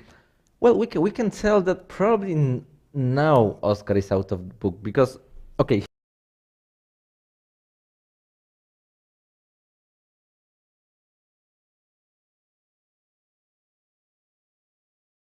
came against Paweł Tetzlaff, also famous Polish chess player. Was he not the guy who had this famous video where he fell off the chair? Exactly. He really became like world famous after that. You know, maybe before not everyone knew his name, but after that. After that, that's a bit funny that, you know, you can play chess for like, you know, 20 years or something, but then you are recognized. And it will probably all his life people will recognize him for this.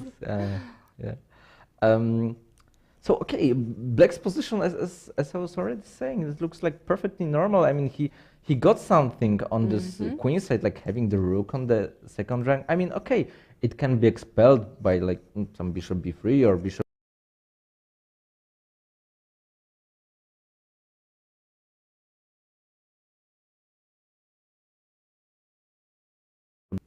There's something going on, right? And then maybe it's not much, but then the question is what White has. White has slight space advantage in the center, but what are you gonna do with this? I mean, you can push d5, but it's not, I don't think it's anything. Like I don't want. Or you make such a committal move. Yeah, that's why this is the Spanish torture, because you know, like at some point it's not that easy, you know. Torture for both players. There's a lot of maneuvering, but it's also nice that because, you know, for those who are saying that, you know, chess is dead and there's only draws. I mean, like if you play some super sharp openings, or maybe not that super sharp, but you're exchanging a lot, then maybe it's harder to play on. But here there's all the pieces on the board, lot of possibilities. I mean, okay, it can end with a draw, but of course we cannot tell that it wasn't interesting or, well, anything like this. I mean, so much going on. But now Oscar is really thinking. He's really gone into the tank after. Yeah, but he's still up on time, so he can. But there is a problem sometimes that if your opponent spent more time, but it was more like systematic. And if you think for one move like too long, you kind of forget it was rapid. And you see David stood up. For the first time we've seen him stand up today. Yeah, it is possible. It's not prohibited if you, especially if it's not your move. I mean, if it's your move, it might be not possible. Maybe you need to have some good reason for that. But he can watch other games. This doesn't happen usually during the rapid games, but yeah. I also sometimes, I think related to what you were saying, sometimes when you know the line so far, you know, and you're just blitzing the moves and you don't really get into the game. Yes, and like you don't want to spoil, because maybe Oscar knows that he's equalized with black, for example. So then he wants to play the very best move. Well, maybe it's not so easy, you know. So also depends what's, you know, who you are, like what type of player. Like for example, I am perfectionist, and it has, you know, some good and bad points. Like you know, being a perfectionist, sometimes you can do something perfectly, but sometimes you can have a perfect position and lose on time because you spend too much time. And this is what I'm referring to, that I'm a bit of afraid that Oscar kind of, switched on his perfectionism at this stage, because maybe it's not such a huge difference what he plays. You gotta make a move. You right? gotta make a move. And just as you say that, he has indeed made a move, and that move is rook back to a8. No, the other rook. Okay. No, because I saw something on f8, and for a second I thought it was. Yeah, like this kind of move could be played. Okay, we again come to the topic. Like after the game, we can easily tell, oh, you could have played faster, or you could have thought longer. But yeah, indeed, this kind of move is like everybody could play, right? Like you don't need to be a grandmaster to play this move. But I understand that he wanted more. He's not really sure if he's threatening something here, because probably he doesn't want to go rook a1, giving up 2 rooks for the queen. Probably not, because 2 rooks will be better in this position, because the queen will be better than 2 rooks if there are many objects to attack. The queen can attack, for example, the king or something. Here the position is kind of closed, while open enough for the rooks.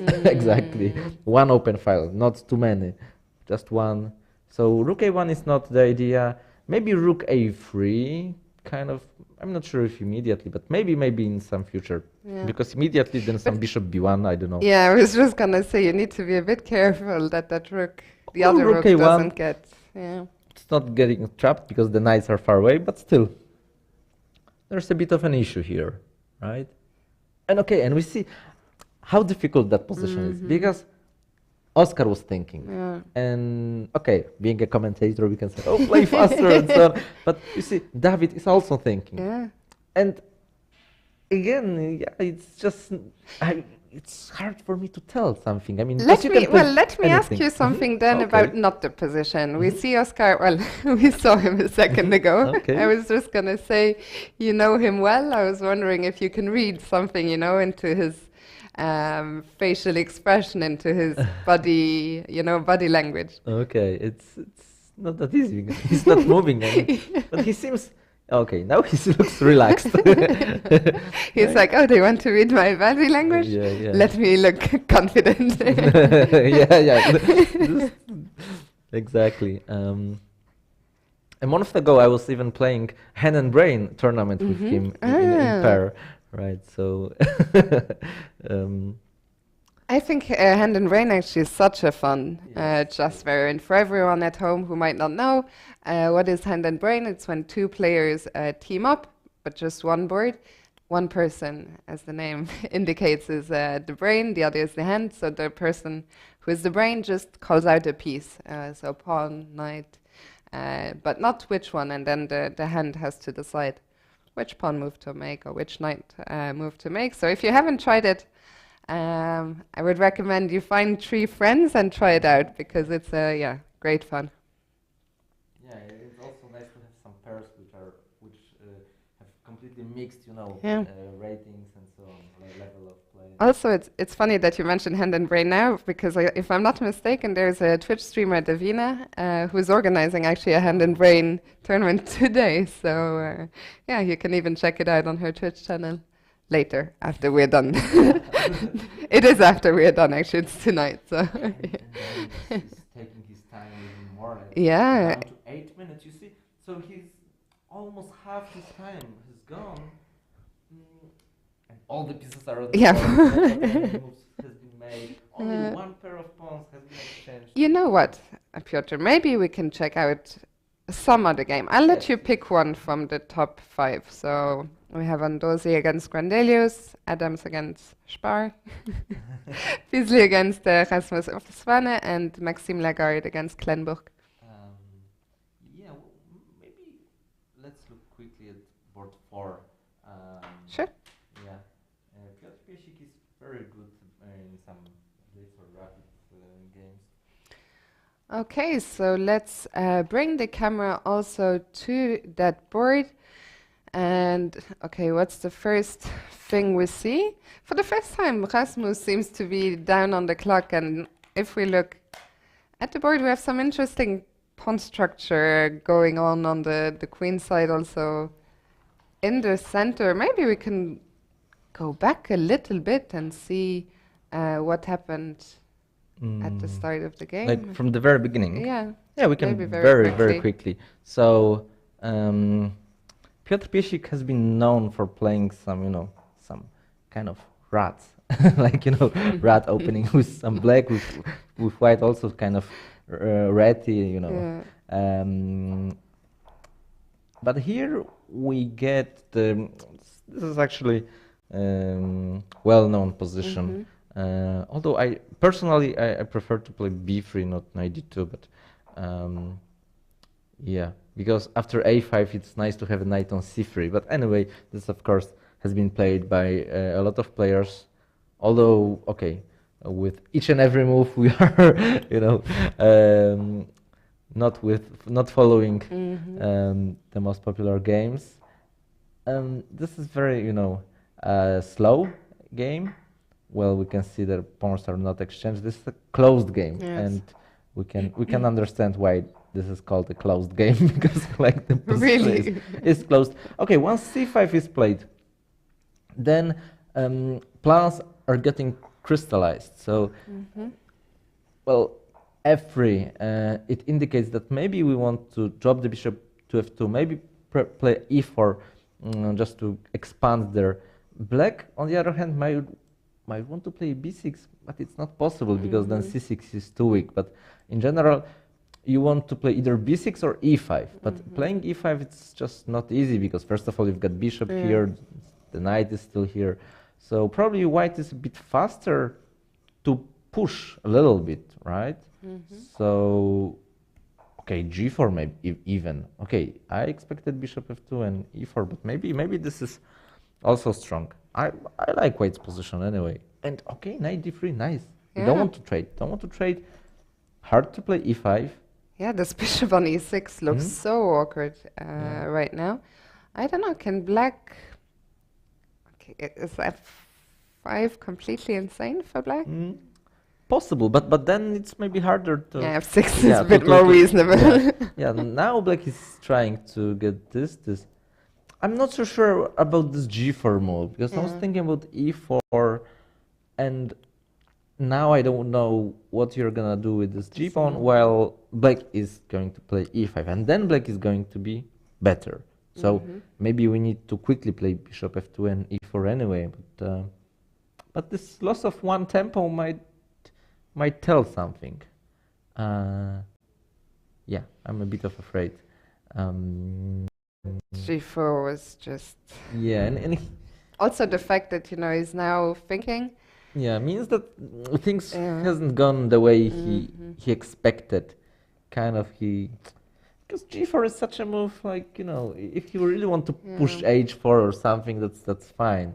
But because if you play h3 and then prepare e4... Yeah, but then in the first place, why do you play f3, right? I mean, so he mixed. Yes. But even if you get f4 in, I mean, black will play e5.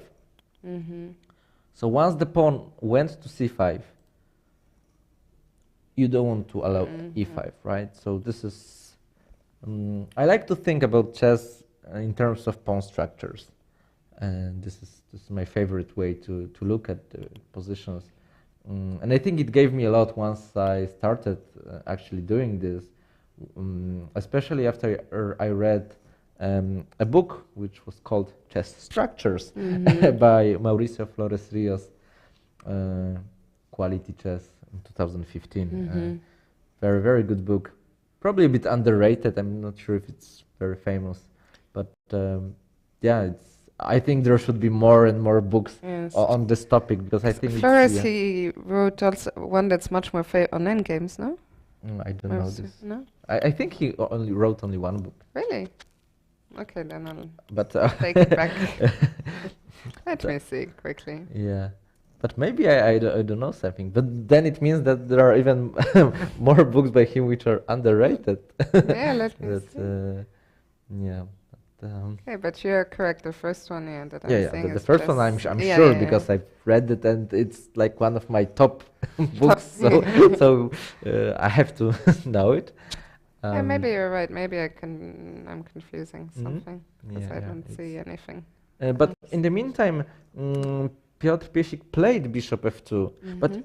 what we can see, what these guys do, they are playing very slowly. in the Very slowly, openings, yeah. I right? mean, Like we're only on move because they 19. value the opening phase maybe too much. I mean, this is of course important that okay, if you get a good position, then it's easier to play. Then you can play faster, but maybe too much. I maybe. also think that sometimes it's like the players are influencing each other. When one is Yes. spending a lot of time, the other think, okay, I can also afford Yeah, because to he think. thinks, oh, he is down to 7 minutes, Yeah. so okay, I have 8, so I can Yeah. think for a minute. But yeah.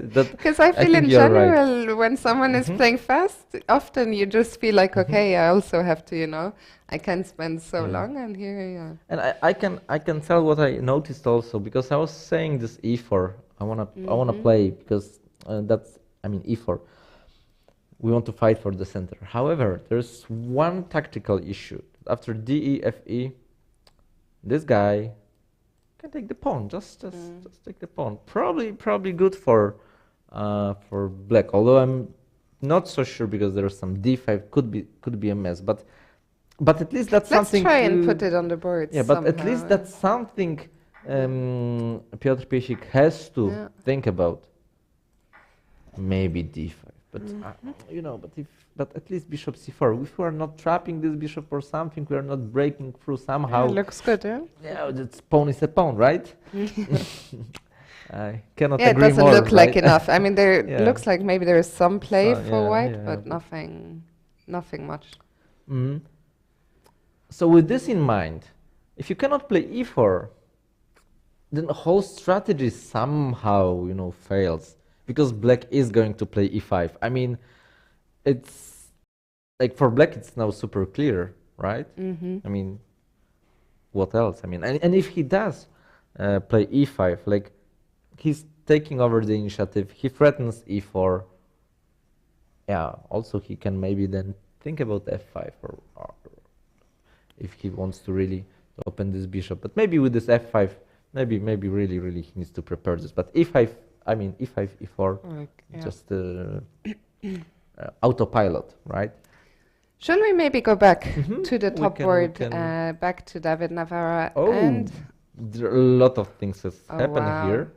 Let's So try to catch up here. yes, Go back so to that where was we were. here. So rook a8, this we saw. Queen b1, rook a3. That's nice. Just hitting this guy. Rook 8. We can see that he was, not fully confident. Yeah, the plan is not so Mhm. clear. Like, I mean, he played the opening phase so quickly, and then, Oscar started thinking, and Okay, some trades and what is knight h5? the Okay, bishop so on knight d7 takes, is bishop d7, yeah, you don't yeah. want to exchange, Give up, You yeah. give up this bishop, allowing the rook to the 7th. So, But so now Oscar the is pawn like- structure gets yeah, so quite badly I don't damaged, like actually. Oscar's position. I think he missed probably this knight h5, which was a really nice move. Yeah, but on a grandmaster level, not a Mhm. difficult move. Mhm. And I'm like kind of sure why Oscar missed this because he was thinking too much about his ideas. He was just too focused Yeah, on yeah. that, and then instead of having a beautiful game, I'm sure he just hates this because like from his perspective. So what has happened in the game? He just got what he wanted in the Mhm. opening. Actually got some kind of advantage. I mean, psychological time advantage. Yeah. I'm not saying that his position was better, but it's still a lot. Even Sure. a classical game, it's also a lot. And then what happened? He didn't. He wasn't able to find a good plan. Mhm. He played few moves, spent some time, and missed a tactics which he must have seen.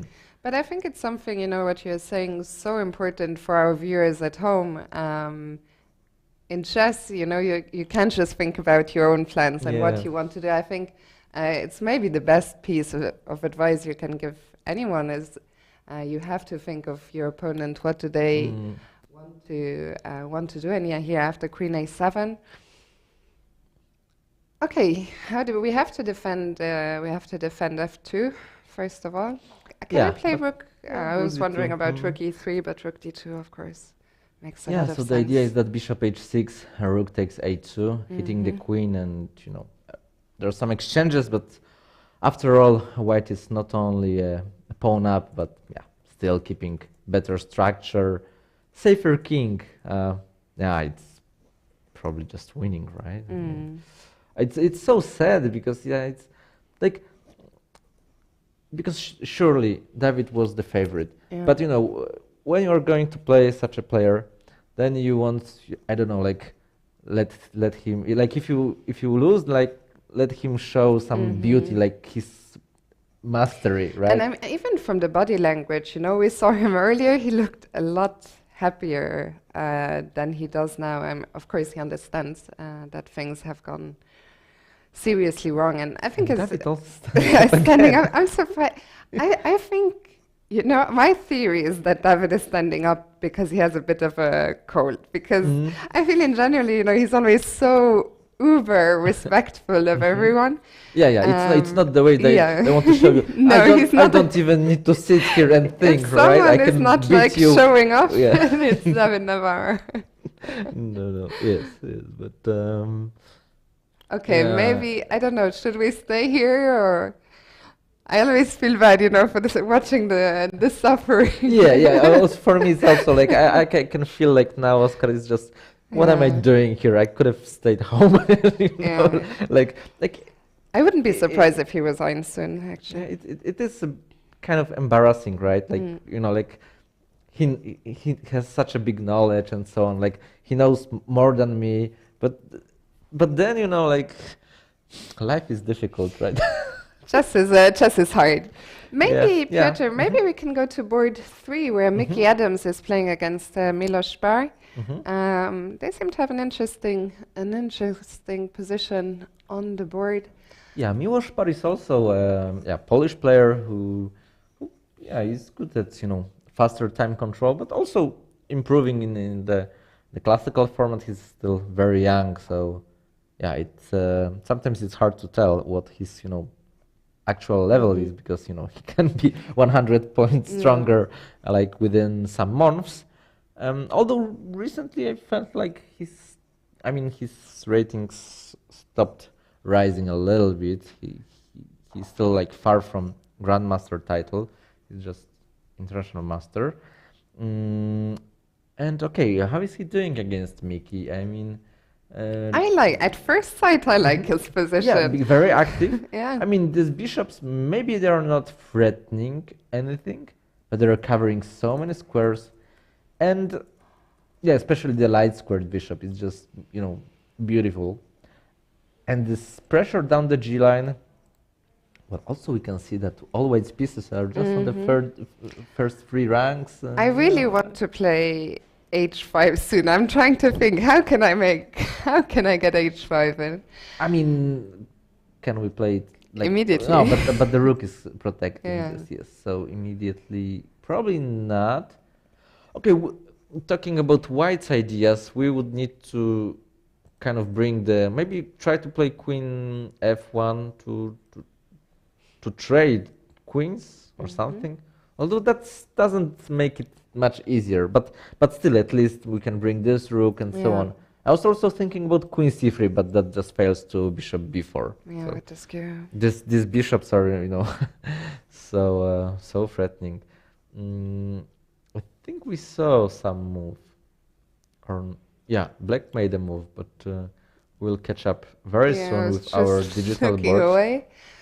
Let's see. I'm actually curious here what his next move is, because I like the position, but I'm not quite sure how to continue. I would love to play Bishop D5, but you know, then I give away this square. Although maybe you know, Knight F5 is actually not that, you know, just threatens this, but then we can move it. F5. Wow. Okay. I mean, I like it.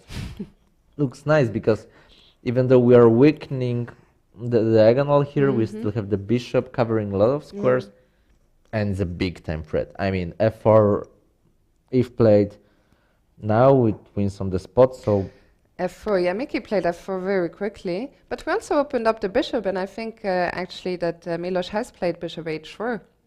You can see on so the it's very concrete.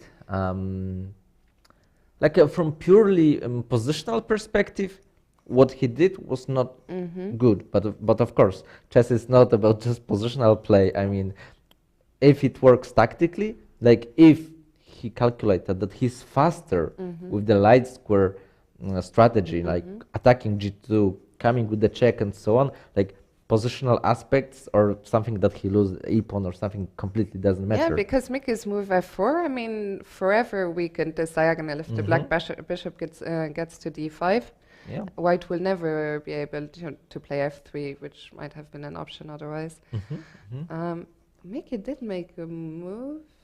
What was it?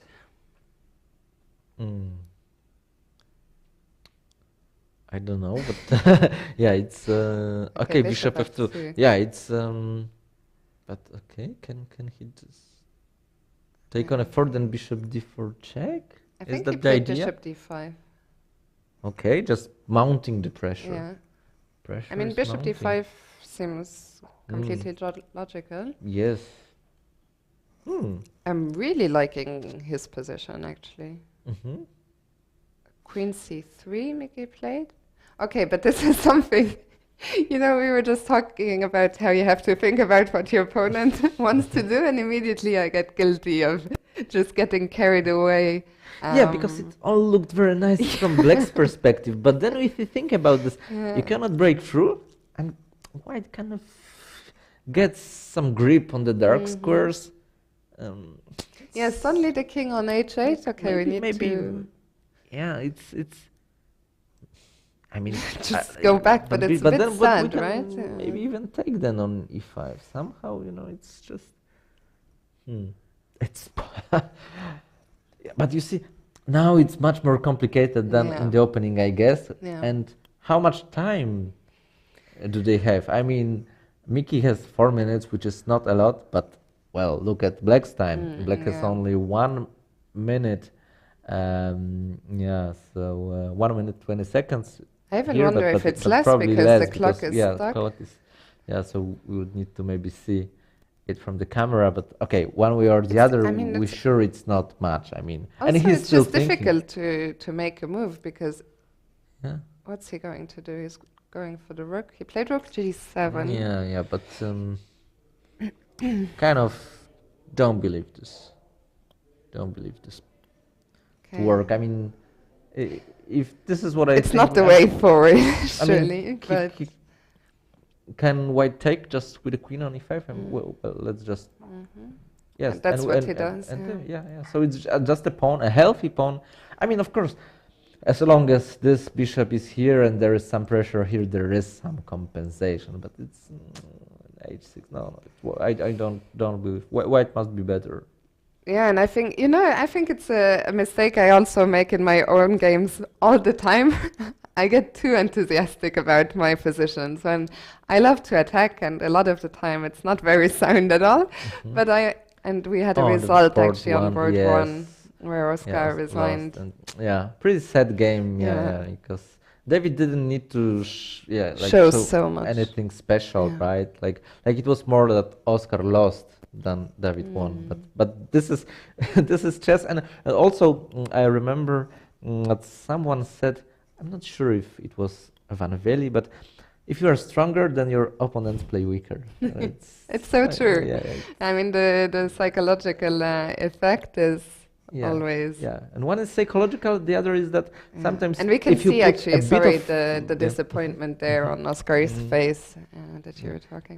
One thing is psychological aspect, the other is that if you put a bit of pressure on someone, then it's, I mean, more likely that he will collapse. Like, it wasn't easy. Okay, and now, wow, Okay, what has happened? Oh, H6. the game is over actually. Knight f5. Yeah, and okay, the big point is that you cannot take with the rook because it's pinned. Oh, wow. This one turned around. And- I mean, and- maybe, yeah. okay, maybe Mickey was doing fine all the time, but I was... It's so funny how much I liked Black's position and just one move, you know, Yeah, Queen C3, and suddenly it feels like it's almost lost. Yeah, yeah. The thing is that somehow Black, maybe this F5 was just, you know, But to actually, you know, I just checked. I just had a quick look at the engine to see how wrong my assessment okay, was. so after F5, Black was doing very well. Yeah, and But even after after Queen Queen C3, indeed, White was taking over. White was taking over, but there is still, if Black goes Rook E6, Yeah, it's but still that's in the, not- but not- it's not Not great. the way you already. want it, right? Like, it's clearly that White's position has improved. You are moving the Rook, which was, you know, doubled and so on. Okay, so Let's go to see- board 2, maybe. Or maybe board 4, which we've been following Oh, yeah, of earlier. course, of course. So let's catch up. And yeah, this is very messy position because now anything we said earlier actually doesn't matter that much because it's completely different position. But what we can see that Black just won a piece, just the queen took the knight here, and is White having any any attack? I mean, Because if he am not doesn't, so the game sure. is over, yeah. And probably it is. Probably it is. Although after Rook H3 you cannot go Bishop G8 because this is pinned. But Okay, so let's see, Rook H3. because I was H6 you cannot play because I will take it. Okay, okay, Rook H3. But maybe Bishop F8? I know sorry, you're saying F6 is hanging? Yeah, yeah, but maybe you have to. Yeah. I mean, Queen F6 is not. I mean, okay, maybe we need to watch the border because we are not getting the moves here on the digital board, right? Can we zoom in and see this on the full screen, right? You see Rook H3, and then he took on F6 with a check, right?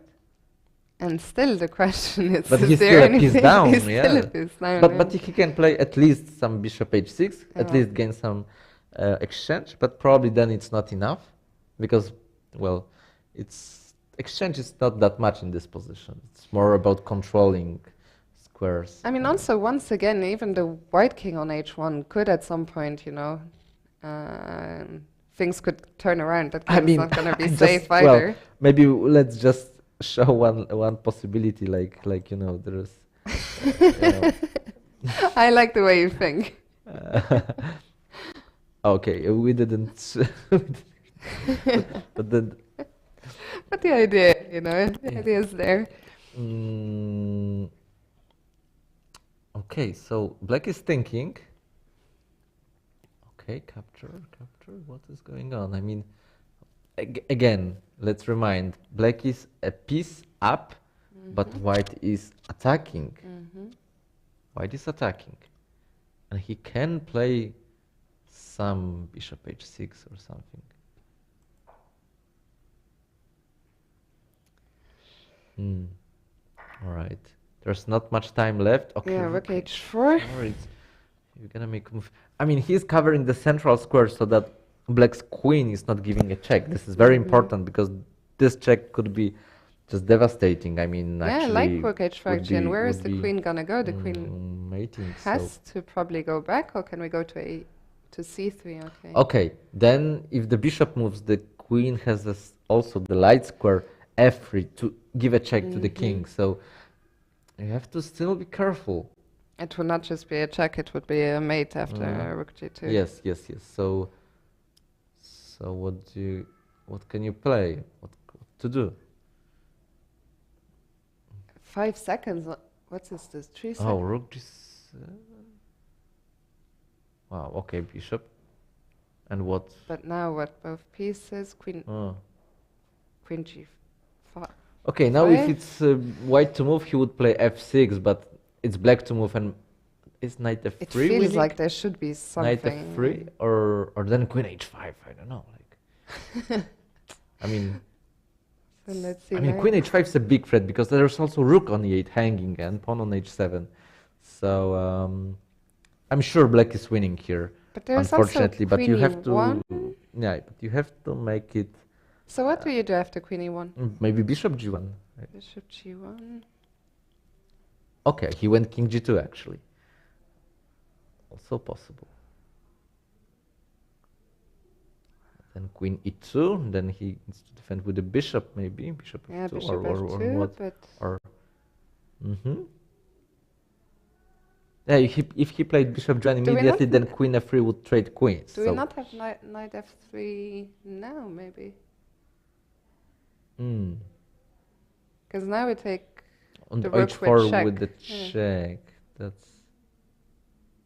That's a good point. That's a good point. And probably Rasmus is thinking down to 30 seconds now. There must be a problem with knight f3. because- it's crazy. I mean, it's very difficult sometimes to. Okay, it goes the other way. Knight d3. That's Hitting the bishop on f2. probably just enough because you don't have access to h5, Yeah. right? And you cannot play f6 because queen takes f2. I mean, also, how do you defend the bishop? Yeah, I mean, you need to Queen go back with the g3, queen, but then you we have can to trade play, everything. yeah. And piece up. And I mean, I still think that there should be more than trading everything. Maybe not. No, but in the worst case, yeah, you maybe need to think about anything else. Okay, so he goes through g4, giving up the piece. So now 2 pieces down, but threatening mate in 1, at least for the moment. And okay, must be winning for Must black. be. But I can't believe that there isn't a knockout here. Yeah, okay, and there's yeah, the yeah, resignation. that's the cleanest way just to trade pieces. Okay, so yeah, still So now always, the always favorites tricky. march yeah. on, but let's go actually to board 2 now. Yes, so because that's there's still game going on. Murtaz Ondozi against Nils Grandelius. Nils once again in an ending here. This time material is even, but Nils has the bishop pair. What do you think? How serious are Black's winning chances? Not so big, I'm afraid, because yeah, now some knight g3 is a bit annoying if you play h4. The only way kind of to win or to try to win is to put the bishop to c2 and win pawn on b3, but the knight is on d2 and probably it can be there it's like not forever. So easy to break. I don't think there might be a Zugzwang. We need to be still very careful. There's some bishop g5 sometimes possible if you want to trade at some point, but okay, one plan is that actually if you allow me to trade the bishops and allow me to put the king to h4, I will take the pawn on h3. This is an important asset, and maybe this is the key to success. But Another maybe it's thing, not so easy to first. okay, but now it's another idea. Bishop e1, the knight has to move, and then we play around with our bishop, like bishop b5, d3, c2. We I can was actually even put it on the wondering, board. I was even wondering after bishop e1, depending on where the knight goes, if I can play bishop c3. But I don't think. Yeah, but I think this is just. This actually looks. Yeah, and this. Finally. Looks like a good plan. And now, if white wants to stop this, he may offer a trade of bishops, but. And maybe he should do it because. But then bishop g5, maybe. I don't know. Because, let's see, like bishop g3, you don't want to take because then king is perfectly placed here. You are not coming to h4 with your king. And if you go here, I can give you a check. So that's probably fine. But then maybe bishop g5. It may be hard to. I think we should zoom maybe in just on bishop the f2. Maybe just play passively. Yeah. Maybe. I think we have to zoom in on the board because I think we had a few. Actually, now the DGT board has caught up. Okay, so knight f1 was played. I'm not sure about this move. But he's got some counterplay around here. You see, Yeah, again, we're looking just from one perspective, but now it's getting so very Nils concrete. wants to take on very f1 and concrete. on e3. and on And- d4. And b2. And b2. This is important, actually, I think. Like Pac-Man. Yeah, like that he's getting quite a lot of pawns. But in that Okay, case, we're he's going only- down this line. only White has captured on a5. One pawn up, right? Let's try and make the moves on the board. So White has taken a5. Niels took on f1. Okay, I will just. And he took on e3. I will just slowly put those moves so that viewers can catch up with this. Mhm. And then, do we take? Did I think he take? played no, bishop he played b6. bishop b6. Yeah, just to defend this Yeah. guy, because that was very important. And once this would be lost, also this would be lost. So, But it feels like White should be winning now, no? The Black should be winning now. yeah, sorry. I mean, there is at least bishop c1 taking b2. Although this b2 is not that important, but No. still, pawn is a pawn. But especially this e pawn. I mean, And also this is yeah, h3. Yeah. So at first I thought like White was able, and maybe he was able to defend passively and kind of keep all the entry squares. But the way it happened is yeah, just should be winning for Black. Although this check was very important, not to allow the king coming to h4. But at some point, yeah, I mean, the king can also enter like that, right, or not? Although after king f4, you can still give a check. Give a right? check in, yeah. But Okay, okay, so let's see. yeah, and also he's defending with the king, right? So Okay, it's still not so easy. some But chances. if we Also, give a this is check hanging. Yes, and- this is hanging also, right? So okay, maybe he can still Yeah. have a fortress, Yeah. which I did not expect because once he lost a pawn, and Yeah. this is such a strong passed pawn, protected passed pawn. But Yeah, right now. we how can is he see going to break through? He's going. He went back king e6. The bishop is on c5, but Yeah, I mean, there is no break. I mean, you cannot go with the king. I mean, you can of course make some moves just to gain time and just to play around. But overall, if Black wants to win, Where he's is got he to going? come. He went to d7. Went to d7. Wow. I mean, maybe he wants to protect this guy here, but it doesn't feel like it's. Okay, that's what he's doing. Okay, one idea is to reroute the bishop to kind of d6 or something, but I'm not sure if it's easy. So okay, so now maybe you play like this, but you still cannot go here. Okay, at least a good try. I mean, even if it doesn't work, you can just go back and Yeah. I mean, you can do Yeah, it. because on the king side it just looked like there was no way to break through at all. So this is actually interesting. And as I said, he wants to play this, or actually here, because the bishop probably needs to move from this diagonal, and it will not cover this, so we'll go here, also give a check, always nice. But also credit to the player with the white pieces on Dozy, who I have to say I hadn't heard of before, from Kosovo, because it's not. I mean, it's really difficult to not collapse against these guys when you're under pressure in the endgame. And okay, so bishop far, g5 check then, but okay, bishop g5, king e2, it's okay. Yeah, I want my king to e3, but if it's on e2, it's nothing dramatic. Yeah, because I mean, I don't see how Black is ever going to make progress if the king is, on b5. Yeah. So that's why this Black's bishop needs to reach this diagonal to protect this guy and to keep an eye on this diagonal. So you mean it has to get to d6 basically? Eh? Yes, but it's impossible because then you need your king on c6, right? And there is no Zugzwang because there is 1, 2, 3. If there are only 2 squares, the bishop wouldn't be able to move there. Although maybe he would still be able to move the king, right? But okay, it's if he has 3 squares, it's just this diagonal is way too long. Yeah, and once again, Niels is playing the longest game. I'm just having a look around. Now, bishop g1 shows up as one of the ideas. So king f2 is probably, I'm not sure if necessary, but a good technique. Just, well, not to allow him this bishop g1 try, because then maybe we are not synchronized, right? So, yeah, because then if you play bishop c5 to defend here, maybe he can just come back with the king or something, right? Here,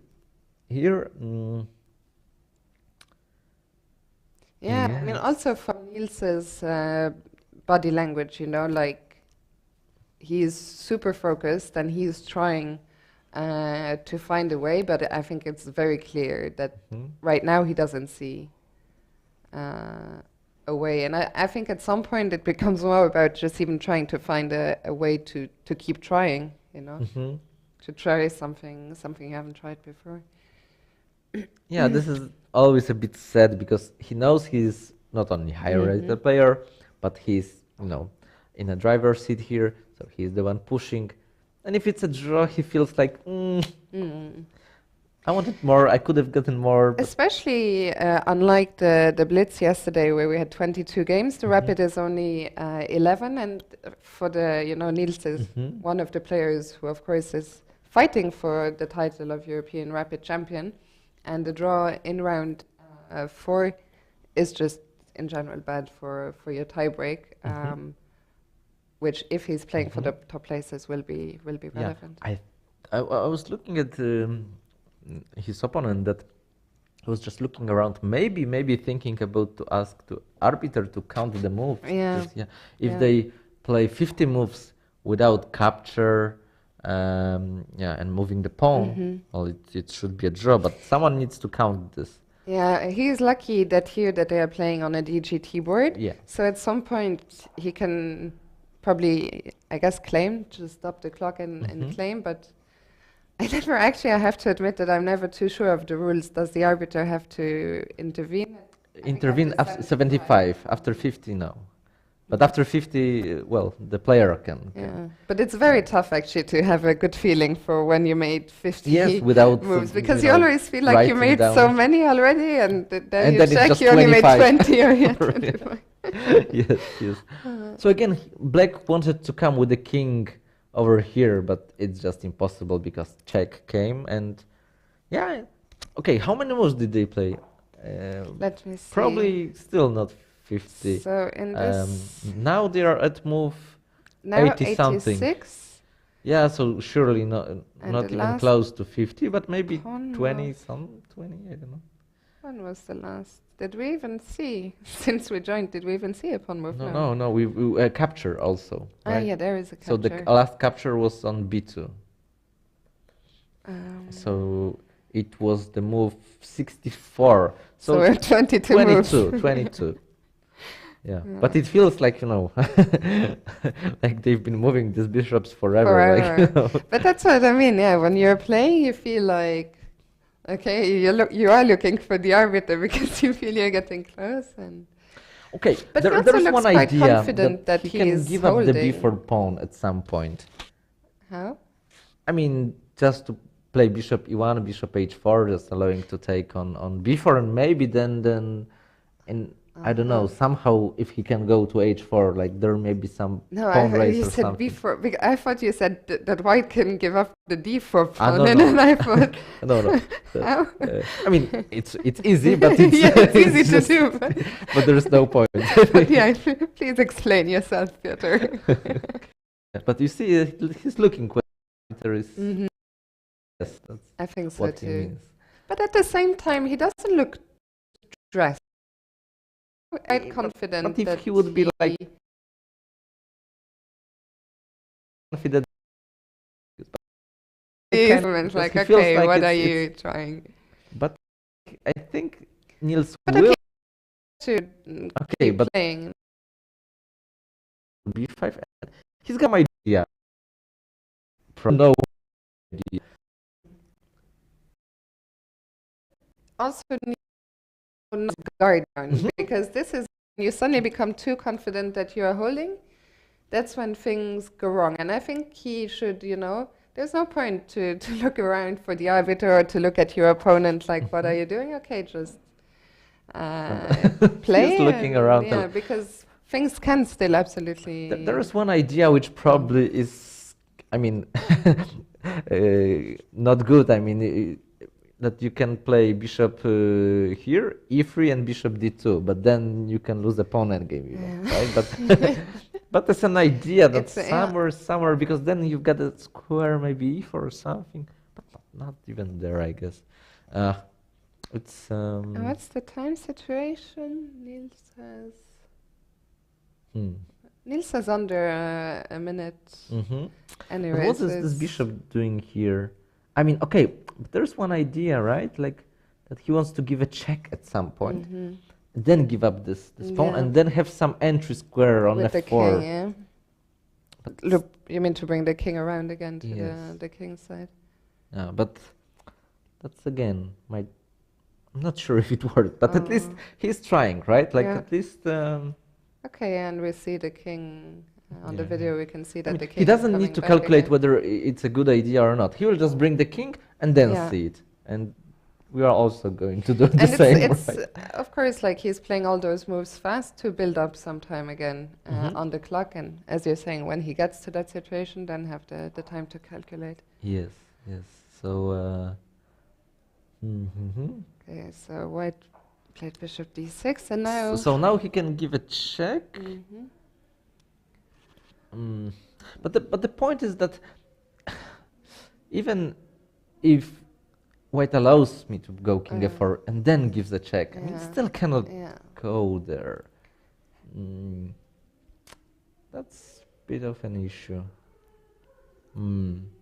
But maybe, okay, one idea that can I go bishop c1, king e2, e3 this way? And create the entry square on e4. Yes. Okay, let's try and make the moves on the board. See what happens. I guess this bishop before king e4 is good, but maybe just king f or d3. Just f3. Okay, bishop d2. And then I don't know, just bishop. Wait again, yeah. Anywhere. Did he do it? What did Niels do? Okay, also it will reset the 50 move counter. Yes, yes. Okay, so now he just played king g5, check, king g6. Okay, yeah, he can do that. Still far away from 50, right? Not so far actually, because we're already on move 99. Still more than 10. Yeah, but like 13, like it's getting closer yes, at least. Yes, with each and every move closer. It's also, I think, the first game that we've seen in this event that we have followed that reaches 100 moves. He needs to be careful, like with this bishop's one e3. Probably it's fine, try, but you know, sometimes you can lose. You know, it's you don't want to lose like that. I mean, but he is going to push e3, right? I mean, there is no other way, or what? Okay, and now he's thinking. He just got few seconds, and now bishop c1 e3. I mean, he's calculating that. Like in the playing hall, I don't think the players have any screens where they can see the move number or anything like that. No, not at all. But okay, but now or never, right? Yeah, because Niels must also have the feeling that they are close to the 50 moves. So if he wants to try, he needs to go for the c3 plan. Okay, he's giving the check. Is he going? No, he goes bishop b2, offers a draw. Okay, he does not believe that. If he probably is nothing, right? King f3. If he didn't try it, it must mean that he was maybe thinking that he was risking something there. There is really no point, right? Yeah. Yeah, because he might play some e2 here and here, but there's no configuration that he would be able to pick this and have, defend this guy. So yeah. Kudos to Ondosi for a very, very good defense. So on the top 5 boards, I think Niels the only player to drop a draw. Also on board 6, Kuzmic held Hovhannissian. Oh, I haven't seen him for a while. He's also kind of a famous Polish player who likes to play rapid, and he has 3 Grandmaster norms. He was like 2490 or something, but chasing that rating. But it's been for like I don't know how many years. Okay, we are going to hand it over to Katie and Magda in the Spodek Arena, and we'll be back with round 5. Wow, very soon. The round was scheduled for 10 minutes from now. That's probably not going to happen because that Niels game went on forever. But we'll be back with round 5 very soon, and we'll see you then.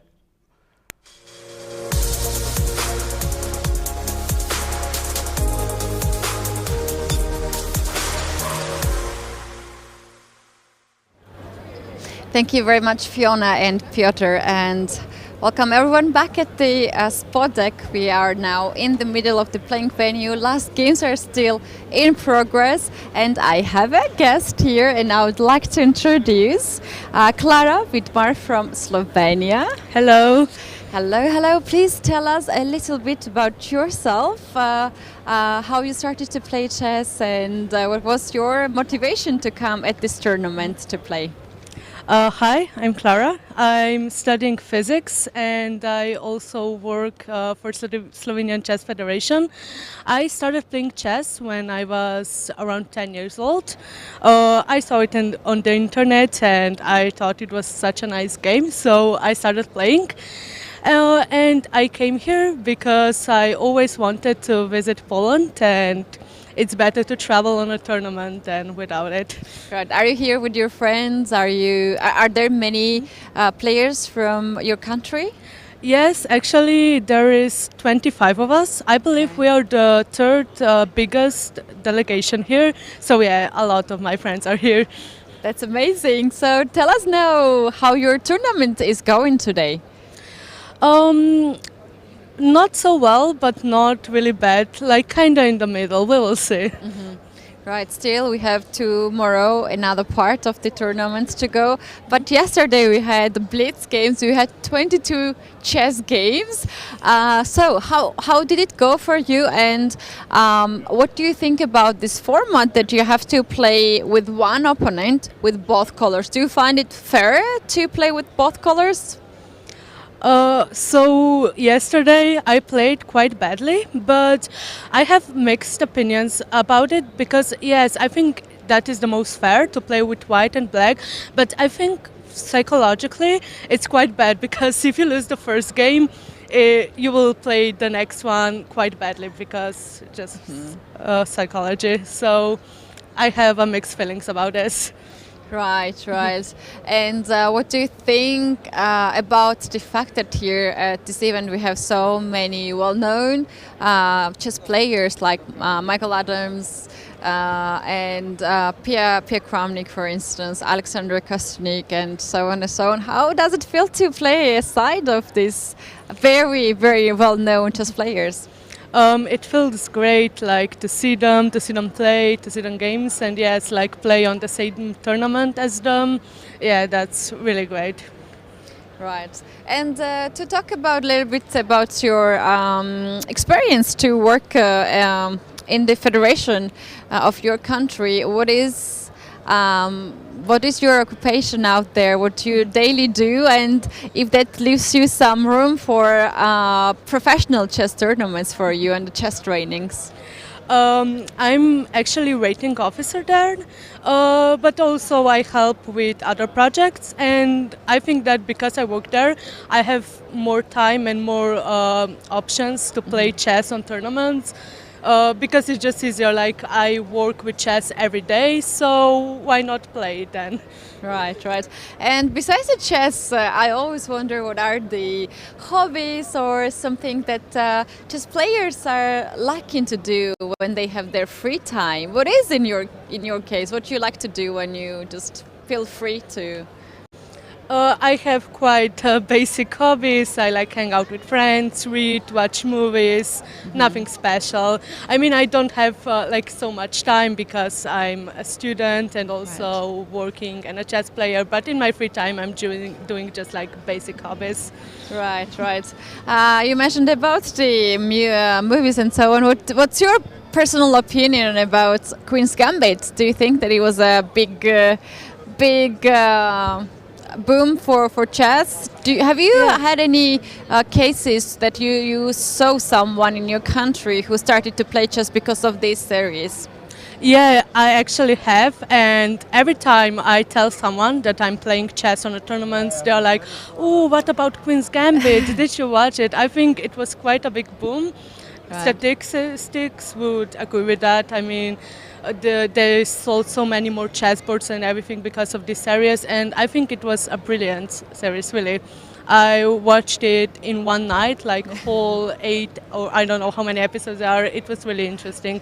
I just could not pause it. Right, okay, and I think a lot of people can relate on that story that you have to watch at once and you want to see another parts of it. So you mentioned that it was a good opportunity for you to visit Poland. What's your first impression about the country, how they treat you? Do you like the atmosphere here in the playing venue, and how do you spend your time here after the tournament? I absolutely love it here. People are so nice, and it's so beautiful, very Christmassy spirits, and I love Christmas. So, yeah, everything is great here. I actually went to around Katowice yesterday. I went to shopping center and everything. It's really nice here. I love it. Yeah. Glad to hear that. And the final question is that before the live we had a little chat and you mentioned that you have been interviewing chess players by yourself. Yes. At the European Individual Championship, And right? team championship, yes. Right. Okay. So, do you have your favorite chess player that you enjoy to have interview with? Yeah, actually, and he's playing here on the first board. David Navarra was actually my favorite person to interview. He's really kind and, of course, a very good chess player. So, right. Yes, and a great personality. Yeah, great personality. Thank you so much to find the time to come Thank here you. because you came here between the rounds. I wish you all the best. And Thanks. usually it happens that when you have a good tournament, then you remember this trip so nicely. So I Yeah. wish you to have a lot of successful games and a lot of wins, and let it be a very good experience for you. Thank you very much. Thank you. Guys, we're going to take now a break and we'll be back with Fiona and Piotr with the commentary and the next round. So please don't go anywhere.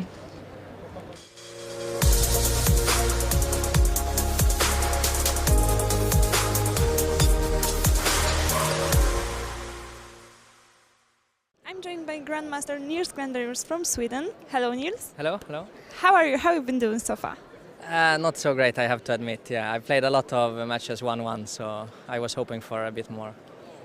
So, are you not too satisfied with your results, right? Yeah, no, exactly. I really need to win. I think my remaining games to have any chances for something. And okay, if I do, it will be okay. But if I don't, then it's not great.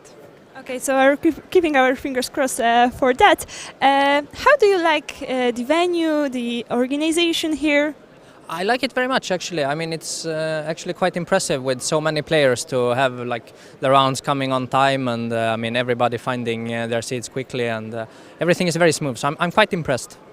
What do you think about Katowice?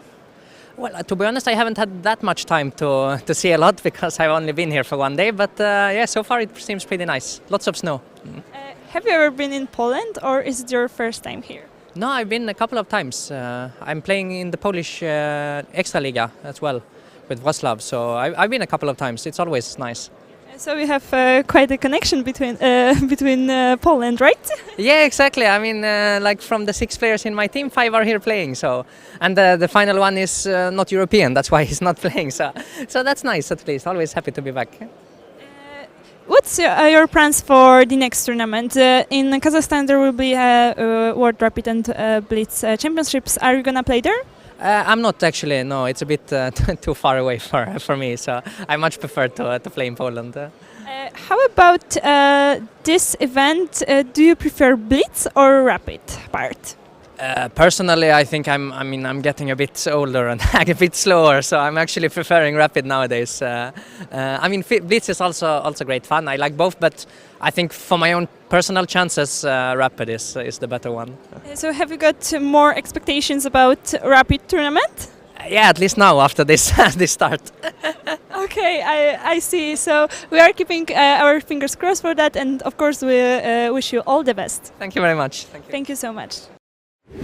We came from Dresden in Germany, and we chose this tournament because it's a good opportunity to improve our Blitz and rapid chess skills, and yeah, because it's a great tournament, because it's a European chess championship, and yeah, yes. Our father taught us when we were, so I was like 10 or 11 years old and they were a bit younger, and so he taught it us, and then we played more often and get into in a club, and yeah, so it developed. For me personally, I won a few years ago the German championship in my age group, so under 18 and female, and that was a very nice tournament for me, and because I didn't think I could achieve it, and so it was all just working for me in the last round, and that was really amazing. I won the German Championship 2 this year, 2022, in the age under 14 girls. Yeah, it was the best tournament for me. So maybe another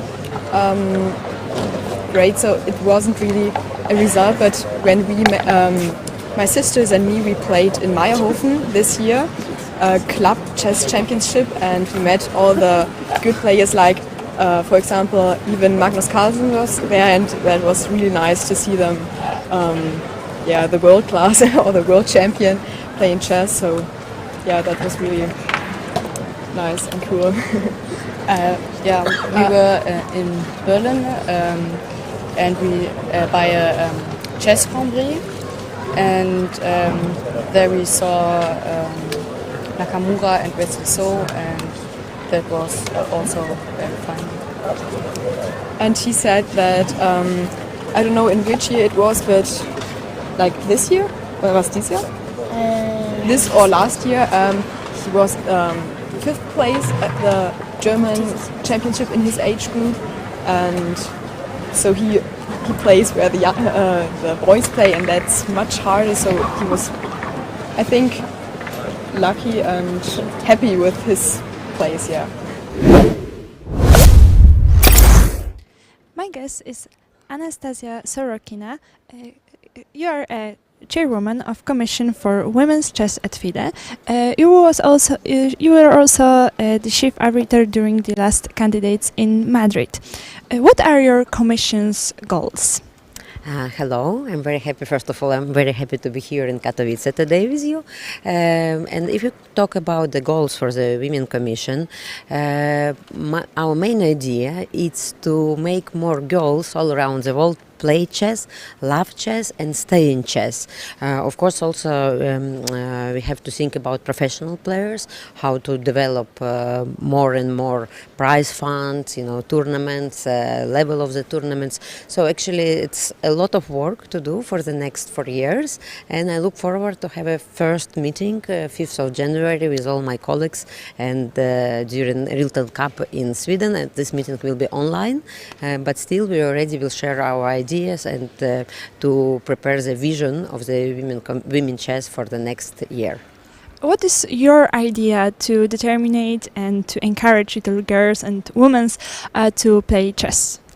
I think that role models are very important, girls all over the world should know that chess, it's not only professional chess, it's so many things that you can do in chess. You can be chess journalist, you can be a chess arbiter, chess trainer, streamer, even you can open a business, related to chess, with like chess shop or something like this, or chess magazine, so many things that you can do with chess.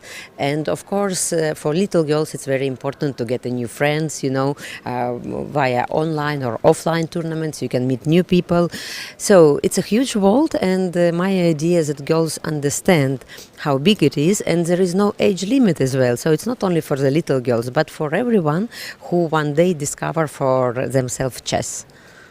Now the number of female chess players is still increasing. What do you think that is a key factor to that we have so many female players?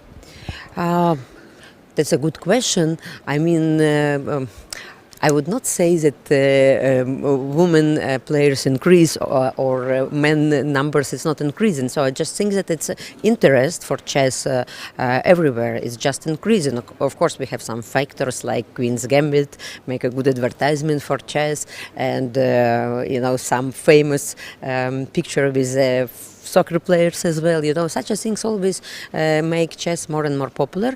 But of course, I was a professional chess player. For me, chess it's whole my life, and I think that chess it's just something that you really need to know in your life. It's give you extra skills. It's give you extra opportunities, and many things that chess developing. So it's clearly that the chess should increase and will increase.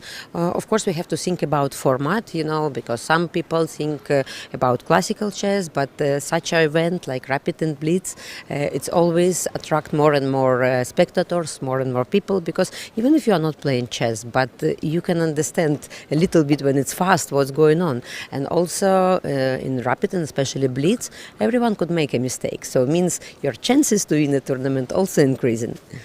In this tournament, we've got a lot of very famous female chess players. What's your impressions on this tournament and on all of this format, on this venue of Katowice? First of all, it's my second time already in Katowice. I was here last year. Secondly, I permanently moved to live in Warsaw. And of course, I'm very much impressed. I was impressed last year.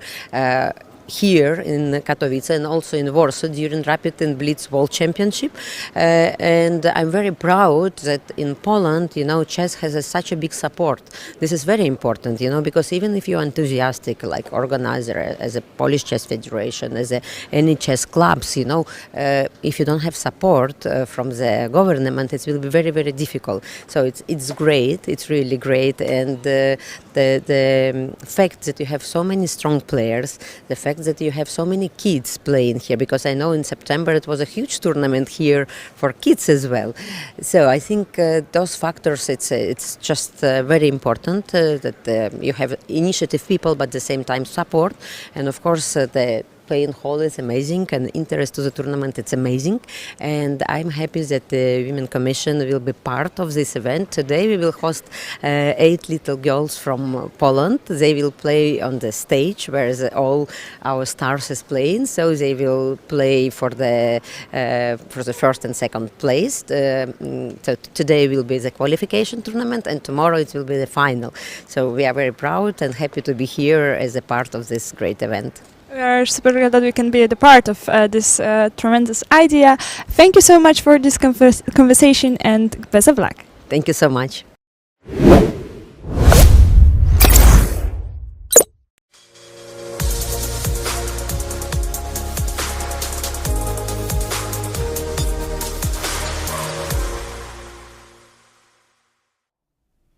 Hello and welcome back to the European Rapid Championship. It's already round 5, so our penultimate round for today.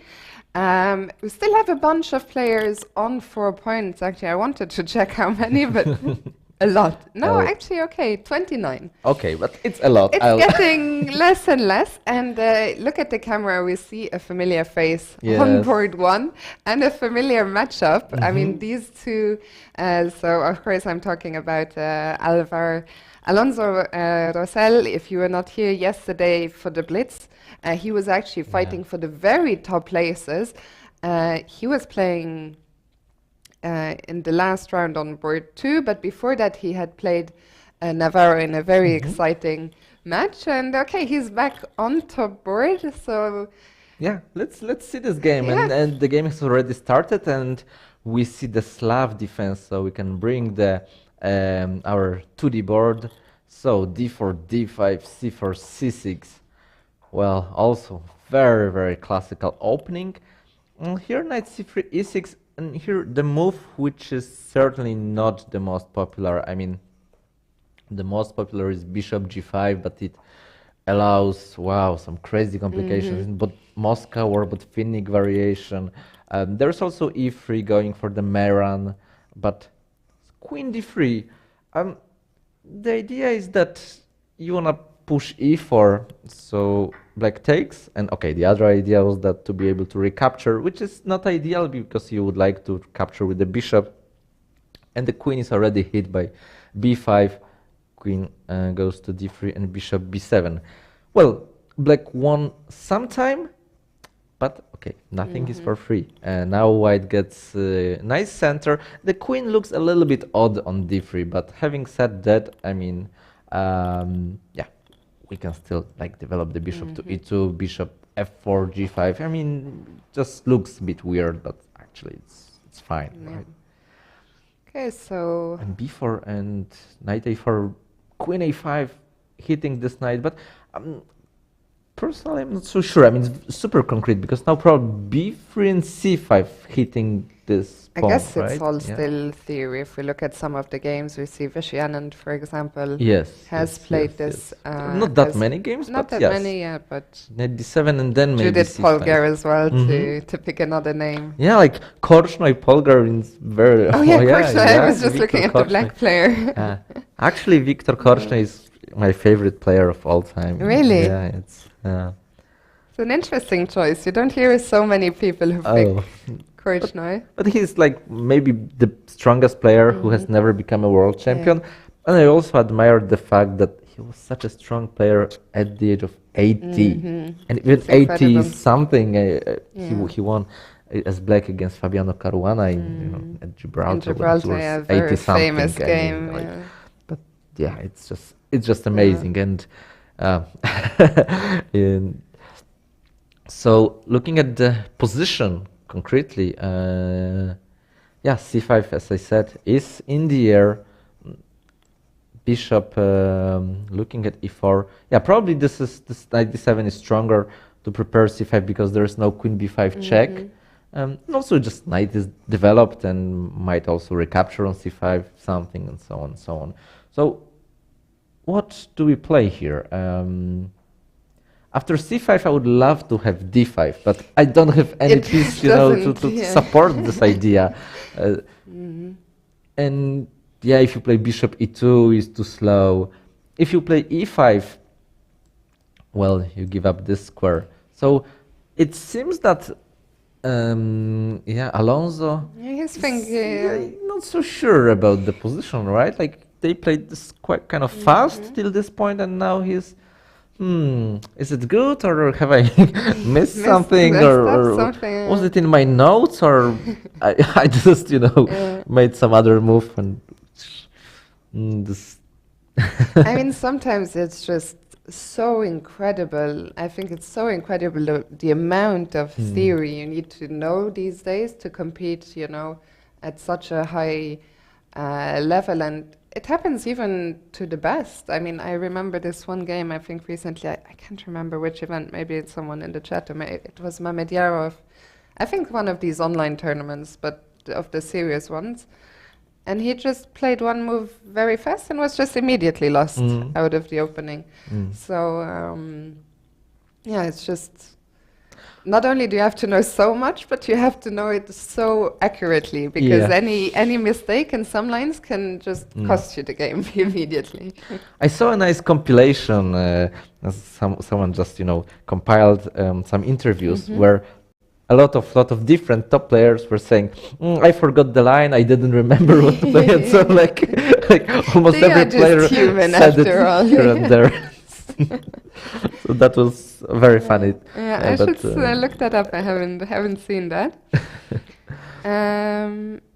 Okay, so yeah, it's just, yeah. We can also Still have thinking, yeah, a maybe we short can look at some other game. Yeah, let me see For who example, else. at board 2, there is David Gavrilescu, a young Romanian player. I don't know if he already is a grandmaster or still international master, but okay.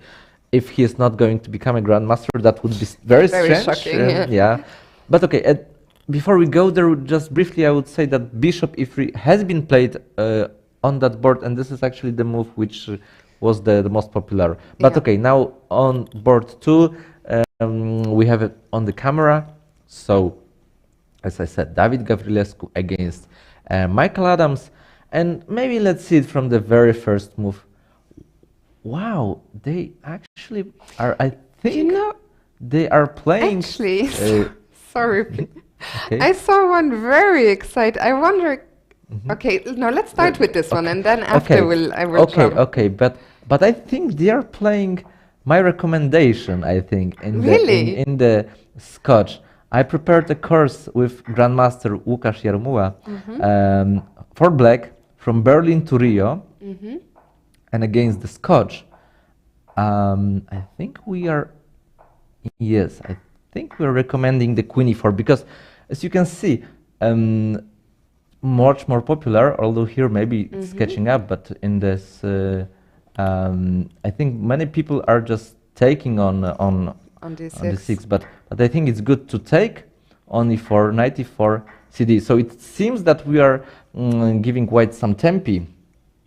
But the point is that now we are going to play Bishop E6, hit the C-pawn, and then push D5. So this is actually a recommendation in my course for black, E4, E5, and Bishop E6. And it's simple, right?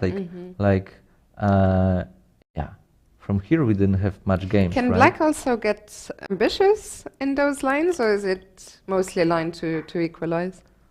Yeah, in this whole repertoire we tried to be, ambitious, but in some lines it's just not easy. I mean, yeah, it's so here it's hard, but well, the game still can go on, and I like black's chances because, well, we can play A5, A4. So because for now it may seem that black has more pawn islands, but if you can push the A pawn just very quickly, and especially that we provoke this B3. I think. Oh, by the way, a fragrance enthusiast in the chat is informing us that Gavrilescu has a title application for GM to be confirmed in the first Congress, of 2023. Okay, yeah. I'm not surprised. It's just, yeah.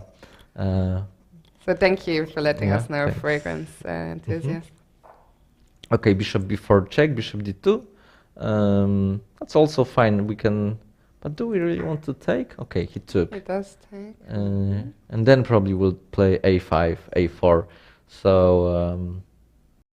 I think it's a great choice from Mickey. It's like it's already round 5.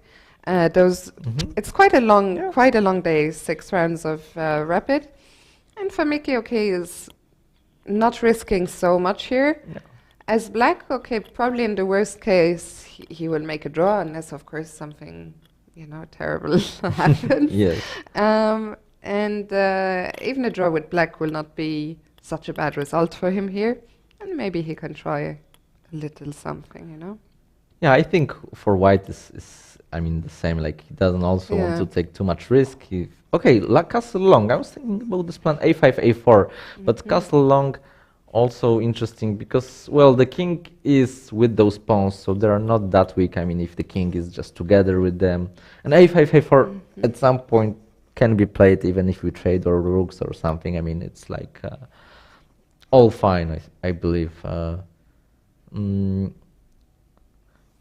thinking whether are there any issues for white, because somehow you need to also choose where to put your king. I mean, you can castle short or long. Probably you cannot stay here because rook e8 is... But if you castle short now, is there no discovery? I'm a bit worried that I was is a little unprotected as well, but probably there is no way to make use of it. Unfortunately. But castle long also makes some sense, I guess. Hard to tell. It's... Yeah, both maybe are simply possible. He goes queenside. Okay. Yeah, so queenside feels somehow a bit more natural. I'm not sure I can explain very well what I mean, but yeah, because more likely there will be some action here. Yes. King on G1 would be far away, and this is an endgame actually, right? Yeah. I mean, sometimes it's hard to tell at what moment the endgame is. I mean, it's not a middle game any longer; it's an endgame. But it feels like it's an endgame. The king is a piece which can, go to the fight. You don't need to hide it. especially that Not it's just clear can, that it should. yeah, absolutely, and it's clear that we will exchange some rooks, at least one pair of rooks. So yeah, long castle was probably the best, but I think it will end in a draw somehow. I've got this feeling. But yeah, we'll see. Let's go to this game that I was just spotting from the corner of my eye on board 5, where Valentin Dragnev from Austria is playing against Daniel Friedman, and maybe we can go back, I don't know, either to the very beginning or just a few moves, because it was... Maybe I'm from curious, the very beginning. Yeah, how was did it we the get French? here? Okay, it was the French. Okay, so let's see board 5, if we can get some camera view on the players. Dragnev Valentin and Daniel Friedman. And we'll see it from the very beginning. So the French defense, the classical variation, not the Winawer. Okay, c5, knight f3, knight c6. Okay, all very well known. So white is building the center, while well, black is just trying to undermine the center, and this is what I like. But the queen b6 is a very, very direct variation, just, you know, putting pressure here and here. And yeah, this is all theory. This is all theory. I don't remember exactly the lines, but I've seen it some years ago in some book by Nikita Vityugov. So who's a big expert on, on the French. So here we see black sacrificing a piece. No, but look at the database. Who played this as black? Friedman himself against Fabiano Caruana. Yeah.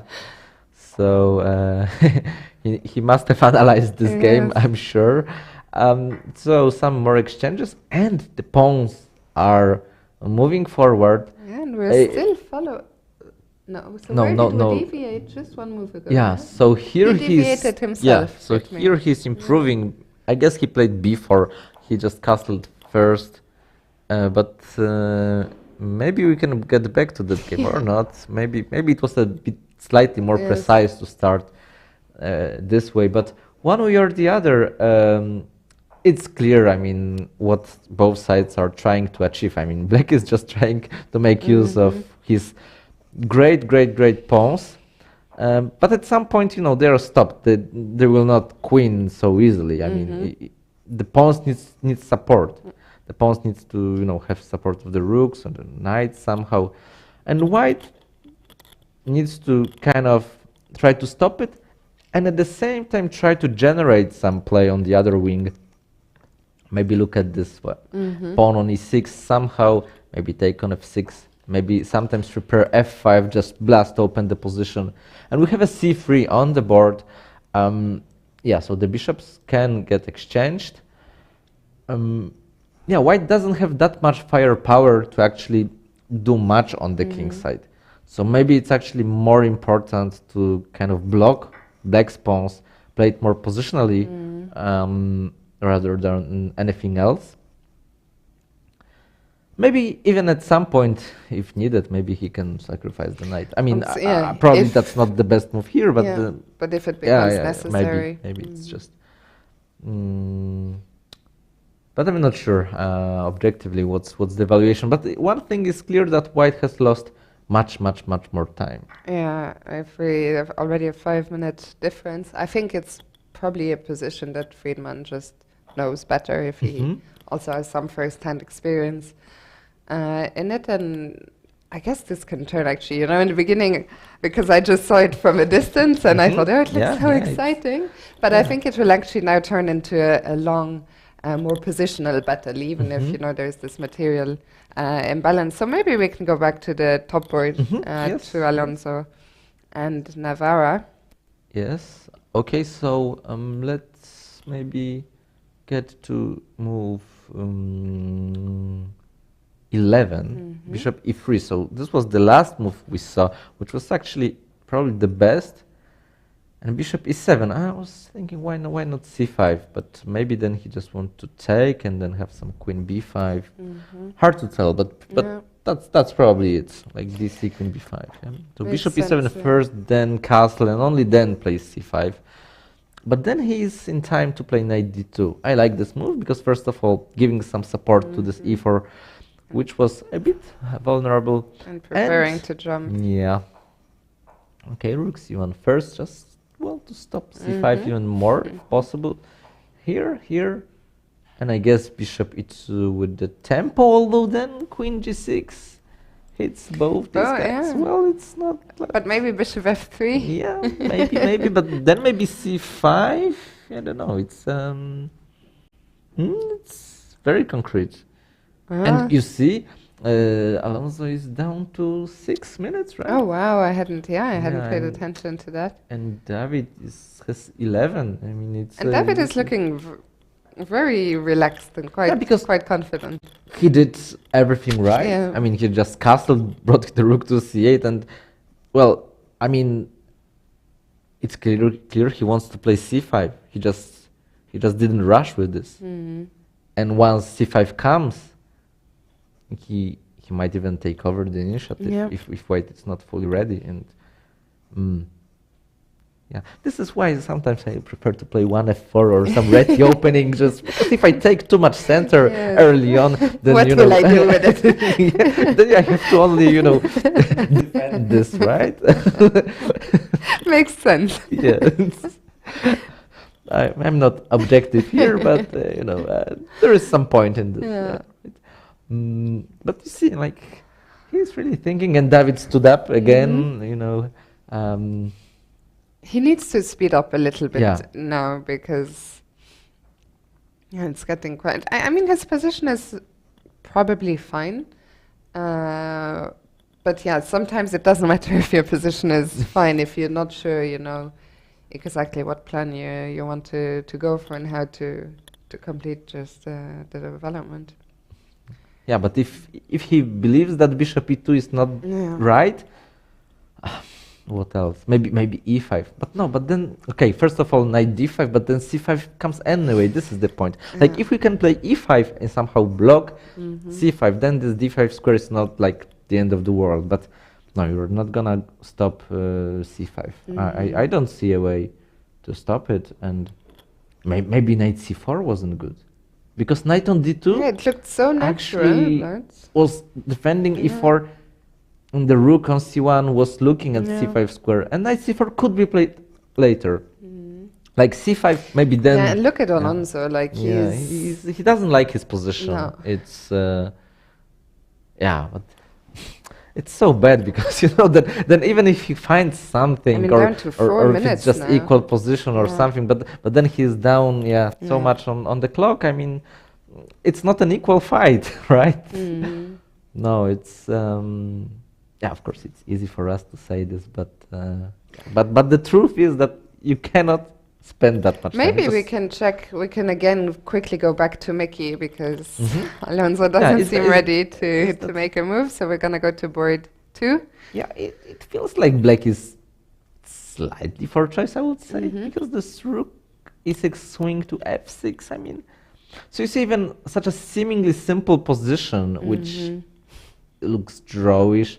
I mean, you can put pressure on your opponent, you can enjoy. And I saw one game some time ago. It was Jan Krzysztof Duda against Levon Aronian. It was just such an so equal position. Like, but it was a tournament. I don't remember which, but they couldn't offer a draw. And Duda was kind of tilted because he lost some games earlier on, and he got outplayed in such a simple position. So, well, even here, I mean, it's, as I said, very, very drawish, but you can play on. If someone is go here, better, do you think it's black, because white needs to stay a bit passive. But of course, it's just very, very drawish. But there is really also, at the same time, there is no need to offer a draw, right? Like you can. Okay, I found another. I know I'm throwing out a lot of games, but let's maybe go to board 3, where we seem to have a very interesting position on the board. Okay, just one move. This is g5, very nice. Stopping f4. Stopping f4. Well, in some endgame you can win because the h2 can fall or something. Like you can put pressure Yeah. on these pawns, right? For Okay. sure. I would be very interested in We'll this game, come even back though for sure, yeah. it's very simplified. looks quite and, dry, but and I there is know more a to lot it. of viewers might tell Mhm. if then it's a draw, they would say, oh, well, they just exchanged everything and made a draw. But but then I can also recall one of my games where I played against some 2600 Let's just player. open the game since where- we have the camera yeah, there. where so yeah. I had kind of equal endgame. I was just completely outplayed, Mhm. and then I understood. Well, you have to really prove. Yes. Yeah, and Yeah. that's why I'm always saying this to my students. And well, it's not so simple, right? No, definitely so, not. I think the current position actually yeah, is quite. yeah, Maybe we okay. just go back some. I don't know. Few. Oh, or very maybe from quick, the very very quickly. But it's again, this is kind of my opening, right? The Reti. We saw Rasmus play a lot of these yeah, setups yeah, yesterday, yeah. so he's I just need sticking. to, yeah. Okay, this I also play. But I thought myself that there is interesting line with Queen B3, Mhm. Queen B6, and the point is to give a check. Mhm. And Bishop E7, then I can go some Knight H4. Knight F5. It's not winning, it's just normal game, but I like it for white. But he played Knight E5. Yeah, probably he's some preparation. Knight E4. Wow, it's already a bit, unusual to give up such a strong bishop. But he has his point. I mean, he attacks this guy. Let's see further, and he actually grabs. So, well, he is missing surely this bishop, but it is a pawn up.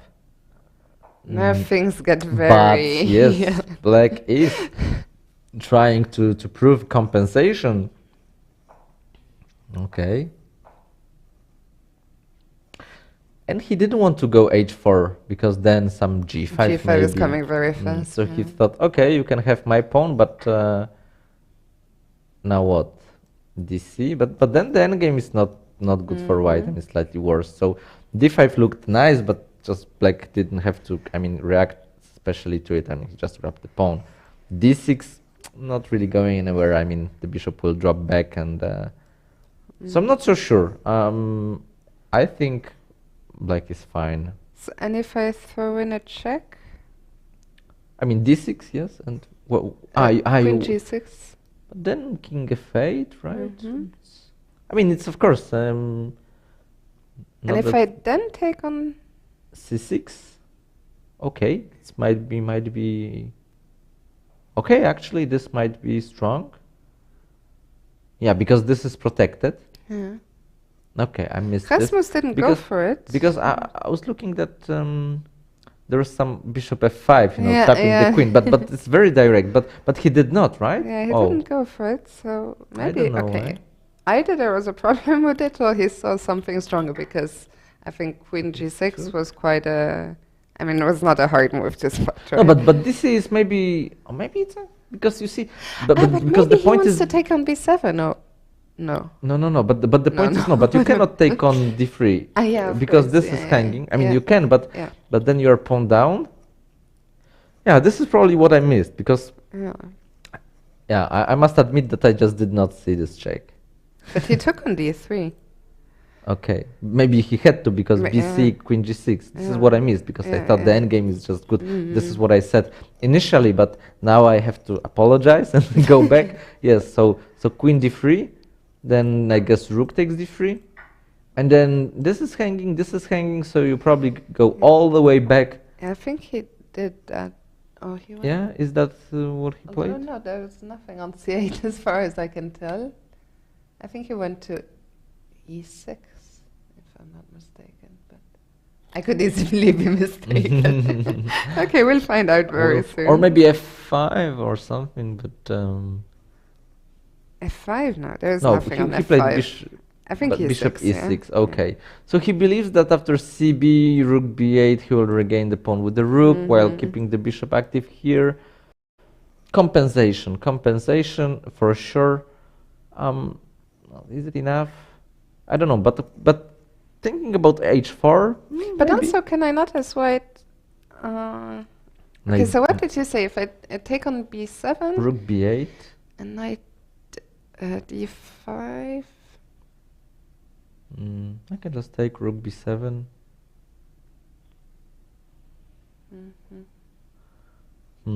I was And thinking some, I about don't know, knight bishop b5 f4. immediately, maybe. Also. I feel like somehow it has to be better, no? Yeah, it's... But they are down to like 5 minutes and 4 minutes, and yeah, I need to...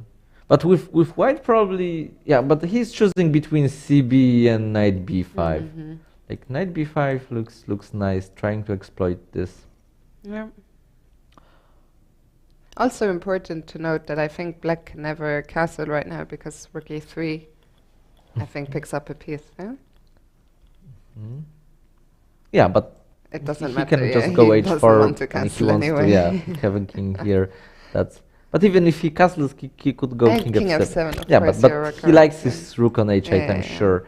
But now it's white to move, and yeah, does he knight b5 or taking on b7? I don't know. I don't know.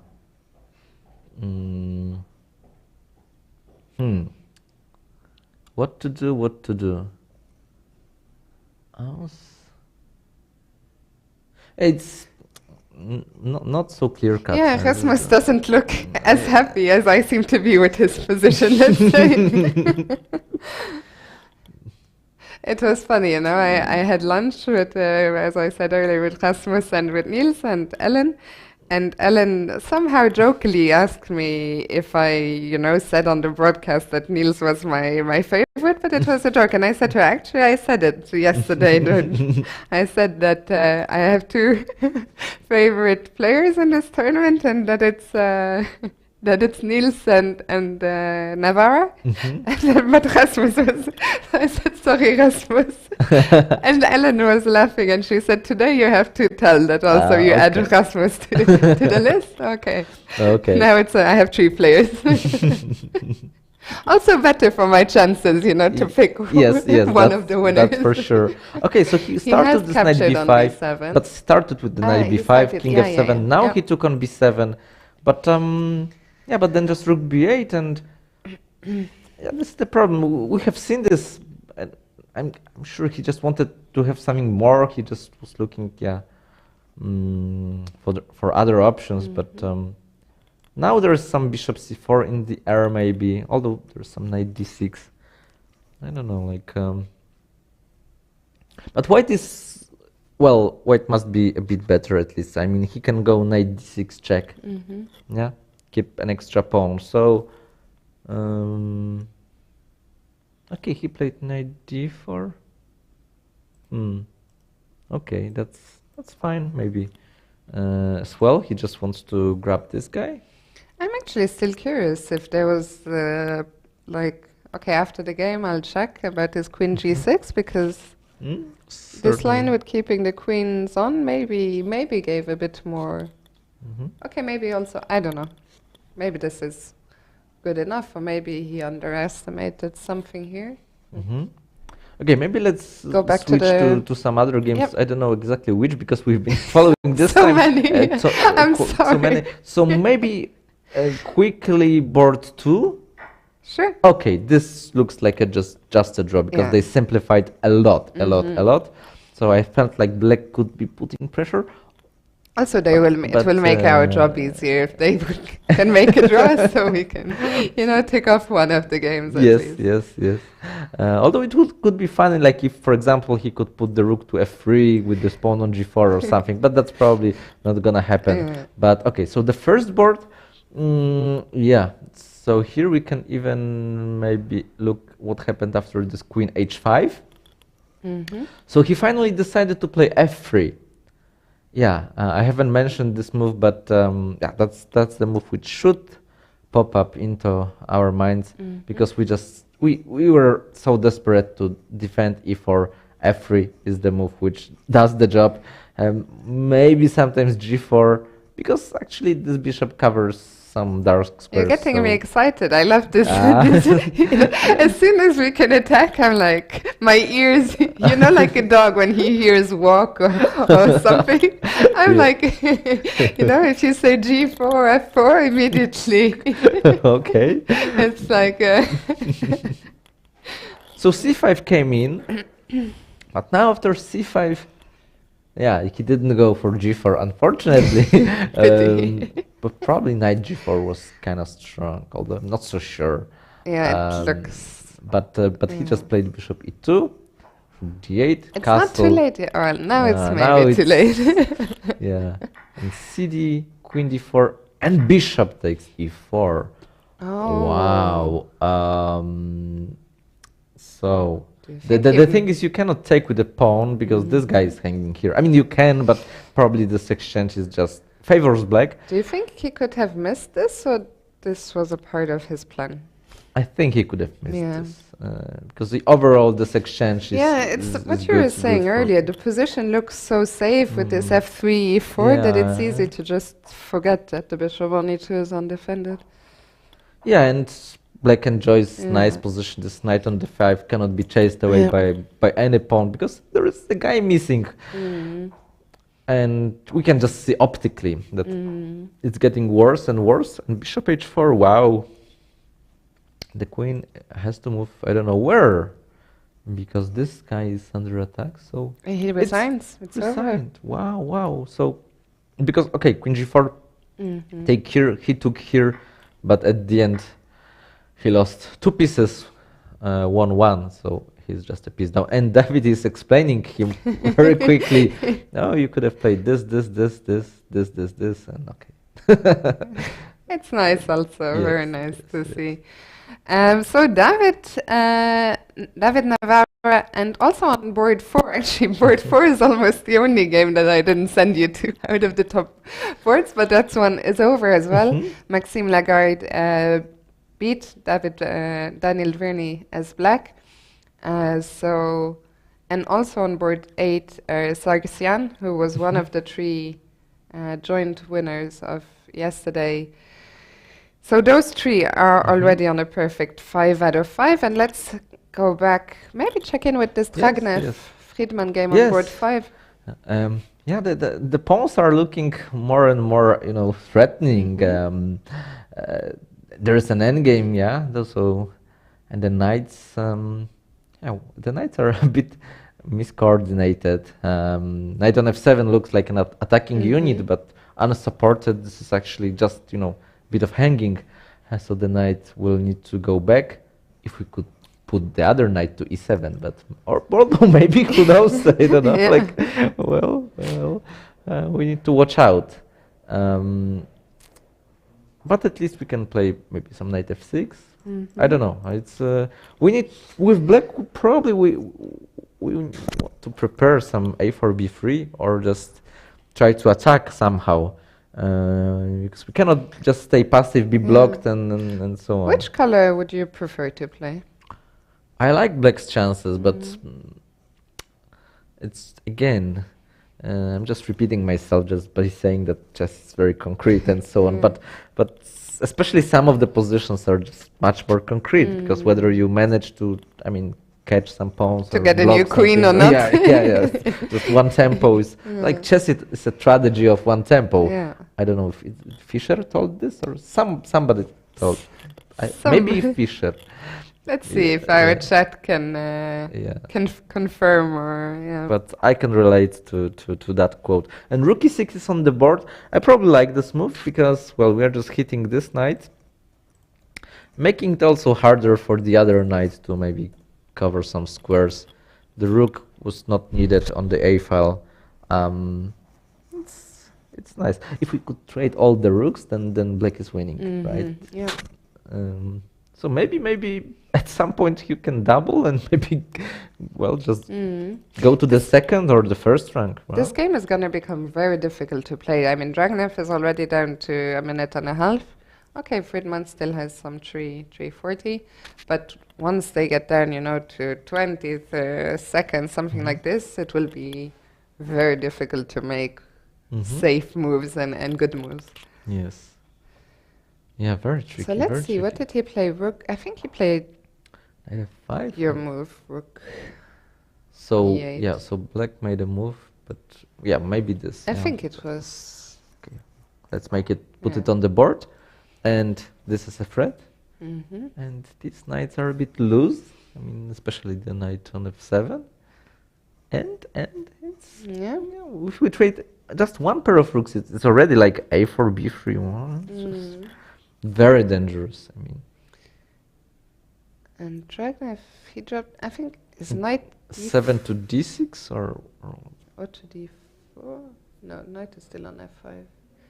Yeah, so it must be knight d6. Mhm. But then we can go rook e2 or rook e1 because this is hanging. Yeah, so but I would go just rook e1. And Mickey is in the background walking away, so I guess his game. He finished in a- lost or no? No, he made a draw. Okay, because here I see 1-0, but maybe I think they it's a just. mistake, yeah. I can just quickly. Also, he click. would not. Yeah, I yeah, think yeah, if he yeah. lost, Yeah, he it's would a not draw, be. You know, but somehow, yeah, well, yeah. I think for it a was- moment there was some mistake. Yeah, it was just. Imagine if you just lost that end game and then just going to check the other games. But okay, some people do it because just to, you know, even just to calm down a little. Anyway, but they put the irrelevant. kings wrong maybe or Yeah, something yeah. or put the king on. It would not happen if it was Navarra. That's for sure. No, but I can guess what has happened just like quickly, like because the king was on d3, they put it on e4, yes. and before the other king to Yes. e5, so Yeah. the board registered I 1-0. think that's Okay, exactly what yeah, happened. Yeah, but okay, going back to this game, very exciting game. So what has happened? Rook e1. This is the move which I was saying. I mean, this is what we wanted. We wanted to trade a pair of rooks, maybe even more if it's possible. But okay, now we are super happy with our rook attacking a2. Well, just being on the second rank, being so super active.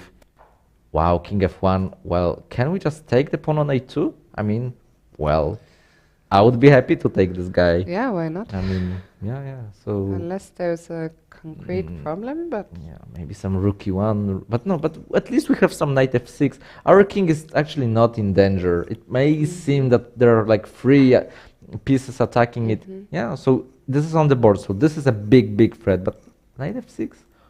Yeah, knight f6 because. But then rook e7, there's some activity. So it actually it's tricky because maybe if it's not mate, maybe some perpetual yeah.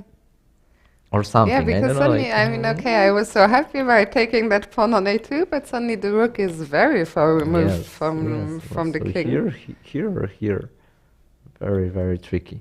And black is thinking, okay, he has still 2 minutes, so he can think here because that feels like a critical moment. Yeah, if he defends, absolutely. pushes the pawns, Yeah. game over. If he gets mated, also game over. Yeah. So Okay, he went g6. G6. Wow. Okay, let's make it on our board. G6. So rook e8, knight f8 is his idea. I mean, It feels idea. so. it's the only It move, feels but- so. The position feels quite loose, actually. Okay. So, rook e8. I mean, rook Yeah. e8, knight f8, and then Looks very logical, yeah. but then okay, we need to do something about this knight on f5. I mean, but shall we? But if you start here, king g7, very tricky, hard to coordinate those pieces.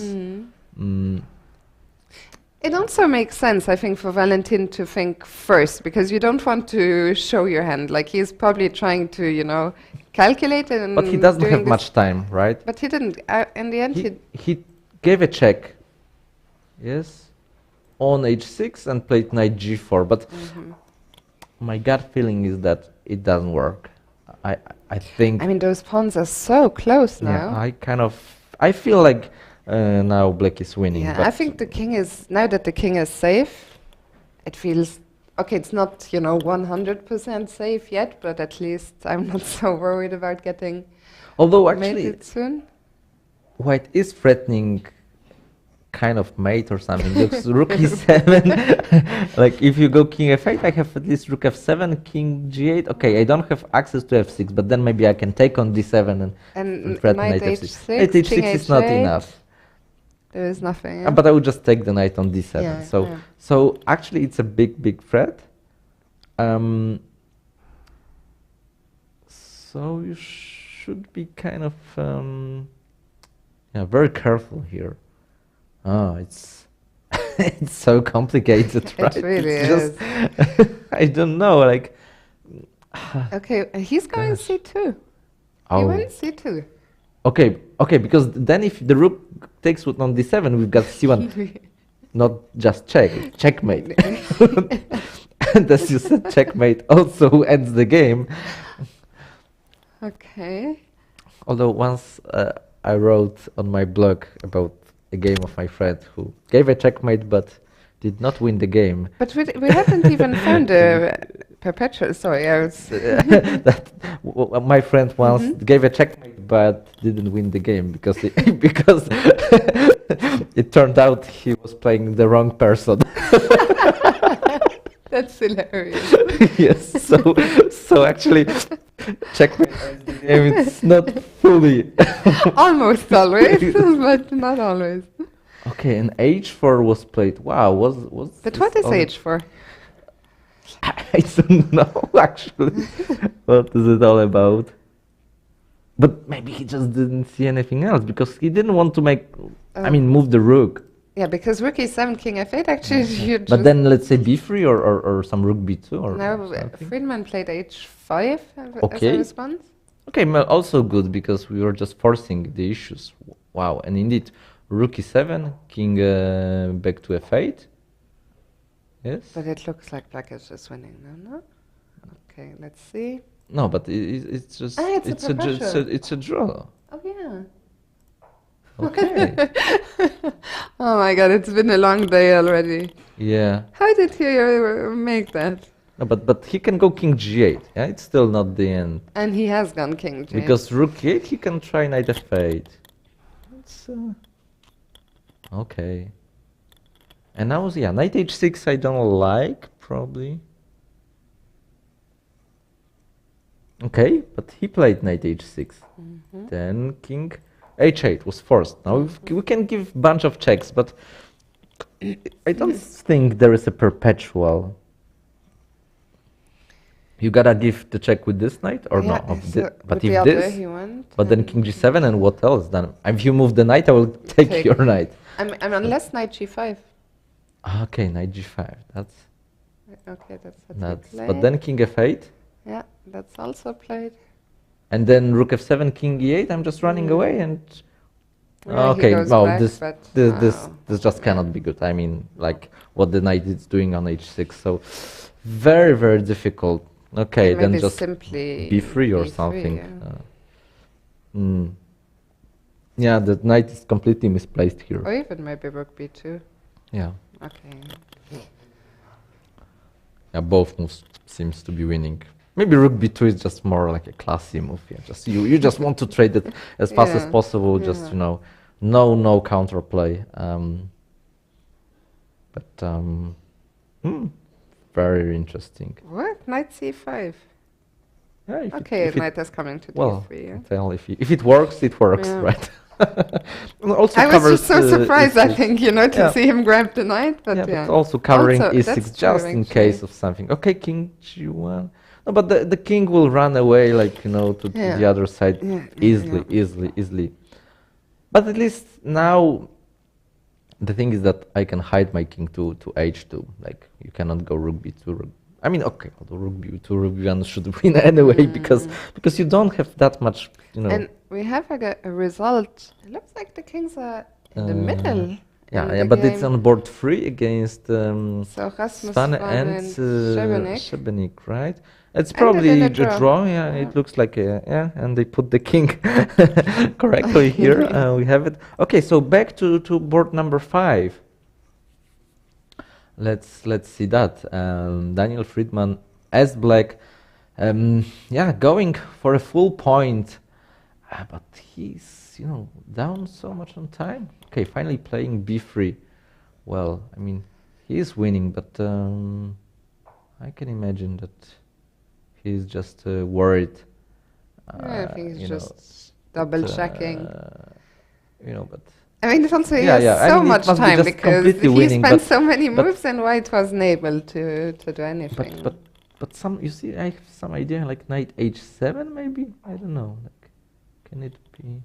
But still king g7, king h6. Yeah. So, but you see, it's something has happened here, right? King h7, king h6, knight g5 is possible, and then rook d7, right? Rook d7, that's not. Yeah, But yeah. But you see, knight f7. He had to be. But knight f7. And then I just moved my king, walking away. Of course, yeah. Yeah. But okay, so he played knight f6. Now you don't have rook d7. You see, so it was completely winning, but somehow. But g5 now he played. Yeah, so it was that he had to find some moves and But have it's this not- resource like rook d7. If his rook was on a2, right? Like there was still enough counter play or something Let's see, to be because the new calculated. queen is on the board, so he played g4 here. Okay, g4 and the queen, right? Okay. And drag never resigns because there is okay. nothing. What a crazy, wild game. Yes, it was amazing. But very nice opening preparation. Like we can see that this idea to sacrifice a piece for those two pawns, which decided the game, was nice. And he had analyzed this position for sure. Played this against Caruana, right? So it's nice to have such lines, and they're very demanding, right? Like because he knows what he's aiming for. He just wants to keep those pawns, and if White is not well prepared to play precisely, he had nice win as Black and a big result at this stage of the tournament. Like now, every point is so important because no longer you are going to play weak players. If you are playing on top boards, like sometimes it's a bit sad from a player's perspective that you lose, and if you're on top, then you are still against strong player because better win. Like, so sometimes it's if actually you're gonna easier. play someone strong anyway. Yes. I mean, it sounds funny, like it's better to win than to lose. But there is another point that actually, if you're going to lose, it's not clear that you're going to play that much weaker players, if at all weaker players. Okay, so I think. Shall we still look at some? I don't know. I think the top 6 boards are we're done. covered. So. Yeah, I think we still have at least 8 players on a perfect score. Maybe there will be a couple more, but and one of them is Mateusz Bachtel from Poland. So we'll come back in around 20 minutes for the last round of the day, round 6. But for now, we're going to hand it over to Magda. Yes, Magda and to Magda and Getty, and we'll see you soon.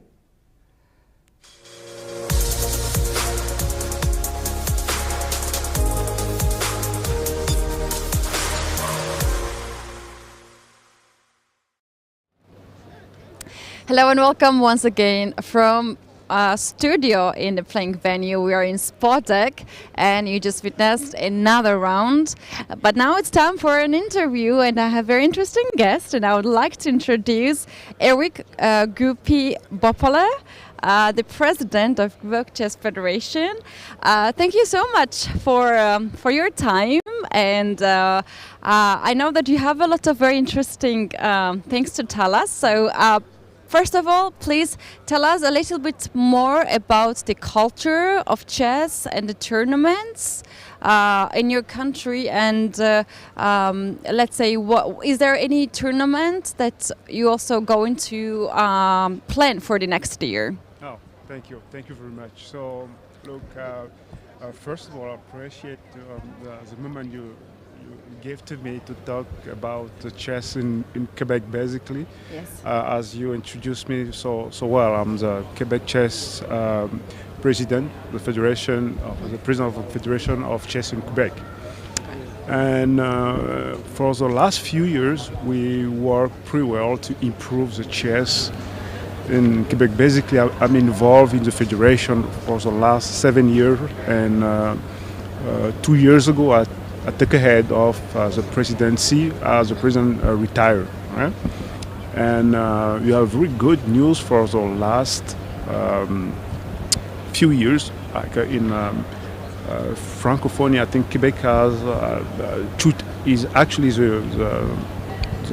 he won 2 times the Francophonie chess tournament. Yeah, French, and so tournament for French speakers. For French right? speaking, Yes, Patrick yes. introduced me Yeah. just to about it. And Just for the first time yes. in the Quebec history, we have a world champion for the 18 years less. Jean-Rodrigue Lemieux. So I think Quebec chess is moving pretty well actually in Quebec. That's why I'm more interested and move on certain discussion with FIDE to have to bring more tournament international basically in Quebec as well. Right, right. So I understand that there will be some of the meetings with FIDE officials about the future plans of the tournaments for the players, French speaker players. And I remember that I wanted to play one of the tournaments. I saw it on internet. It sounded really good, but then they said like, no, sorry, you don't speak French. You're not here. So it's so good to see this is getting stronger and more participants are taking place. And thank you very much to visit this tournament here. We have around 1,000 participants. Oh yeah. In this event, you just arrived here. I know that. Very impressive. Yeah. So Yes. I think there is a room of learning from this kind of big tournament. As we're looking very forward to have, international tournament in Montreal, in Quebec. So this is a kind of discussion we actually try to move forward on it with FIDE official. Right. So I'm here to appreciate, but also to make a good connection, to also invite FIDE to be more, visible in North America as well. Right. And, we absolutely need more chess tournaments there because Right. This part of the world, I think, is still not discovered by the chess players. There are, of course, tournaments, but not as much as we usually have in Europe. Exactly. So yeah, there will be amazing to have more and more events happening there.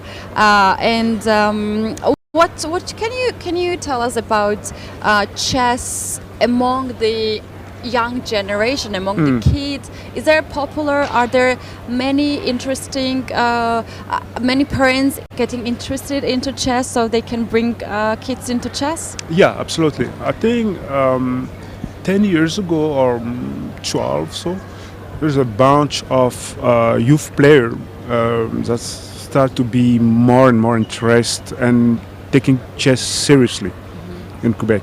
And I think like Jean-Rodrigue Lemieux, part of those youth, now he's 18 and he won the youth tournament. And I think it's very interesting because those batch of youth players are now becoming mature and they're really helping improve chess in Quebec. And my son itself, I think he is now 15, Prince Eric Jr. Gipi Bopala as well. And he's playing too, so I bring him, he started playing at 2 years old, at 5, already playing seriously. I bring him internationally, so that helped me to be more interested in chess and involved in federation at 7 years ago, yes. Okay, it would be great for chess world to, for instance, to invite some of the title chess players in Quebec and to, introduce that to local chess players and young kids. Because, for instance, Sure. here at the playing venue, among all these 1,000 participants, we have legendary chess players. Very And we have, impressive, yeah, yes. young chess players as well who are here waiting for them to have the signature and the photos, which is very impressive. So yeah, something like this probably is planned for the future. I'm very much looking forward how the discussion's gonna go with FIDE, and I think soon we will be heard in news, and I hope the best in Absolutely. the negotiations. And I hope we will have this kind of entry in Montreal as well. And this, envergure of tournament, maybe not so big, but we want to open the door to international tournament in Montreal. And this is why I'm here, to keep moving on serious discussion with FIDE officers. That's right. Yeah, this is very, very important steps indeed. So you're coming here right from Quebec? From Quebec, yes. Wow, that's a long way. Yeah. That was a long way. Yeah. So this is vacation period, and I started discussion with Patrick for the IDF, for the French organization before.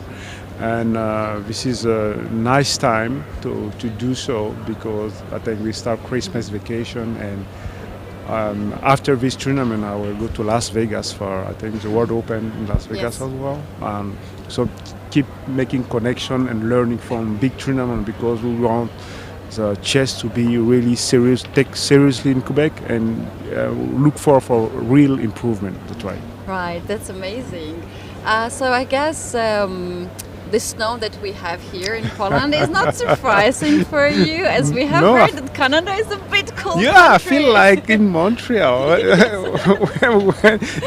when we left the airport, I say, "Oh my God, we have a lot of snow as in Montreal." So yeah, pretty close. The nature welcomed you like at home. That's so nice. It's your first time, I suppose, in Poland. Yeah. This is the first time in Poland and Katowice. Katowice, yes, it is. And so I'm very pleased to discover right. Katowice, and I know that there is a lot of players in Katowice, so there's a room doing something with Katowice. True. I'm sure the organizers for hosting all the chess kids will take a good care to show around and the culture as well. So I'll not take much of your time, because you had a very long way, and you also have very important meetings. Thank you so much for joining me and giving us some of the information, some of the little hints, and looking forward to hear big announcement from FIDE and from your side too. Thank you. Once again, we had the president of Quebec Chess Federation with us. Thank you. Thank you very much. Really appreciate it. Thank you. And now we're back to the very important part of the show, where Magda will show you a very nice puzzle. So take a look at that, guys, and enjoy it.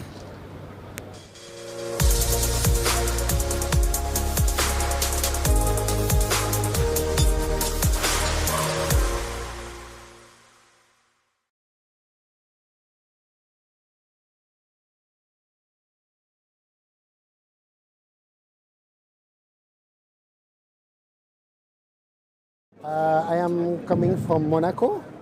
I am the FIDE delegate for the Monaco Chess Federation, and I was invited by my friend Lukasz to participate to this event.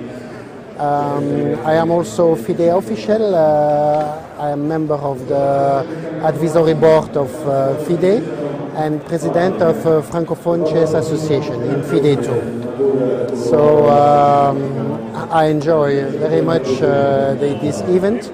It's a fantastic organization, and everything is doing very well. I started to play chess in 1972 when it was the match Fischer-Spassky, and I started to play chess at school, and since 1972 I am playing a lot of tournaments all over the world. So I am not professional, but chess is my passion, and I am playing a lot of tournaments, and I am doing a lot of things about chess as official also. I have a lot of nice memories. For example, I play 8 times Olympiads, and for me Olympiads are the most beautiful events of chess. So let's say my best memories in chess are the Olympiads. Yes.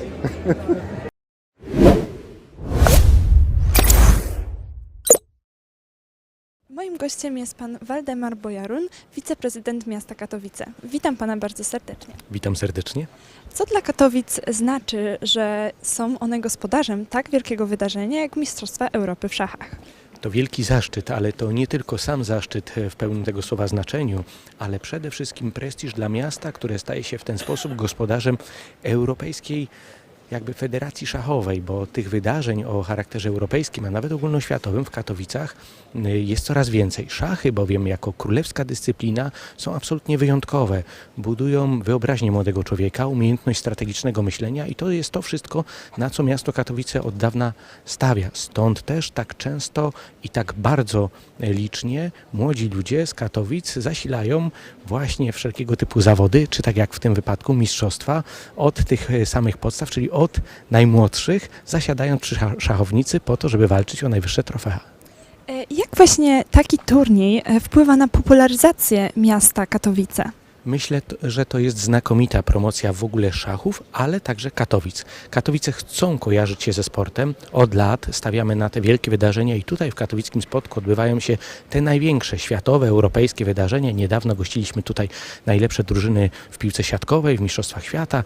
Za kilka tygodni gościć będziemy mieli tutaj najlepsze drużyny w piłce ręcznej. Wcześniej byli tu hokeiści, koszykarze, lekkoatleci, a dzisiaj, zresztą nie po raz pierwszy i jestem przekonany, że nie po raz ostatni, gościmy najlepszych szachistów z Europy. Tak, a jak właśnie szachy wpisują się we wszystkie dyscypliny katowickiego sportu? Myślę, że świetnie się wpisują. Ogólny program rozwoju sportu w mieście Katowice sięga zarówno tych wielkich wydarzeń, jakim są bez wątpienia mistrzostwa, które rozgrywane są w Spodku, ale też szkolenia dzieci i młodzieży. I na to miasto Katowice bardzo silnie stawia. Stąd też te silne środowiska szachowe w poszczególnych szkołach i przedszkolach. Zarówno myślę jak GKS Katowice, Hetman, Wasko, Podlesie, te wszystkie kluby, które organizują wydarzenia szachowe, najpierw na tej niższej randze, angażując najmłodszych, ale potem w kolejnych etapach na coraz wyższym, aż we współpracy z Europejską Federacją, z Polskim Związkiem, Śląskim Związkiem, organizując imprezy mistrzowskie, pokazują, że miasto jest otwarte na imprezy szachowe, a same szachy, podkreślę raz jeszcze, jako królewska dyscyplina, świetnie wpisują się w ten wielkie przeobrażenie miasta Katowice od klasycznego miasta węgla i stali ku nowoczesnej metropolii, która stawia na kulturę, naukę i sport, a myślę, że szachy doskonale wszystkie te trzy elementy łączą. Co uważa pan, szachy mają takiego w sobie, że właśnie to one są tutaj tak bardzo podkreślane i też kładą państwo nacisk na naukę dzieci gry w szachy? Dlaczego właśnie akurat, jakie tutaj umiejętności mogą dzieci zdobyć grając w szachy? Przede wszystkim szachy są dyscypliną, która kreuje w młodym człowieku wyobraźnię, umiejętność strategicznego myślenia, podejmowania decyzji, w przypadku szachów szybkich czy błyskawicznych, szybkiego podejmowania decyzji, wbrew temu, co może obiegowa opinia sądzić, ale jest jeszcze jeden niezwykły element, który jest dla nas niezwykle istotny, warty podkreślenia, szczególnie kiedy zwracamy się do rodziców tych, najmłodszych, którzy zaczynają swoją przygodę z szachami. Otóż szachy skupiają młodego człowieka na konkretnej partii, na konkretnych rozwiązaniach, na konkretnych ruchach, w ten sposób dając mu zupełnie inny świat i zupełnie inne wyobrażenie niż to, co dzisiaj jest tak popularne wśród dzieci i młodzieży, czyli wszelkiego typu gry komputerowe, które mają również swoje zalety, ale w przesadnej wielkości mogą niestety młodego człowieka trochę ograniczyć. Szachy natomiast dokładnie przeciwnie, szachy młodego człowieka rozwijają. Jakie pan ma osobiste wspomnienia z szachami? Czy może grał pan kiedyś? No nie mogę powiedzieć, że byłem graczem turniejowym, choć mój świętej pamięci tata takim graczem był. Ja tą pasją do szachów zaraziłem mojego syna. On lubi pograć w szachy, ale cieszy mnie to podwójnie, kiedy sympatycznego wieczoru mówi: tato, zagramy? No, zawsze muszę znaleźć czas, żeby z nim zagrać. A moja największa przygoda szachowa to dosyć osobliwe, dla mnie wielkie wyróżnienie, że udało mi się z tutaj katowickim znanym mistrzem szachowym, panem Grzegorzem Masternakiem, zremisować partię i to mój największy sukces. To w takim razie bardzo gratulujemy. Cieszymy się, że pan był gościem tego naszego wspaniałego wydarzenia i mamy nadzieję, że Katowice będą gospodarzem jeszcze niejednego wspaniałego turnieju. Jestem o tym przekonany. Podkreślę raz jeszcze na zakończenie, szachy to znakomita dyscyplina sportowa i dobra rozrywka, która daje nam szansę na oderwanie się od szarej rzeczywistości po to, żeby strategicznie pomyśleć do przodu, jakie ruchy wykonać, jak w bardzo chyba najszerzej rozumianym duchu fair play walczyć z drugim przeciwnikiem. Dziękuję panu bardzo za rozmowę. Dziękuję serdecznie. Przyjechałem z Będzina, więc odległość niewielka. No i to jest jeden z powodów. A ponadto to jest duża impreza, więc aż grzech by było nie skorzystać z możliwości wzięcia udziału w takim turnieju. Przygoda z szachami w zasadzie rozpoczęła się od zakupu szachów w wieku dziecięcym przez rodziców. Później szkoła, kółko szachowe w szkole i tak się zaczęło. Jakiś klub niewielki. Natomiast w wieku nastu lat szachy odeszły na długi czas w zapomnienie i 2 lata temu wróciły. To jest chyba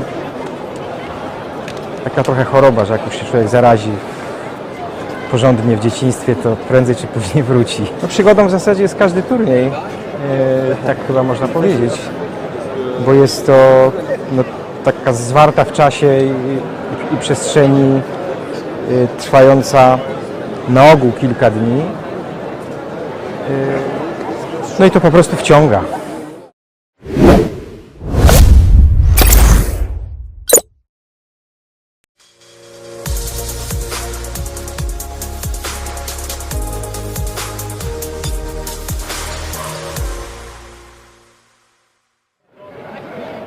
The position that I prepared for you is from lichess.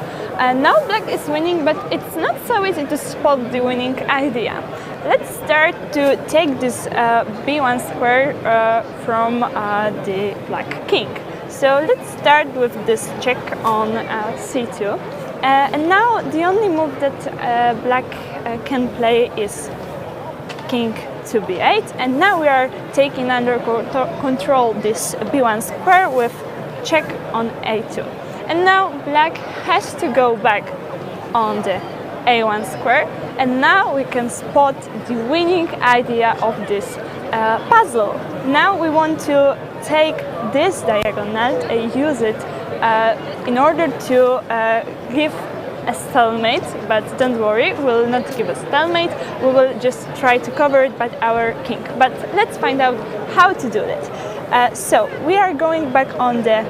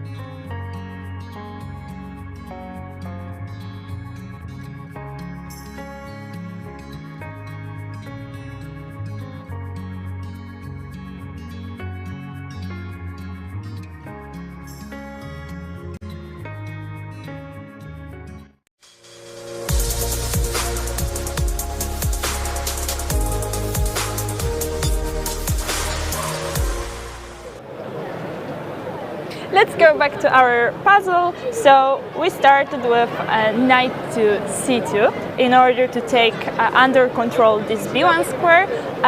After now the black has the only move to go. He only can go on the b1 square, and now we are just giving a check on the a3.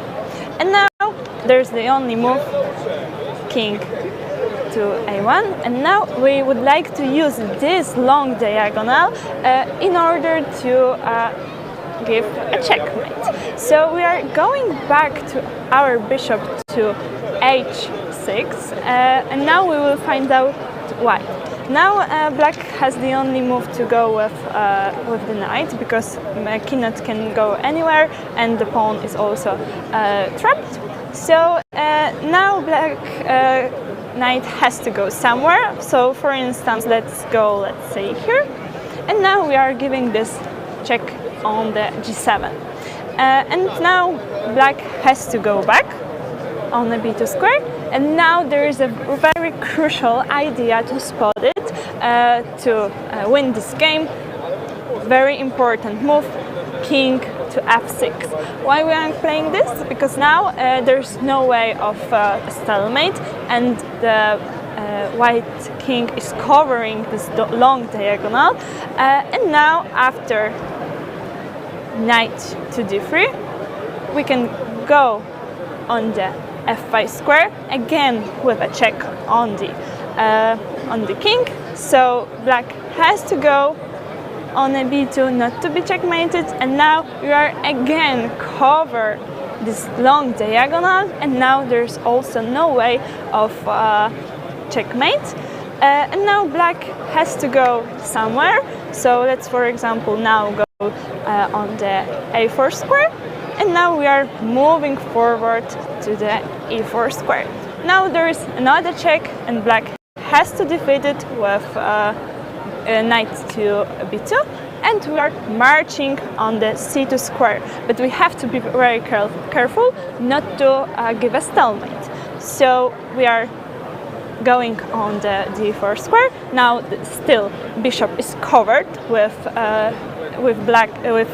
white's king, and now just go somewhere else, maybe on the d1 square, and now we are moving forward on the d3 square.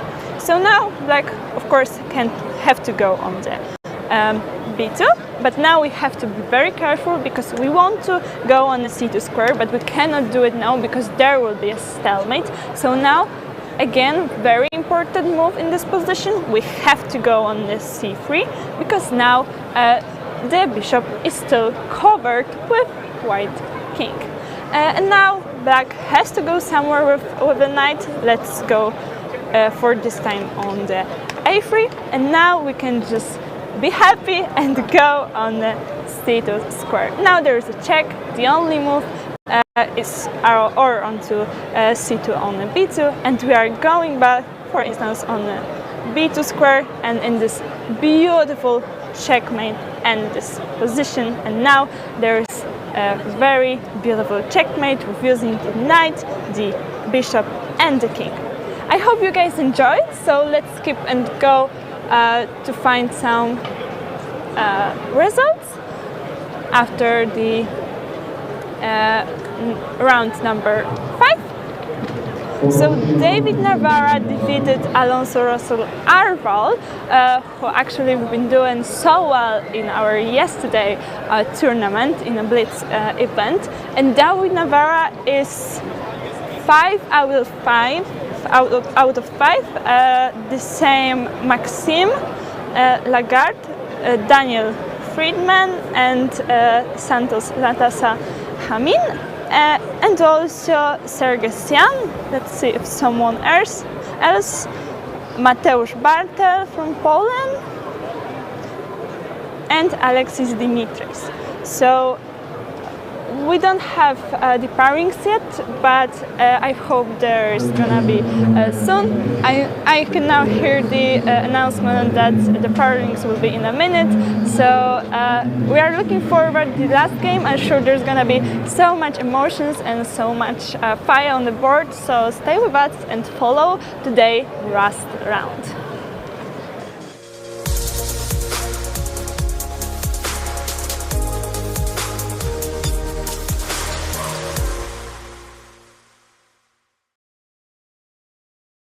I'm joined by international master Nderim Saraci, number one in Kosovo, 9 times Kosovo champion. Hello. Hello, hello. How did you perform yesterday?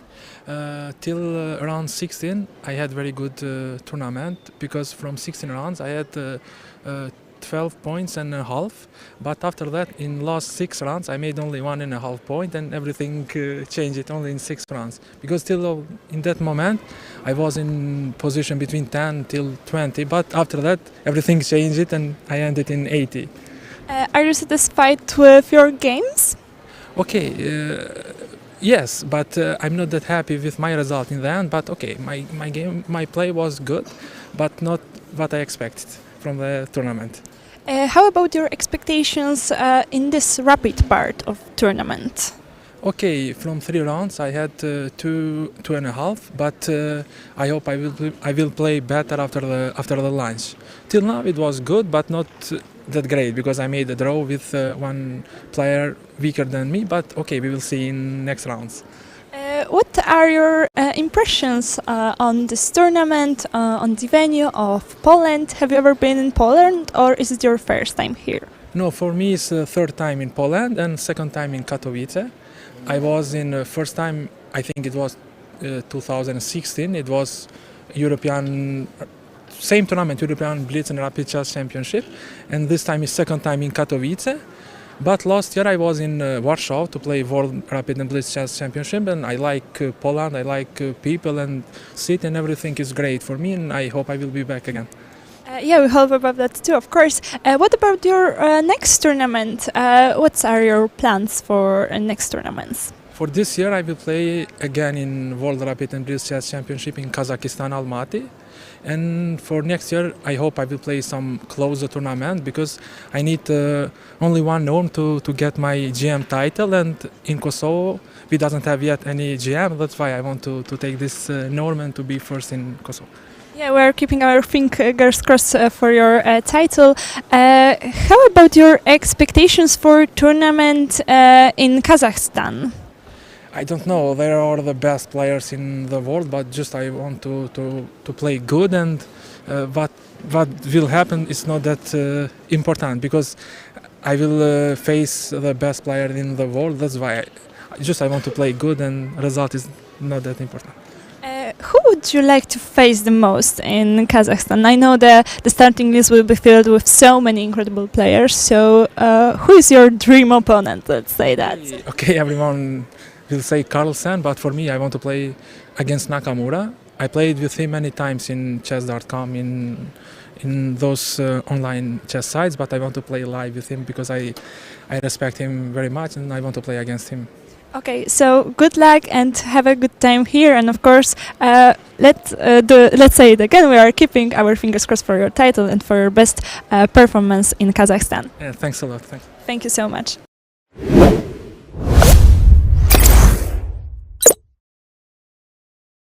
Hello, I'm joined by Grandmaster Nino Bacviashvili. Welcome. Thank you very much. Hello. How did you perform yesterday? Yesterday, I performed very badly, and I don't want to think about it. Okay, just don't worry about this question. How did you do during this previous rounds today? Today I won 2 games, and this 3rd one I made a draw.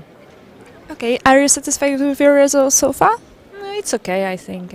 Tournament just started, and it's a long tournament. It's okay. What's your impressions about this tournament, about the venue, about Katowice? I am playing here 2nd time. I was before also, and I like this situation here, this Christmas atmosphere also. And okay, I am enjoying playing here. What's your expectations for this tournament, especially you are talking about a rapid event? I want to play as good as possible. Maybe take some medals, I hope. But here, you know, the women and men, this open section together, it's most important to be lucky. Yeah, that's right. What's your plans for your next tournaments? Are you gonna play in Kazakhstan World Championships?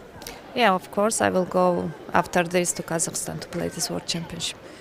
So, what's your goal for this tournament? I mean, for a tournament in Kazakhstan? It's same as good as possible. Yeah, I don't know. I cannot think now about this another tournament. Okay, so now we are just focusing on this tournament. Are you treating this tournament as a preparation for the following tournament? Yeah, kind of, because these open sections always much more better players are playing, and it helps after then you're going to play just a women tournament. It will. I hope it will help. How about your preferences? Do you prefer play Blitz or Rapid? For me, Rapid is better in time control. Okay, so I want to wish you all the best of luck for the remaining rounds, but also for your tournament in Kazakhstan. Thank you so much. Thank you. Ja jestem z Knurowa w powiecie gliwickim. Wybrałam go dlatego, że to jest bardzo dobry turniej i mogę się dużo nauczyć. Gram w szachy, bo to moja pasja i fajna gra. Mam bardzo dobre. Byłem na pierwszym turnieju, wygrałam na słuchawki. Hello, now I'm with a special guest, a Grandmaster David Navarra from Czech Republic. Welcome, David. Welcome. My guest become the Blitz in European champion. Congratulations on that. Thank you very much. How do you feel about your results? Okay, I was playing more or less well until round 20, and then I was very, very lucky in the final game. What did you feel when it was the situation when there were three players that were tied they had the same number of points, and you had to wait for the results who will become the champion?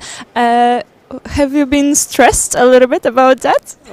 A bit. I was on the bus traveling back to the hotel, and I was asking some people about what was the result, and they did not know, and then the results appeared, and it appeared that one of the players finished second, so I was wondering whether I was first or third.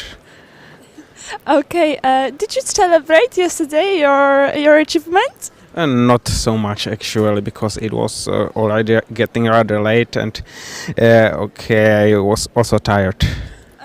I was gonna ask about that. Did you felt a little bit exhausted after those Blitz tournament? Let's say that I fell ill a bit, but I mean it's nothing serious, but just unpleasant. I'm not in a good shape today, but luckily it has not been I have been playing well so far, so it has not shown on the boards.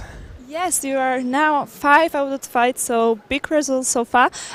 What's your impressions on this tournament? And now you are doing so great. What your expectations about this rapid event? Okay, it's quite a nice event, and I'm glad to be there. I have been playing for Katowice since 2004, so I'm like a local player here, and I hope to do well tomorrow. I hope to feel better than today and to play at least as well as today. I mean, of course, I will not score as many points tomorrow because I will get very strong opponents, but we will see.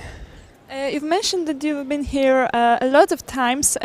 What are your memories about previous tournaments? Okay, the most famous memory is from 2010 when I went for a walk into a forest and I was stopped by police and taken, but then they realized that I was not the person who they were looking for.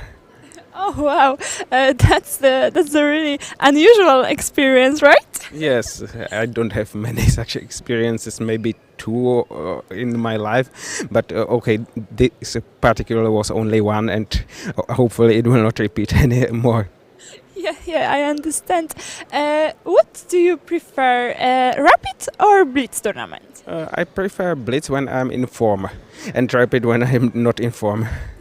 Okay, so do you think that you need a little bit more time to think, or you're just, trying to enjoy your game when you are playing Blitz, and there everything actually can happen on the chessboard? I enjoy Blitz, but my time management is often not good. And I mean, I have played plenty of online Blitz, but it's my first Blitz tournament in a year or so.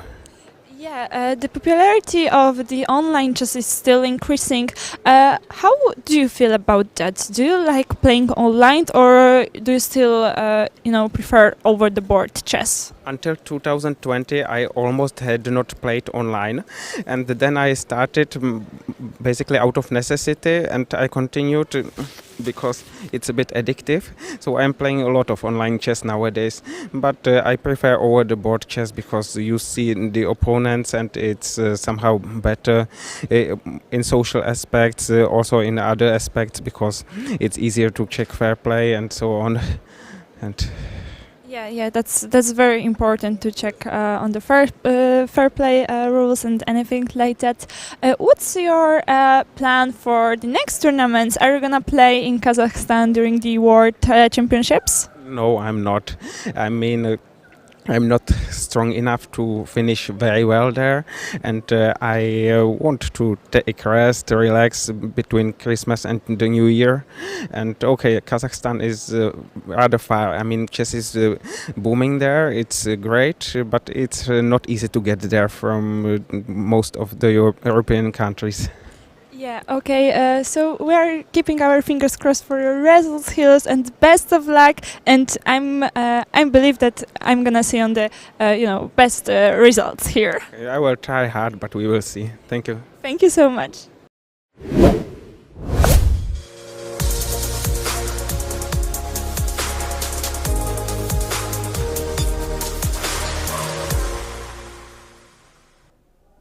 Hello and welcome back to the European Rapid Championship.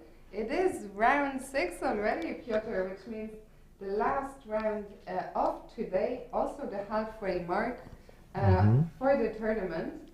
And we still have 8 players on a perfect 5 out of 5. Actually now 2 players already are out of the running. Yes. For a perfect 6 out of 5. Because they made such a quick draw that we didn't even manage to catch that. But we've just seen an interview with David Navarra, who won yesterday the European Blitz Chess Championship, and now he's in a shared lead as he has the highest rating. He's playing on the board 1 against Mateusz Bartel, and I think we'll start with this game, but of course we'll try to catch some more games at the top. Absolutely. So maybe let's just to let our viewers know that the game that ended in a draw was on board 4 between Sargsyan and Santos Latasa. Okay, so let's start maybe from move 1, because already they managed to make a couple moves, so we'll just catch with that. So e4, e5, knight f3, knight c6. So this Italian, we have seen this. All right, so far so normal. Yeah, the rook e1 maybe it's not the most popular move, because usually they go c3, but I think rook e1 is directed against ideas with quick d5. And well, first of all, rook will be perfectly placed to pressure e5, and secondly, once you play c3, the pawn on d3 is a little bit weaker if black chooses to play d5. But okay, d6, a4, a5, h3, all very normal, but now knight c3.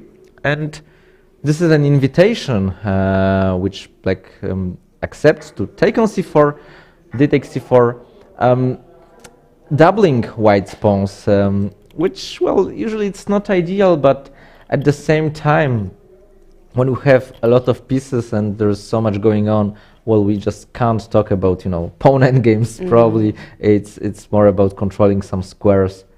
But we just keep in mind that if we trade everything off, well, those double pawns might be an issue, right? Absolutely, and well, Mateusz saw the weaknesses and he immediately jumped into that dark square with knight b4. Knight b4, maybe a slightly mysterious move to some of our viewers. Yeah, I mean, this, I don't think there's an, direct threat or anything like this. I mean, the knight is just well placed here because it can hardly be chased away. I mean, you can prepare c3, but it takes a lot of time, and then knight will just drop back, and I don't think it improves white's position in any sense. So the knight was not doing anything on c6, now it's on b4, just looking at this pawn. Also, in case of any knight d5, he has c6. I think this is the biggest point of knight b4. Does Black maybe even want to play c6 preventively, or wait for the knight to appear on d5? Maybe he can play it anyway. I think so, because when you play c6, you weaken d6 a little bit, but it's so well protected. With the bishop sitting on e7, of course, if needed, you can just play queen c7, rook d8. But also, can with Black the also c6 prepare to play d5? Yeah, Need to probably defend it's just e5. not easy, because some queen e2, rook d1 or something. But I was thinking maybe queen c7, rook d8, but I would think more about preparing f5, but maybe just because I love this move, not that We because both it's the do. best. but honestly, it's probably good. Another thing would be which comes to my mind, queen d7, queen. But first, and then we eye this, and the queen sits here. Mateusz has just played knight d7, which I'm happy to see, because it means maybe he's also thinking about f5. Yes, that's right. Also, he may think about bishop g5 should this knight move, because this knight also it's not perfectly placed. I mean, it's not a bad piece, but somehow what is the knight doing? I mean, I just realized actually that no. But I realized something which as I was thinking about, I was going to say that they won together the European Club Cup with Novi Bor, but it was Radek. Right, I don't think Mateusz was on Mateusz is also playing? No, he's also, he's also maybe playing, but I don't think he was on the team at the Club Cup. Maybe he was not this, but okay, I should know this. So now I'm a little embarrassed. I worked there. Okay, we are both embarrassed a little bit. No, but it was Radek was on the team for sure, and I think I just got confused. Okay, but they know each other very well. Very well. Yes. Yeah, that's for sure. So yeah, knight d7 is on the board, and David is thinking, because to be honest, even though white's position is okay, it's not bad, but what to do? I mean, you need to have a plan, especially in such a rapid or blitz game. I mean, you got to do something. Like, okay, you can go queen e2, rook d1, but I don't think that's super good. Yeah, even if we look at David's face. Yeah, no, it doesn't. And Mateusz stood up. Yeah. What is he going to do? Did he? Okay, now coming back. Okay, just. Okay, if David is thinking, I already told Piotr before the round there was one game that I really want to see in this round. Maybe we can quickly go there. Board 5. Board 5, where Niels Guandelius is playing against Elvira Behrendt, someone I know very, very well because she's my countrywoman. From Luxembourg. We've been teammates for a very long time, and we talked about how great it is, of course, to have women players all over the tournament, but especially on the top boards. And she's also a world senior reigning champion, 3-time world champion. Wow! And quite good at fast time controls. Black against Niels, of course, is a tough pairing. But let's see. Very aggressive opening choice. It was exactly, I mean, must be some Sicilian, but it was the Najdorf, the Najdorf variation with some rare rook g1, although against the Najdorf you can probably play any move. I mean, once I started recording a video and wanted to mention all the moves, and then I just stopped Gave the up. video and then recorded it from the beginning, just saying that there are a lot of moves because I just couldn't name them all, so I will not try to do it live. I But, think Elvira plays a few different Sicilians, but it's great to see that even, you know, against a top GM like Niels and someone who's so well prepared, not she's just not a strong afraid. player, but also theoretically prepared because Let's not forget Niels was a second. Of Maybe Magnus Carlsen, Yeah. right? So Yes. they must, look at some, very sharp and topical lines, and certainly the Najdorf is one of these kind of Absolutely. openings. Well, if it was Maybe we some dragon, it would be maybe can very less. quickly show how we got to this very sharp position. So we can quickly go. So this is the Sicilian and the Najdorf variation. Apart from Sveshnikov, I think, it's like one of the two, the best and the most popular Sicilians.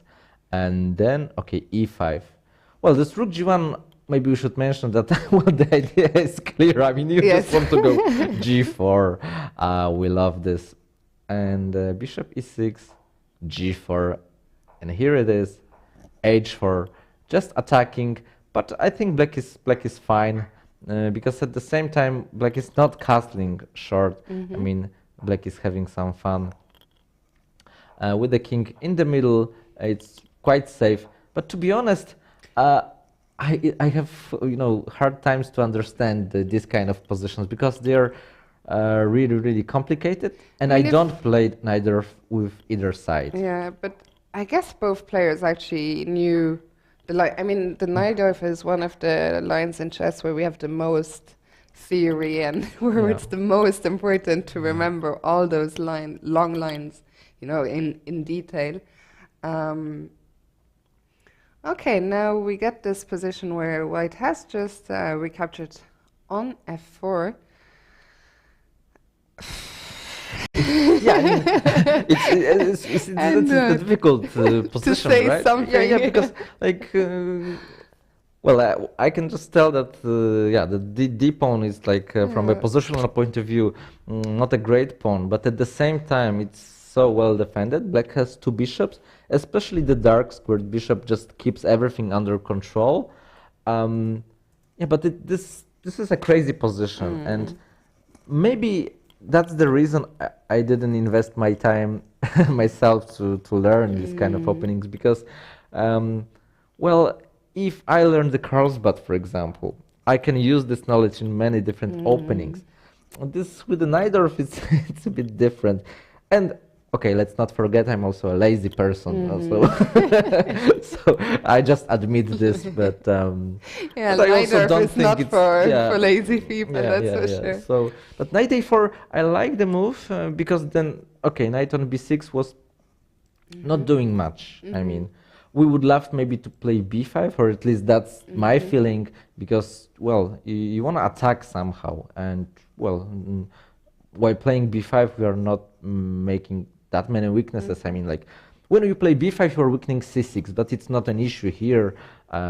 So I would like to play this, but knight a4, nice, because after knight takes a4, queen c2 would be possible with the check and then regaining the bishop on e2. So rook g3, covering the third rank, and now maybe b5.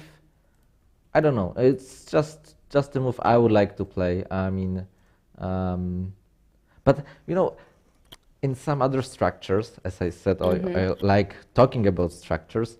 We know exchange this piece, attack this, that, go pawns here and there.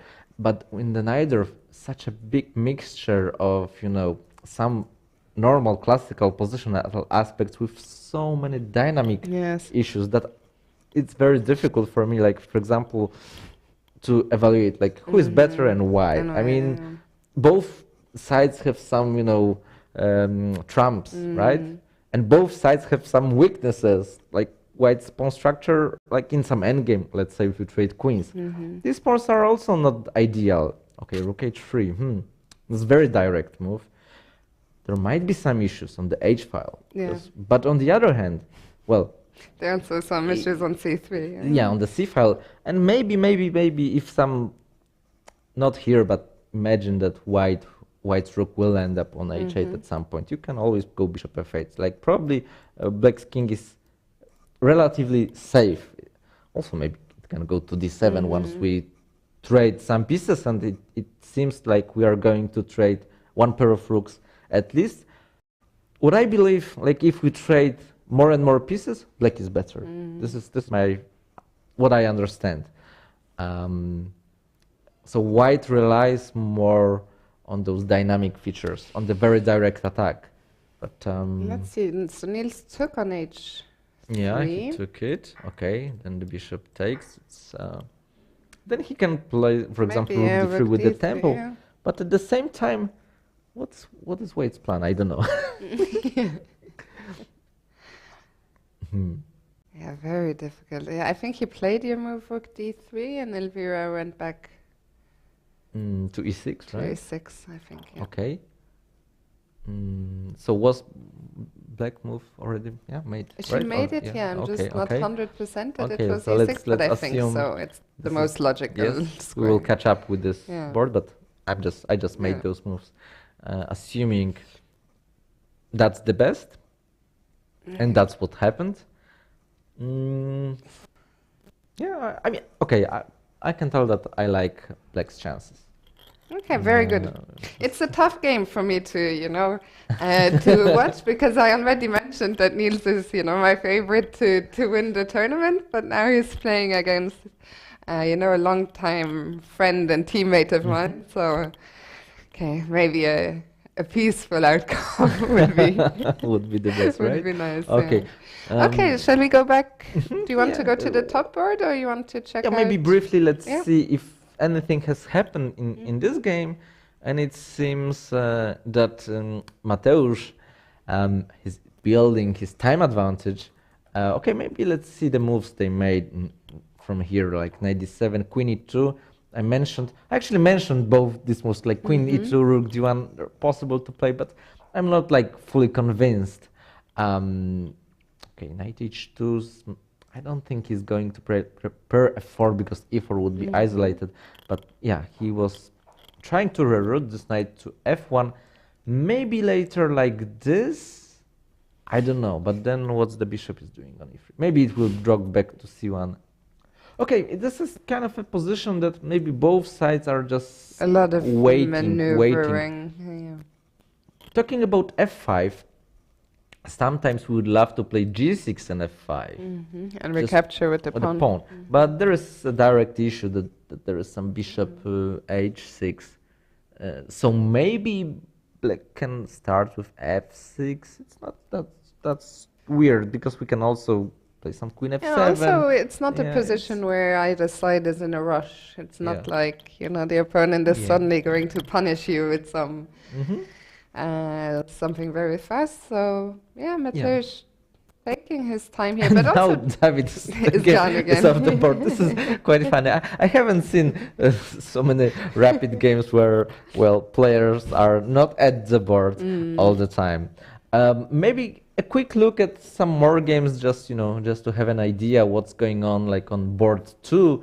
Oh, this one is far advanced already. Maxime Lagarde against Tomasz Lauruszas. Yeah, so it looks like an equal endgame, right? Or even is black a bit, pressing, because is the one who covers Has the D file. the only open file. But at the same time, well, we can talk about having some advantage on the open file. If you can actually exploit this, you can actually have some entrance squares. Maybe d4 is the square you can put the rook on. It's something, but it's not much. It's really not much. yeah, it's very even. Yeah. The question is whether black can kind of create some weaknesses here, or at least, I don't know, build some structure on the king's side. I don't know. What about if I was wondering, G6 can and white? F5, No, or but no? can white try? I don't know. I was hoping to somehow play h5 and g5, but But h5, yeah, but you can also What about make some weaknesses for Yeah, yourself. that's It's, true. Yeah, and the last move b6 was nice, just to stop any ideas of knight a5. Mhm. Yeah, but I think it's equal. Maybe I would choose black, but I think it's around equal. Okay, so maybe also third board. We saw, yeah, in the previous round, that Daniel Friedman won an amazing game playing black and an amazing, line. Sorry, Piotr, I actually just realized now that Elvira is actually on 5 out of 5. I hadn't noticed because I saw, on the Chess24 website, because the first couple of rounds she wasn't on the live board. So she's actually playing an incredible tournament, and it means that there were not 8 people, as I was saying when we started, but 9 on 5 out of 5, and yeah, she was one of them. Wow.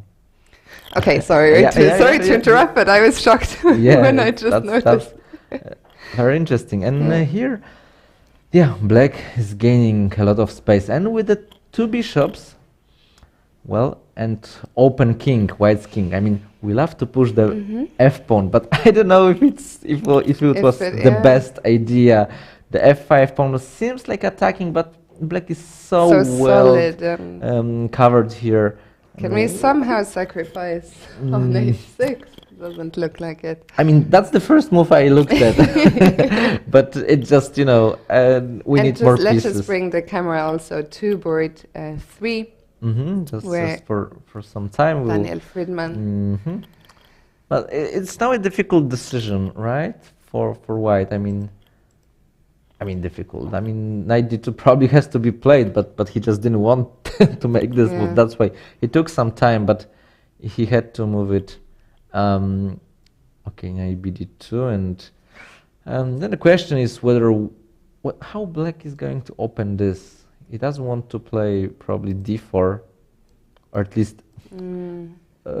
Yeah, we give up so many. We give up c4. We give up e4. Before we cover somehow, but yeah, we don't want to rush with this. But sometimes we can maybe sacrifice with c4. I'm not saying now, but okay, check is nice. This is something I would probably play. It's useful to just play it. Especially maybe the queen is coming into f4. Wow. Okay, I like this.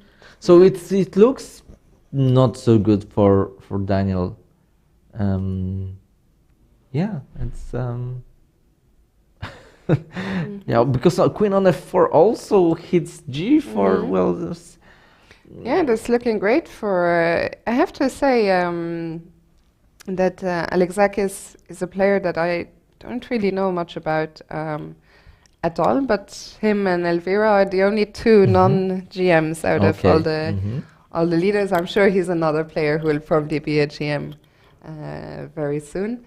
But yeah, I'm really, really liking his position here. Yeah, that's looks awesome. I mean, just queen f4, a typical human move, and then everything is hanging in the air, and he does that. Queen f4. It was not a surprise. Maybe Piotr, let's go back to actually Nielsen and Elvira, because things are heating up there.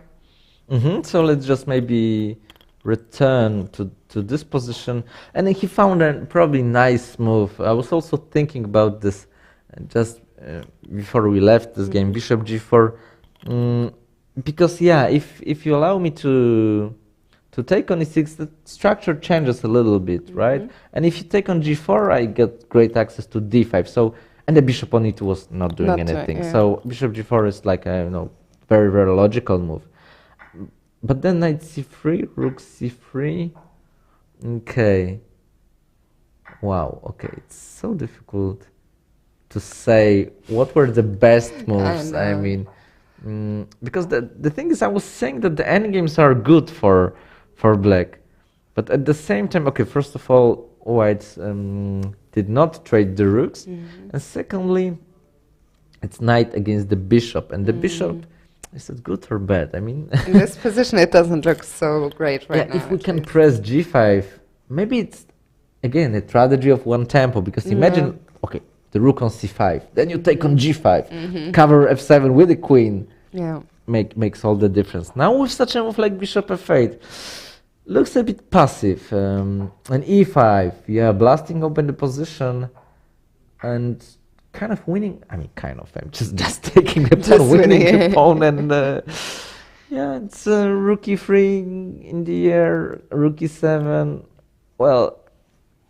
doesn't looks look good. very good for Niels. Okay, the only consolation for Elvira is that at least now the bishop on g7 is on a nice diagonal, but maybe white in the worst case can play c3. Yeah. It's just, as you said, worst case scenario. Yes. Worst case, so. Technical job, Yes. but I think Niels has played this whole phase very nicely, this bishop g4. Yeah, but if you ask me what black could have done better, it's hard to just very write it difficult. down. I mean, I would need to think like for 20 minutes, and then maybe I could say something. We can analyze after the broadcast. which does not necessarily is right. Okay, so let's go back to the top board. Yeah, maybe. Yeah, let's see what's going on here. So yeah, here we will try to go back. Wow, you see, I'm set f6 and we actually played. So sometimes I'm able to suggest absolutely, some, and G6, some moves. Yeah, everything you called here. Yeah, that's maybe because I made this course on e4, e5, so I kind of studied this kind of structure. Even though I don't play e4, e5 myself that often. I mean, just since I published my course, I played it only 2 games. Only 2 games. Only 2 games, but I won both. One against Grandmasters, so you know it's my secret. Save it for the important games. And f4 played. I said earlier that f4 is not the move white wants to play because e4 is getting isolated. But since black has already weakened himself with f6, g6, it makes some sense. Of course, it's still isolated, but at least it's not for free, right? So we need to understand sometimes this waiting game, like waiting with f4 for black to, well, weaken himself. And knight to d5, hitting c7, so rook c8, b3, well, they are just, you know, maneuvering. But I like... It's been such a long maneuvering Yeah, I like fight, black's so. chances because, like, black can always put the knight to e5. I don't think there's any reason why black is worse. Maybe it's not that maybe easy. f6, can f6 become a weakness? But we can cover it like with the rook, 2 rooks, the bishop. I can. How many times I thought we can that I could attack go this? to g4, which I can't. And maybe, if you like try to really press f6, maybe Here we we can go, 5. f5, yes. And I think with this rook on e8, we're trying to, well, highlight a weakness actually on e4, which is blocked by the knight, and we know the knight is the best blockading piece. And f5 may come. I really like black's position. I don't know, maybe I'm just too excited. Oh, what's going on? Knight b6, and then will the knight be trapped? Like queen a7, like the most precise move, I guess. What's the problem with queen b7? Then bishop a5 at least. Yeah, but queen a7 would also look at the king, which is probably just winning. So knight cannot take on b6. This is a poisoned pawn. So black, I mean white has to move the knight. Of course, c6 was not for free. Now d6 is a little bit of weakness, but I think it's fine for black because it's hard for white to actually attack this. I mean, he needs to move the rook to d1, but then in the process, it's more likely you're going to lose the e4 pawn. This knight on h2, well, it still needs one tempo at least to be brought back to the game. I agree. I really like Mateusz's position and also the time management. Looks he's very up 3 good. minutes on the clock, which is something. Yeah, Mateusz is really doing well. So now he's thinking, because that's one of the critical moments, I believe, whether you pose real problems or you let white to kind of coordinate and then it's unclear. But at the moment, I believe black is better. But at the same Sometimes time, it's difficult, right? When you have such a nice position and all the pieces are perfectly placed, and you like, Okay, now, Yeah, now because what? you How do we feel continue? obliged Yeah. to do something. Yeah. You don't want to just make some random move, and Yeah. that's perfectly fine. But it can be, counterproductive sometimes.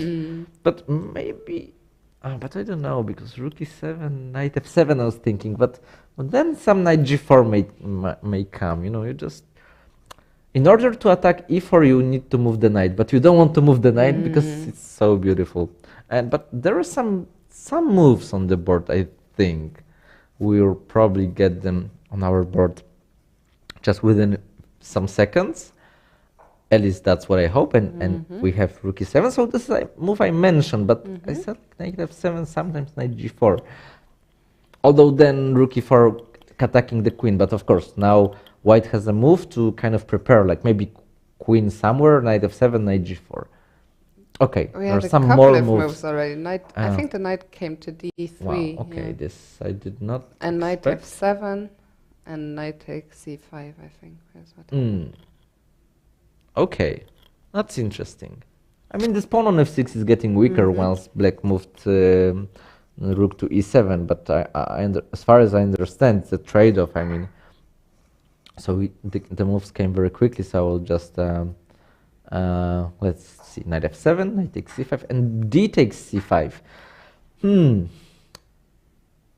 I don't know what really to think about all this, all those changes in the position, because 4 against 3, okay, it's actually 4 against 4, but now, well, we're talking that white has some issues, potential issues with those doubled pawns. That black structure is not better here either. And some, I don't know, bishop f6, then I guess rook e4, right? It's a big question. Yeah, it's getting even more and more concrete. Like we had such a long phase of maneuvering in this game. Maybe queen d3 is the move? I don't know. Because queen f3 is knight g5. This is just unacceptable. Also maybe queen g4? Oh no, but he actually took. Okay, I mean, that's the first move which comes to mind, but you have to calculate this. I was a bit worried that some rook e4, but it's... okay, you can give up the queen for 2 rooks. And that's probably okay for white, eh? Yeah, probably, because even though white's queen can come to some d1 or something, well, those 2 rooks finally will be very strong. And also this knight, when it comes to g4, black's king will be feeling very unsafe. I agree. And white's queen, I mean, black's queen will not be able to coordinate with the knight. Yeah, so rook e4 is probably not... but in that case, I mean... But, I mean, he can start, I mean, he can take on f6 and then give a check on d4. And then take on e4. Yes. And this is what is on the board. So again, I'm guessing some of the moves, but this time it wasn't difficult. But queen f2 he played. Queen f2. Yeah. Okay, so it's probably end up in a draw pretty much soon. Okay, so these are the moves we have right now on the board. Right? Is that all correct? Although f7 is hanging, but then... Yeah, but then rook e1, knight f1, rook takes f1, king takes f1, queen d1. The pawn endgame, which is probably a draw. Well, let's just put it on the board. Yeah. Okay, it's just difficult, right? But did they really calculate that from far and decided that this is something they both want to go for? Is that probably a draw, right? I hope. But it's crazy how quickly... Yeah, but somebody told me some years ago that you never go in an opponent game when you are not sure about the result. Because once I actually forced a lost pawn endgame. So a valuable lesson learned. Yeah. Painful but valuable. But they didn't. Or did they? So instead of rook f7, what was the move on the board? I mean, it's white to move still, right? David at some point took... No, I think he already took on d5. Oh, no. Oh, no. No, he just took on d4. Wow. Was that really good? Or did I miss... Or did we miss something? Because queen d4, cd... I mean, I'm not... But he will just take c6. Okay, but I play knight f3. yes. Okay. Okay. There is this point that the c6 is hanging. Okay, okay. Okay, maybe it is good, indeed. And also rook f7 is a threat. Yeah, yeah, that's a big threat. And if knight d8, I guess rook d6. It's very strong. Okay, maybe white is I suddenly completely better. Yeah. missed this, but again, you see, like, when we analyze quickly, we just think, oh, queen d4, then you just, make black's structure better. But, well, if we dig deeper, things are far from clear. But and okay, they are into a rook ending now. 95 was played or what? I think so, yeah. 95, so took. So white on is c6 and rook e2. Pawn up, but black has a lot of counterplay. Probably it will be holdable, maybe even easily holdable if we can trade more pawns. So active, as you're saying. Yeah, white probably just has to take on b6 because you cannot protect c2, right? I mean, so at least just take the pawn you are offered, and we have it on the board. So well, very easy. And now it's clear we will play rook b2 or c3, and just push the d pawn. So white would be advised probably to go rook d4, or I mean rook d6 and then rook d4. So we just go rook c3. Yeah. We are exchanging. It's just going to end up with a draw. But right. white can play for some time, or is it just easy? I think it's easy, but don't quote me on that in case things go wrong. By the way, we've had some results elsewhere. Nils Grandelius did win his game against Elvira Behrendt, and on board 6, Mickey Adams beat Marcin Tasvir. Okay. So returning to this endgame, so I think rook d5, I guess rook b4 was played. We have a little bit of delay, or actually the camera are faster than what we can get from the pigeons. But yeah, okay, so I'll just move here. Rook b4, rook a5, rook takes c4. Okay, one issue is that this king is completely cut off. But I think it's still an easy draw. You know what I think? Just stay. I mean, just put the rook to a2. Yeah. And just stay, because if you try to come with the king, you're going to lose those pawns. And if you don't want to lose those pawns, you need to push the pawn all the way to a7, and then your king cannot help, because I will always be able to check you, and you will not be able to hide with your king. I think that makes sense. And also Mateusz looks, quite calm. I think we should come back here, and let's go to board 3. Daniel Friedman against Alexakis, because that position is wild.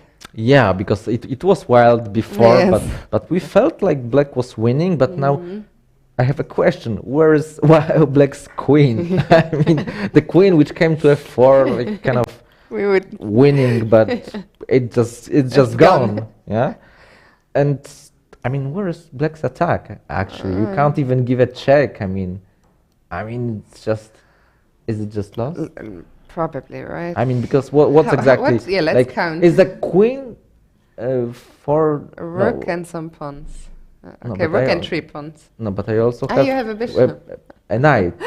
So it's queen and knight for a rook. And for rook and 3 pawns. Okay, but it's not much. Yeah. Because optically you can consider, but okay, you can because black has many pieces, right? Yeah, like many pawns actually. But with the pieces it's a bit harder. So you can take on a7, I guess. No, the only issue is that if there is some checks or some issues with the king, but you don't have a knight. Like if the knight would land on a 4 or something. Yes, it would be a different story. It's just so I think it's just an easy win. So is there anything happening on the board? Yeah, let's go to board 2. Because then we just decided that black was a bit better. Yeah, and I think things have turned around there completely. Completely. I mean, look at white's Wow, what e6. is e6?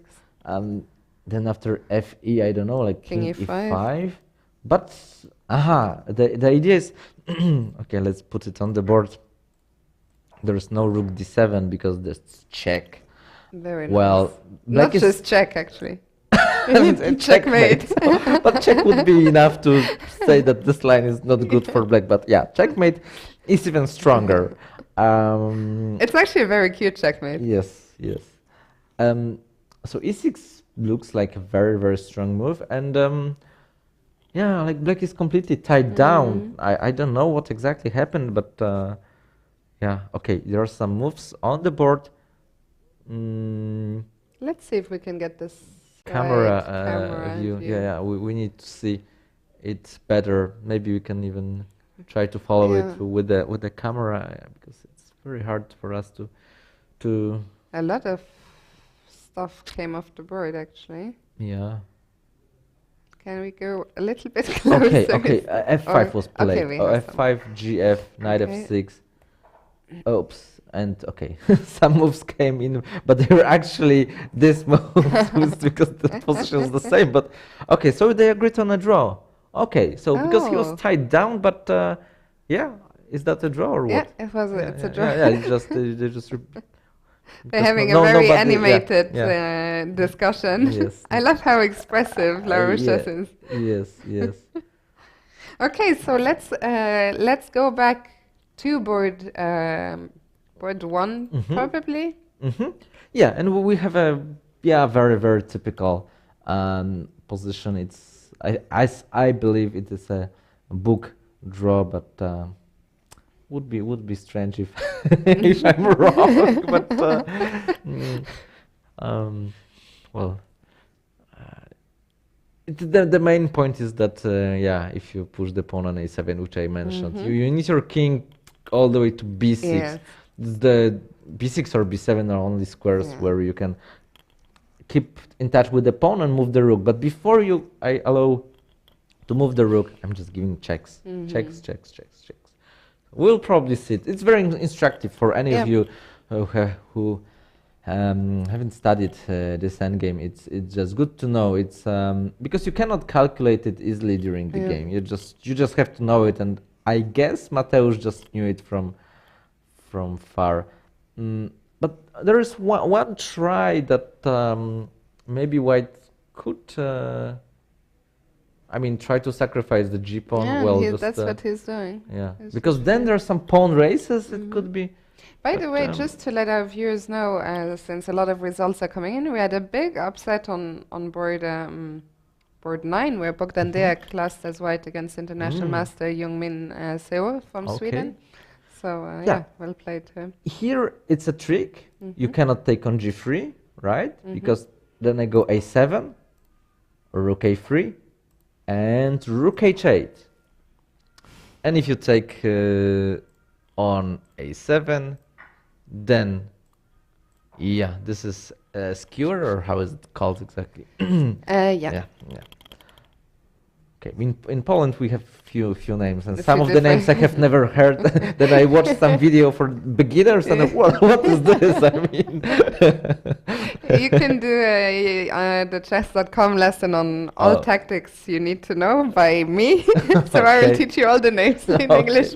That's great. Okay, so king c2 and king f6. I mean, is he playing with the fire a little or no? Because I would keep my king on g7. Yeah. Because now he allows king b2, right? I still cannot take here because here and here is.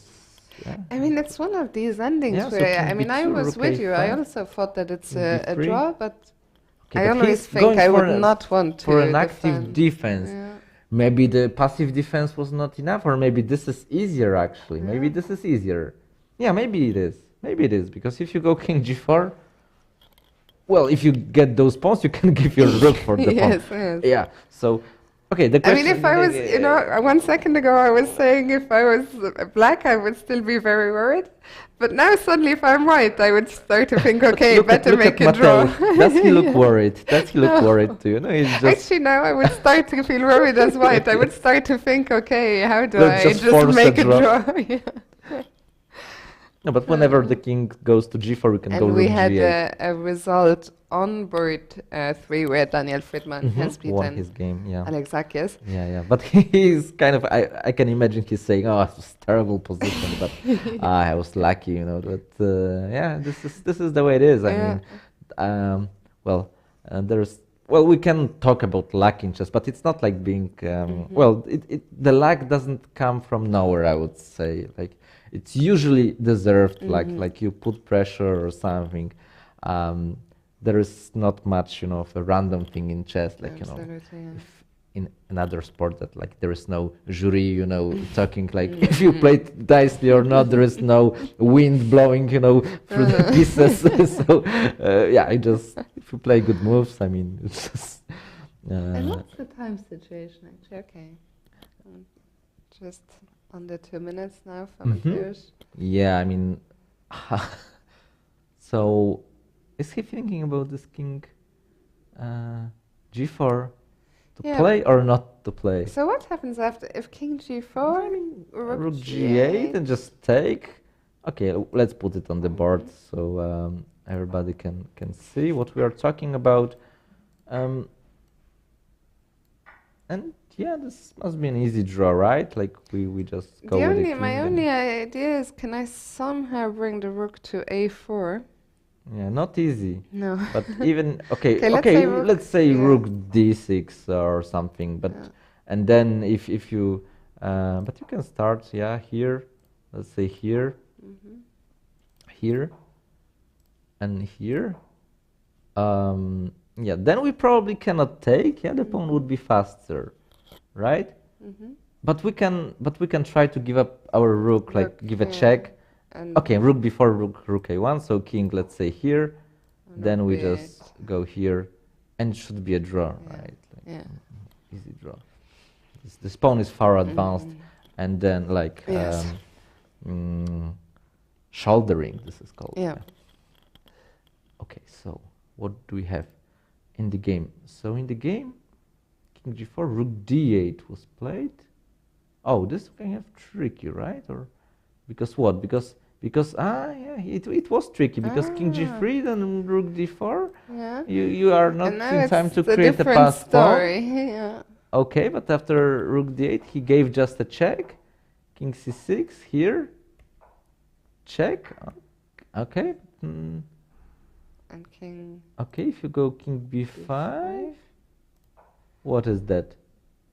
I don't know what's this. I mean, he kind of won a tempo, I guess, but or not.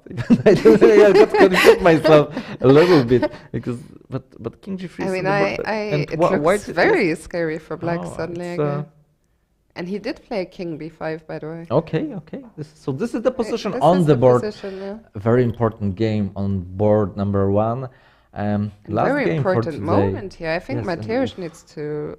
Wow. Okay, I was gonna say needs to find, but even look at his face. Like. I think he's. Like. For a second, he looked not happy at all. Yeah. Yeah. I don't know. Okay, he looked so relaxed before. Yeah, he can try g5, but you know you don't want to calculate in such any games, you know. And also, okay, unless you're sure. He's under a minute now. I don't think g5 is good, right? g5 hd is winning, right? Because g6, I mean, comes with a check. It's faster, so you cannot go g5. Check on b1. But then rook b4, right? Yeah. Rook b4 was played or no? No, we're still waiting. But rook b4 probably will be played.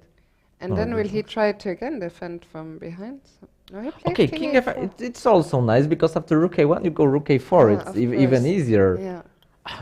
It looks like he's going to win the game. Yeah. Wow. Incredible. Yeah, and Mateusz looks dejected, I think. Wow, I mean, I did not expect this, and because I think it looked so natural, especially when he played it so confidently to come forward with the king. But you were immediately saying, "Is he playing with fire?" Yes, and but, and maybe he was. Yeah, it's so hard to say. So where is the rook? The rook came to f1. F1, yeah, he just wants to go with the rook to. But I would prefer my rook to e8 actually. Oh, he went rook f5. Yeah, maybe. Okay, run rook f8. Let's maybe follow just on the full screen, right? Sure. Maybe there are not that many pieces left. Yeah. Okay, so the rook gets behind the pawn. Okay, I understand now. He wants to give side checks, a typical Vanchura position, Yes. but probably he doesn't have enough space for that. It's not the real Vanchura position. So Although maybe it is because maybe he has enough. But maybe can white just come checking with distance.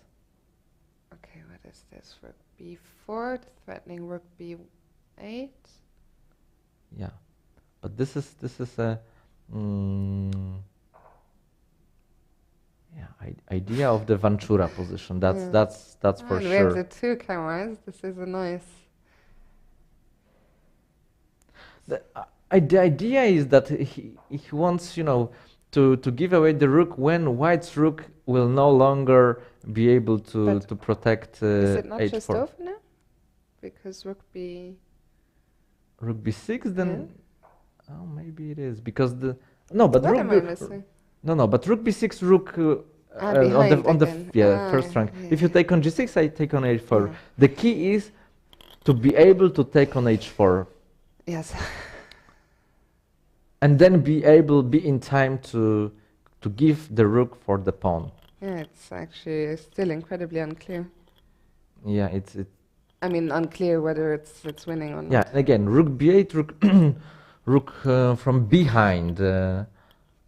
Wow, but this one is a bit tricky. Like you need to study a few type of endgames like this Vanchura position and so on. So okay, now the rook from behind. He's ready to give up his rook. Okay, but now David is not ready yet. check. Okay, the point is that now if you take with the king on h4, I give you a check, and then queen, and then I will be block able with to the block. rook. Yeah. Wow. This is a And if you what don't a want to move. go with the king further from the pawn, because This is then you such will an not be in incredible time. move by David. So yeah, it is. So he cannot take on Yes, h4. rook h2. He had to go here. King h2, sorry. King a6. Ah, okay. But now it must be winning. Because now black is not in time to sacrifice the rook. Yeah, that's my feeling. And then if rook b8, right? Rook b8 because then rook from behind, but then we can just just queen and then if the king attacks the pawn, we are ready just in rook time. a4. Strategy of one tempo. This is what chess is all about. This was a really, really interesting rook ending. Okay, he went for rook a3. We were expecting maybe rook b8, but it's the same story. Exactly, queens now, and I think Mateusz is ready to resign. Okay. Wow. Wow. What incredible technique. We don't know. I think for sure that it was a draw. I think we both think it was a draw, but maybe Mateusz just got a bit too ambitious with this active defense, but I don't know. I will certainly study this endgame either today or after the tournament, but I think for today we have covered everything we could. And it's been quite intense. Yes. Quite intense day. Let's have a quick look. Everything else, I think, has finished. Yeah. Well, actually, you know what? Maybe we can just... that's another rook ending. Yeah, but this is just an easy draw. She's holding, Okay, we can just put it on... but we don't have a board. Whatever. Yes. Pia Kremling is still playing on board 8. That's the only game that's still going in the top 10. But that's going to be a draw for sure. This time I can tell for sure.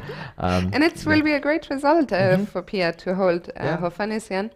Pia also was not playing yesterday, or did I miss her? I think at least I saw her at the playing venue. So yesterday. Yeah. So I think she was played. playing. Yeah. Okay. We only have 2 players remaining now on a perfect 6 out of 6, David Navarra and Daniel Friedman. So those 2 will be playing for sure tomorrow. The first game of the day. Tomorrow, the last 5 rounds to crown the new European Rapid Champion.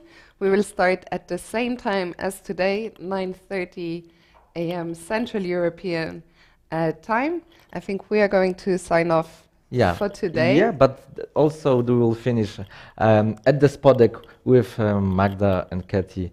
So it's all from us, but don't go anywhere. You'll see. You'll still hear something, a wrap up from the Spodek Arena. So thank you so much for watching us, and we'll see you tomorrow. Have a good one and stay on.